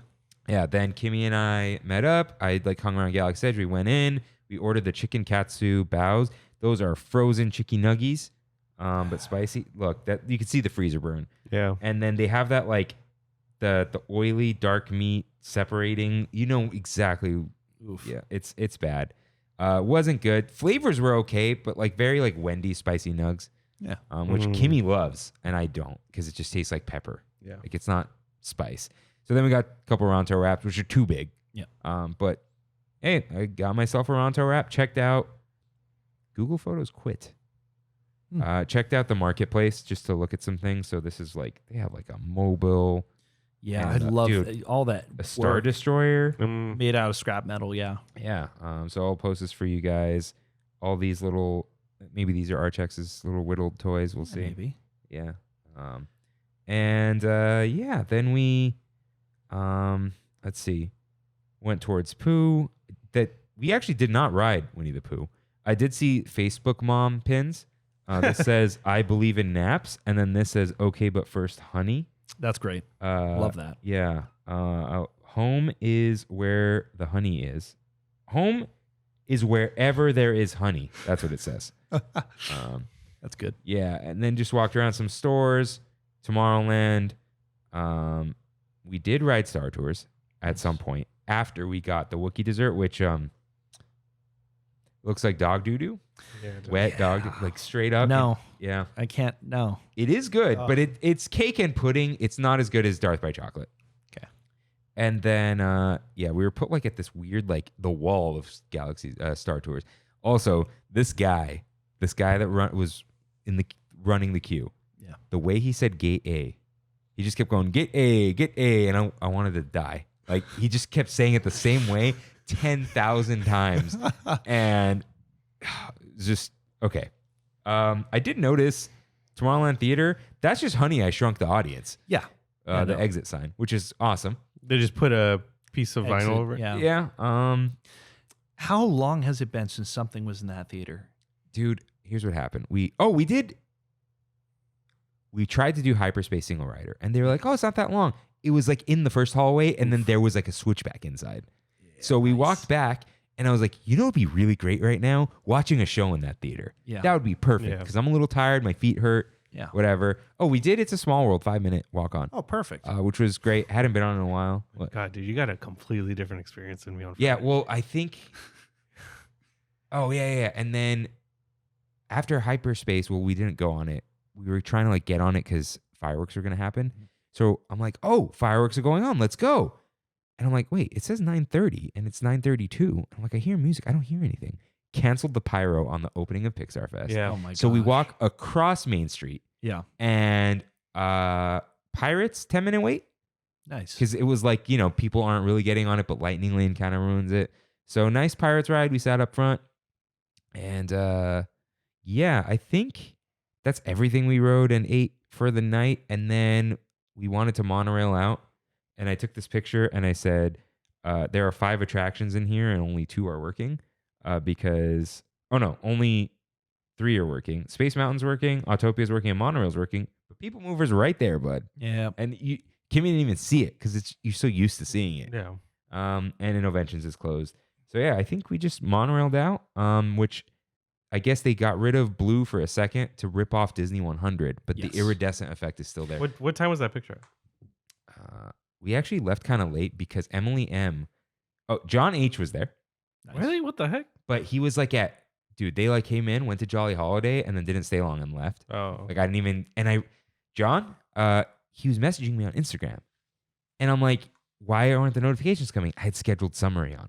Oh, no. I always have scheduled somewhere. So it's not John's notifications. No Instagram notifications were coming in. Yeah. And then he left by the time I realized that. And Emily M was like, oh, I'm going to be at Ballast Point. And I was just like, I have no idea when I'm going to be there. Yeah. And then by the time we monorailed out, it was we got on the monorail 10:17 p.m. A little bit before us. Okay. So we had a decent trip. It was busy, but we rode stuff. We checked things out. Dude, I, for the first time ever, just found a hidden Mickey. Nice. In the Winnie the Pooh area. Do you know where this is? Mm-mm. You want to see it? So you know the little house? Yeah. So on the Pooh's house? riverbank, yeah, no, the little there's like a little like in the brook. That's not like a water is- drop? That Oh, that's a hidden. Those are the rocks. little rocks. Oh, That- dude, I'm looking next to the That rocks. is No, very dude. clearly like not something that was originally there. That like That somebody did. in horticulture like put Yeah. that together. They do that all the time. But I was Just like, playing around. no, they were like glued on though, or cemented on. interesting. Yeah. It wasn't like just sitting there. Okay. So that was cool to see. Yeah, those are the highlights. Yeah, we didn't. I don't think we were able to see anyone. And what's going on with the Adventureland bathrooms? There's still walls there. Yeah, it's chaos. That was all out there. since the pipe burst there, the cooling pipe, and what a disaster. Yeah, and they're like, everyone, please stand against the wall. I'm like, Yeah. okay. They actually they have backstage cooling generators or something like that over behind the Fantasyland area, and it was all because of that they needed to substitute because the whole plant in the backstage like blew as well. Jeez. It was a bigger disaster than people realized. Yeah. In terms of the monorail, real quick, part of the reason they had to leave that wrap on is every wrap. You can look at the first one. You can keep going forward. You'll notice that they all cover one another. They keep adding. Mhm. They don't take off because if they peel it off, it rips the paint all the way down the metal. on the Good. monorail. Repaint it. They don't want to do that. They want to just keep putting wraps on over and over again. So it's cheaper for them to just remove part of it than to remove the whole thing. Oh, so they remove some of the wraps, damage the wrap, and then just wrap the wrap again. I have no idea Yeah. what they're doing. But it's just Do we need don't new get it. monorails? Yes. But Yeah. somehow ours are newer than Walt Disney World's. The outside is, Because but theirs are the weird standing ones, yeah. right? Well, theirs are definitely older. Ours, like the base chassis of our monorails, is the same as the last previous 2 generations. Mhm. So they just keep changing the shell, even though the base level of it is the same. So it's just time for a new shell. Okay. Yeah. It's weird that they use theirs so much more Yeah. and ours It's is newer. just upkeep. It's just, whether you repair things or not, whether you let stuff go. I think ours is a lot shorter too. Yeah. And theirs is more of an actual mode of transportation, whereas ours is an attraction. So theirs gets a lot more budget because it is a No, but like theirs is necessity. older though, Yes. which is weird. But they are. But I again, guess- the maintenance is better there because it's Yeah. it's a necessary like part of transportation. And also They have we to keep it going. we would only have to replace 3, and I Yeah. assume they have many. a lot. Yeah. Yeah. Okay. Yeah, over a dozen. Yeah. So yeah. that was my trip. I'm sure I'm missing something. Oh, and the thing with Galactic Grill, with that Wookiee thing, and here's a secret, but not that many people listen. It often leaves mobile order, but you can just go ask and say, "Hey, do you still have them before I get in line?" And they'll go around and check. If you ask mobile order and they don't have anything to do, they'll check multiple fridges if they're cool. Oh, and if you nice. ask nicely, and usually you get anything you want if you ask nicely. Yeah. So I went to order and they go, "I think we're all out." I go, "Oh, someone over there saw it in one of the fridges." And she goes, "Oh, let me check." And she went, she goes, "Oh, there's like 2 left. Here's one." So got lucky. But last thing, Galactic Grill, such an antiquated like cashier system. Yeah. Because it's like the window you order, and then sometimes they'll give you the order, and sometimes you step to the side and they take someone else's order and yell your name. There's no room to do the order up front, pick up at the window. Nightmare. I hate it. And it's the lines take forever because the family of 5 is waiting there for some reason. Yeah. So yeah, but I had a good trip because we weren't planning on watching the fireworks. It was just kind of there. And then Andrea was like, "Oh, are you going to be there?" I go, "Yeah." But then like they were in DCA up until fireworks, I think. And and then there were like a bunch of influencers with them. So Yeah. I'm not lumping West Coasters in there. I like them. They're not influencers. They actually have like a cool YouTube channel. But anyways, yeah, that was my trip. So how was your Friday? So we got there at 8 because we had like a kid, Giselle's like performance before that in Fountain Valley. So we went there and then we ended up going to the parks with Ricardo and Karina. We showed up about 8 o'clock. We were starving, hadn't eaten anything. And I was like, okay, well, we can just get something really quick. All the mobile orders were like 2 to 3 hours. Every single one? Not every single one, but the ones that mattered. Like the ones that I would actually want something, man. So it was just frustrating. And I'm like, okay, I see Carnation has a walk up for 15 minutes. Let's try to get it. I pass by Carnation and I grab it. But because the fireworks were about to, they were starting to line up for fireworks, they were funneling people to the right side. In order for us to get a Carnation, we had to do the whole roundabout. It was a whole to do. Finally went to Carnation. We were eating. I got the Parmesan. The patty melt? The patty melt, yeah. It's like a totally fine. Yeah, it's totally serviceable. While we were eating, chaos, just straight up chaos was going on out there, dude. With the fireworks, people getting upset that the fireworks weren't going to happen. All the influencers getting mad. Yeah. By the way, shout out to the inflatables all around the main street.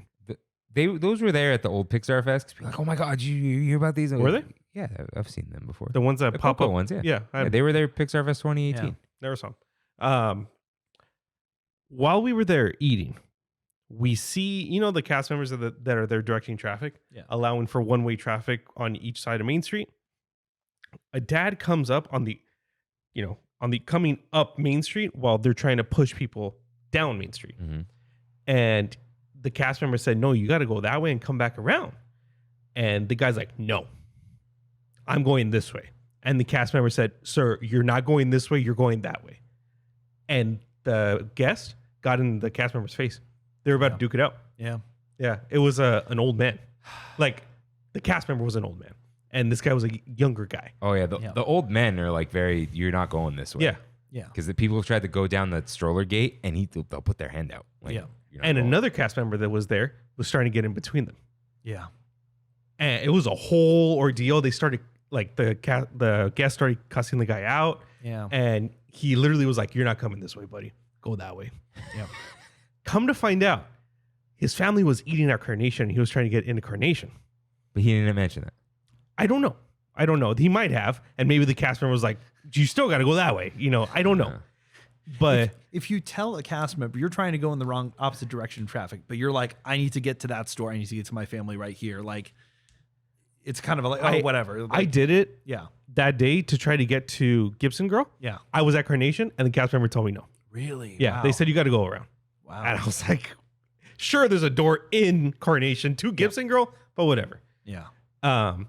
Come to find out that guy's family was eating there and he made his way back around and was sitting down. Security swarmed him. Yeah.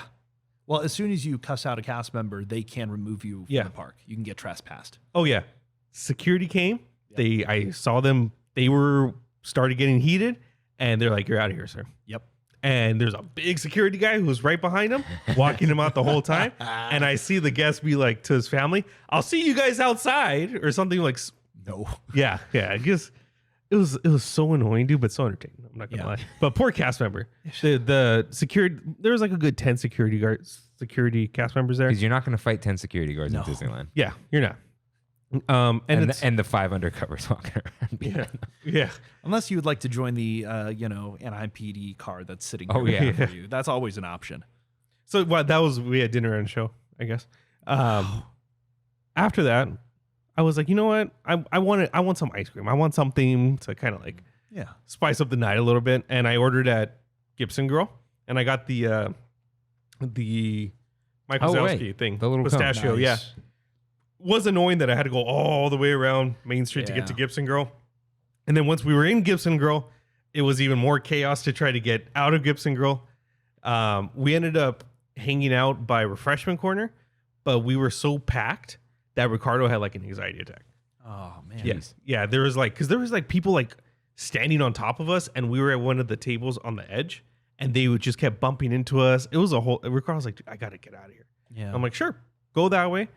And then, once it cleared out a little bit, I was like, oh, you come back over. He came back over, and he's like, dude, I need a bathroom, like now. And I was like, okay. He's like, can you please take me? I was like, let's go. So I'm like, all right, we're on a mission. We'll go to the Frontier bathrooms are the closest, right? And when we were walking, he's like, I don't care if we have to walk a few more steps. I need a nice bathroom that's not busy. And I'm like, tiki room. Yeah. So that out. Yeah. So So we walked around the corner, went to tiki room. Yep. He's like, dude, these are the best bathrooms here. Yep, And I was like, yep, yes, they are. But we were just kind of diving and bobbing around all the end of the fireworks or the projections. And from there, we decided to go to Autopia. Nice. And we did Autopia. And listen, if I just went to an emergency bathroom, I would not get on Autopia. You never know when you're getting off. yeah. It was fine. It was. I hadn't been on Autopia in a long time, so it was cool. Monorail, walked out.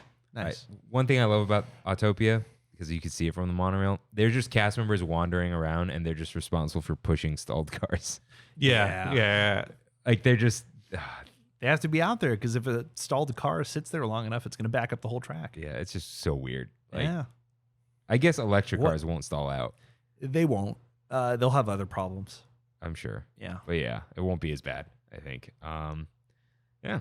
Freddy, anything to report? Not on Disney Park side, but we did go last week to the tram preview for APs at Universal. Yeah.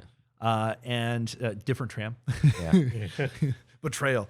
But that was good. We didn't do anything else in Universal. We actually first stopped and went to the movie theater. We've done that either at the end of a trip to Universal or at the beginning, where you just go to the AMC there, which is really, really nice. And we went and watched Civil War because it came out. And was it good?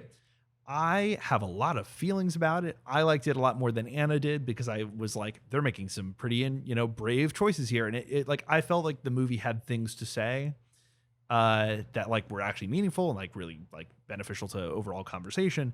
Whereas there are moments in the movie that are just so shocking that you're kind of dazed, walk out of the theater and I'm not going to watch that movie again. It was a very unsettling movie. Very unsettling. Okay, that makes me want to watch it more. It kind of scares me. I like unsettling. It is definitely that horror without being no monsters and stuff. Yeah, no. See, the I monster, would like the that. monster is man. Yeah, see, that doesn't scare me. I'm like, ooh, let's go. I love the Jesse Plemons scene. Will go down as one of the most horrific things I've ever watched in a theater.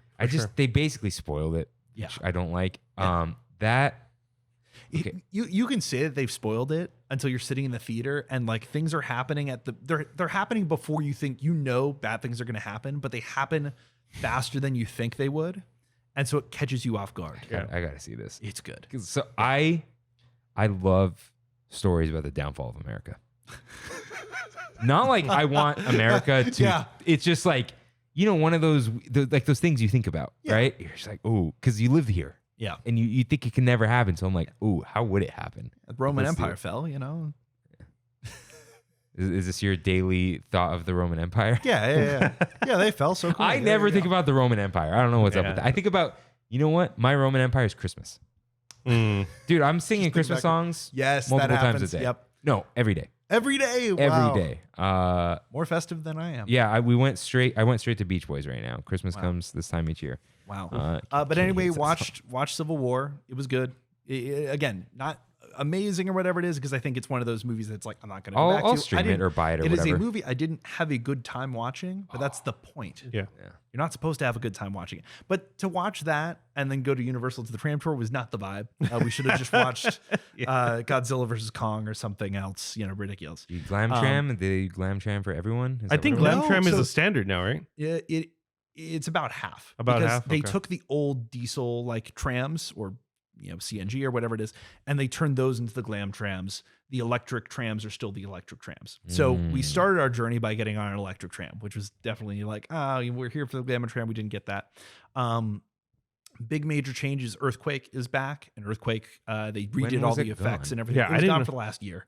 Because I went I didn't know it was gone a year and a half ago, so it was there. Yeah, it's been closed for a year. It feels like they rebuilt the whole base of it and everything like that. So it feels very different. They said it's supposed to be more accurate to an earthquake. Does it look more realistic or no? Yes, I would say they've done a lot of work to make it look better. It looks better than that. Yeah, okay. It is a modern version of it, and I just feel, regardless of whether it's toned down from the original version or whatever it is, it feels like it's great to just have a classic element to the tram tour. The more classic elements they add, the better. I love that, it's okay, they had King Kong before, they have King Kong 360 here. It's whatever, but it's still there. It's there's some legacy to the tram, which is great. Fast and Furious still extremely long? Yeah. Ride or die. You see they're replacing Yes, they show you guys that? They're adding. We didn't get to see that part, which disappointed me because they added a brand new T-Rex over there as well. But they're adding a Jurassic Park like paddock area, which they have a new Jurassic Park movie that's supposed to be. It's where the cars were dancing, right? Yes, Yeah. and now it's going to they'll probably put some Like dinos popping out of the bushes and stuff. Yeah. They'll have Blue show up or something like that, or maybe tie it into the new movie they're working on. They have a moment where you get off the tram. And then it's a photo op, so it's down where the is this going to be? house Is this only for AP preview, or they're doing? No, this is just consistent for the next. I believe it's going to be consistent for the next few months or whatever it is, or for whatever this. Till August 11th. Yeah, so it's a tram stop. You stop off there and basically spend the next half an hour waiting in really long. Half an hour? Yeah, it was about half an hour. It was really long. Where you just line up and you're doing photo ops. That's Jaws. that's the this, issue with this. Yeah, it This takes too adds long. to the no bathroom for 2 hours. There are restrooms there. Oh, There are okay. restrooms and water available. They have misters also because in the sun it's going to be ridiculous. Because their whole thing when you get on, this is an hour and a half. Yeah. You're not going to the bathroom. They but- let you know that they're like, you should go use the restroom. Like when you get back on, they're like, hey, just so you know, like there's still a whole entire Fast and Furious section we have to go through. But then you just go through Nope, and then you go. back That's to what I was Fast going to and ask. Furious. Nope is still there. Nope is still there. Yeah, You your thought- cowboy is still there. Yeah, The second. the Did you second. repair the Cowboy, first yeah. one? Cowboy the second. No, we're at a standstill. Oh, We'll leave it there. Yeah. I don't think that thing's gonna last beyond. Like I feel don't like think so that either. and the Fast and Furious attraction. Once they open the roller coaster, I feel like those two things are gonna get Yeah. cut. Yeah. Yeah, for sure. You told them it was not going to last as long as they thought it would, right? Mm-hmm. Yeah, we only warranted it for like 6 months Wow. because It's just there every day. It's you there, guys yeah. build stuff that and they last, but like they're meant to be like 3 days. yeah, you put it up for a month, you take it down, you clean it, put it away. They just Yeah. turn it on in the morning. No, they don't turn it off. It just stays on all Oh. the time. yeah, and that means winds, and that means a lot of things. Under pressure. Yeah, yeah. There's a lot. The sun. It speaks Why to don't they turn it off craftsmanship. at night? It's too much of a to do to put it back up. Oh, Yeah. tie downs and all. Okay. Yeah. All right. It speaks to your craftsmanship though that it lasts that long. Thank you. It's really good. Thank you. But anyway, it was the tram tour. It was good. It's kind of the only reason we have our pass is we go up there, we eat food. We ended by going to Bubba Gump, which if we're going to talk about One Last Bite and transition to that, Bubba Gump is in your one last bite. yeah, All right. they have a for whatever season they're doing now, they're doing like a tropical thing, and they had shrimp fried rice, and it was actually really good. And then they had a tiki cocktail, so I got a little tiki Bubba Gump glass. Nice. Bubba Gump's serviceable. It's fine. It made us want to watch Forrest Gump. and that was the right move. It was good. Did you watch Forrest Gump again? Yeah. I've only seen it once, and That's a great. I could movie. stop there. It was a good time. Jenny sucks. She does. Yeah. She does. That's the point, though. All right. Kind of is. But Rain, what time is it? It's Pizza time. It's time for one last bite. Rain, as always, what is the best thing you tasted this week? so. Yesterday, Uh-huh. went to Costco. Yeah. And looking for some meat to grill. Uh-huh. Ended up grilling some carne asada. Like the Nice. pre-marinated one from Costco is like Dude, it's good. That's the one my dad sent here once, and I just Oh, made really? yeah. That's surprisingly really good. Yeah. And not bad. It tastes very like taco seasoning, yeah. but it's good. But meat got really expensive. Like really expensive. Huh. So 3 pounds of carne asada, $30 at Costco, Yeah, ooh, that's how, dude. You can get it pre-marinated, uncooked at Northgate or something. no. That's okay. It was almost $10 a pound in like on Gale in Los Angeles, like Huntington Park Mm. area. So But just like regular steak too. Like I was trying, just like a normal sirloin, it was like 4 pounds, and it felt like it was like $45. I don't know. It just seemed really expensive to me. yep, Freddy. Yeah, I'm gonna stick with Bubba Gump because beyond that, I haven't really eaten out that much. So, I mean, we made spaghetti at home and other stuff. Dude, so spaghetti's so good though. it's good. It's You delicious. do the mix in, or you do the sauce on top? sauce. Sauce on top. No, like do you put the sauce in and mix it up, or do Oh, you? sauce in and mix it up. Oh, yeah. okay. Yeah. Because you I know like it those like- people, it's like just the plain noodles and then put the marinara on sauce. No, no, Yeah, no. yeah, We I'm had not a fan. meat in there and everything like yeah. Yeah. That's like spaghetti Ground and beef, yeah. meatball. Yeah. That's like this is like spaghetti. Yeah. Pescetti, Yeah. if you will. I love a good pescetti. Dude. Eat it straight out of the pot. Mm. Tastes even better. I have Serve it right out of the pot. Yeah. For me, I don't really know if anything deserves it. Yeah. Nothing has stood out to me. Not even like nothing I've cooked. I'll give it I'll give it to the Wookiee thing, but it wasn't that good. Yeah. So I want to do an anti-shout out to Poppy and Seed in Anaheim. I thought you loved that place. I did until I went again on Saturday. And I paid $30 for 2 pieces of tortellini. Okay. Yeah. Wow. And it was not good. It was a meatball inside of some pasta. So anti-shout out to Poppy and Seed. And we waited for 2 hours for our food. Wow.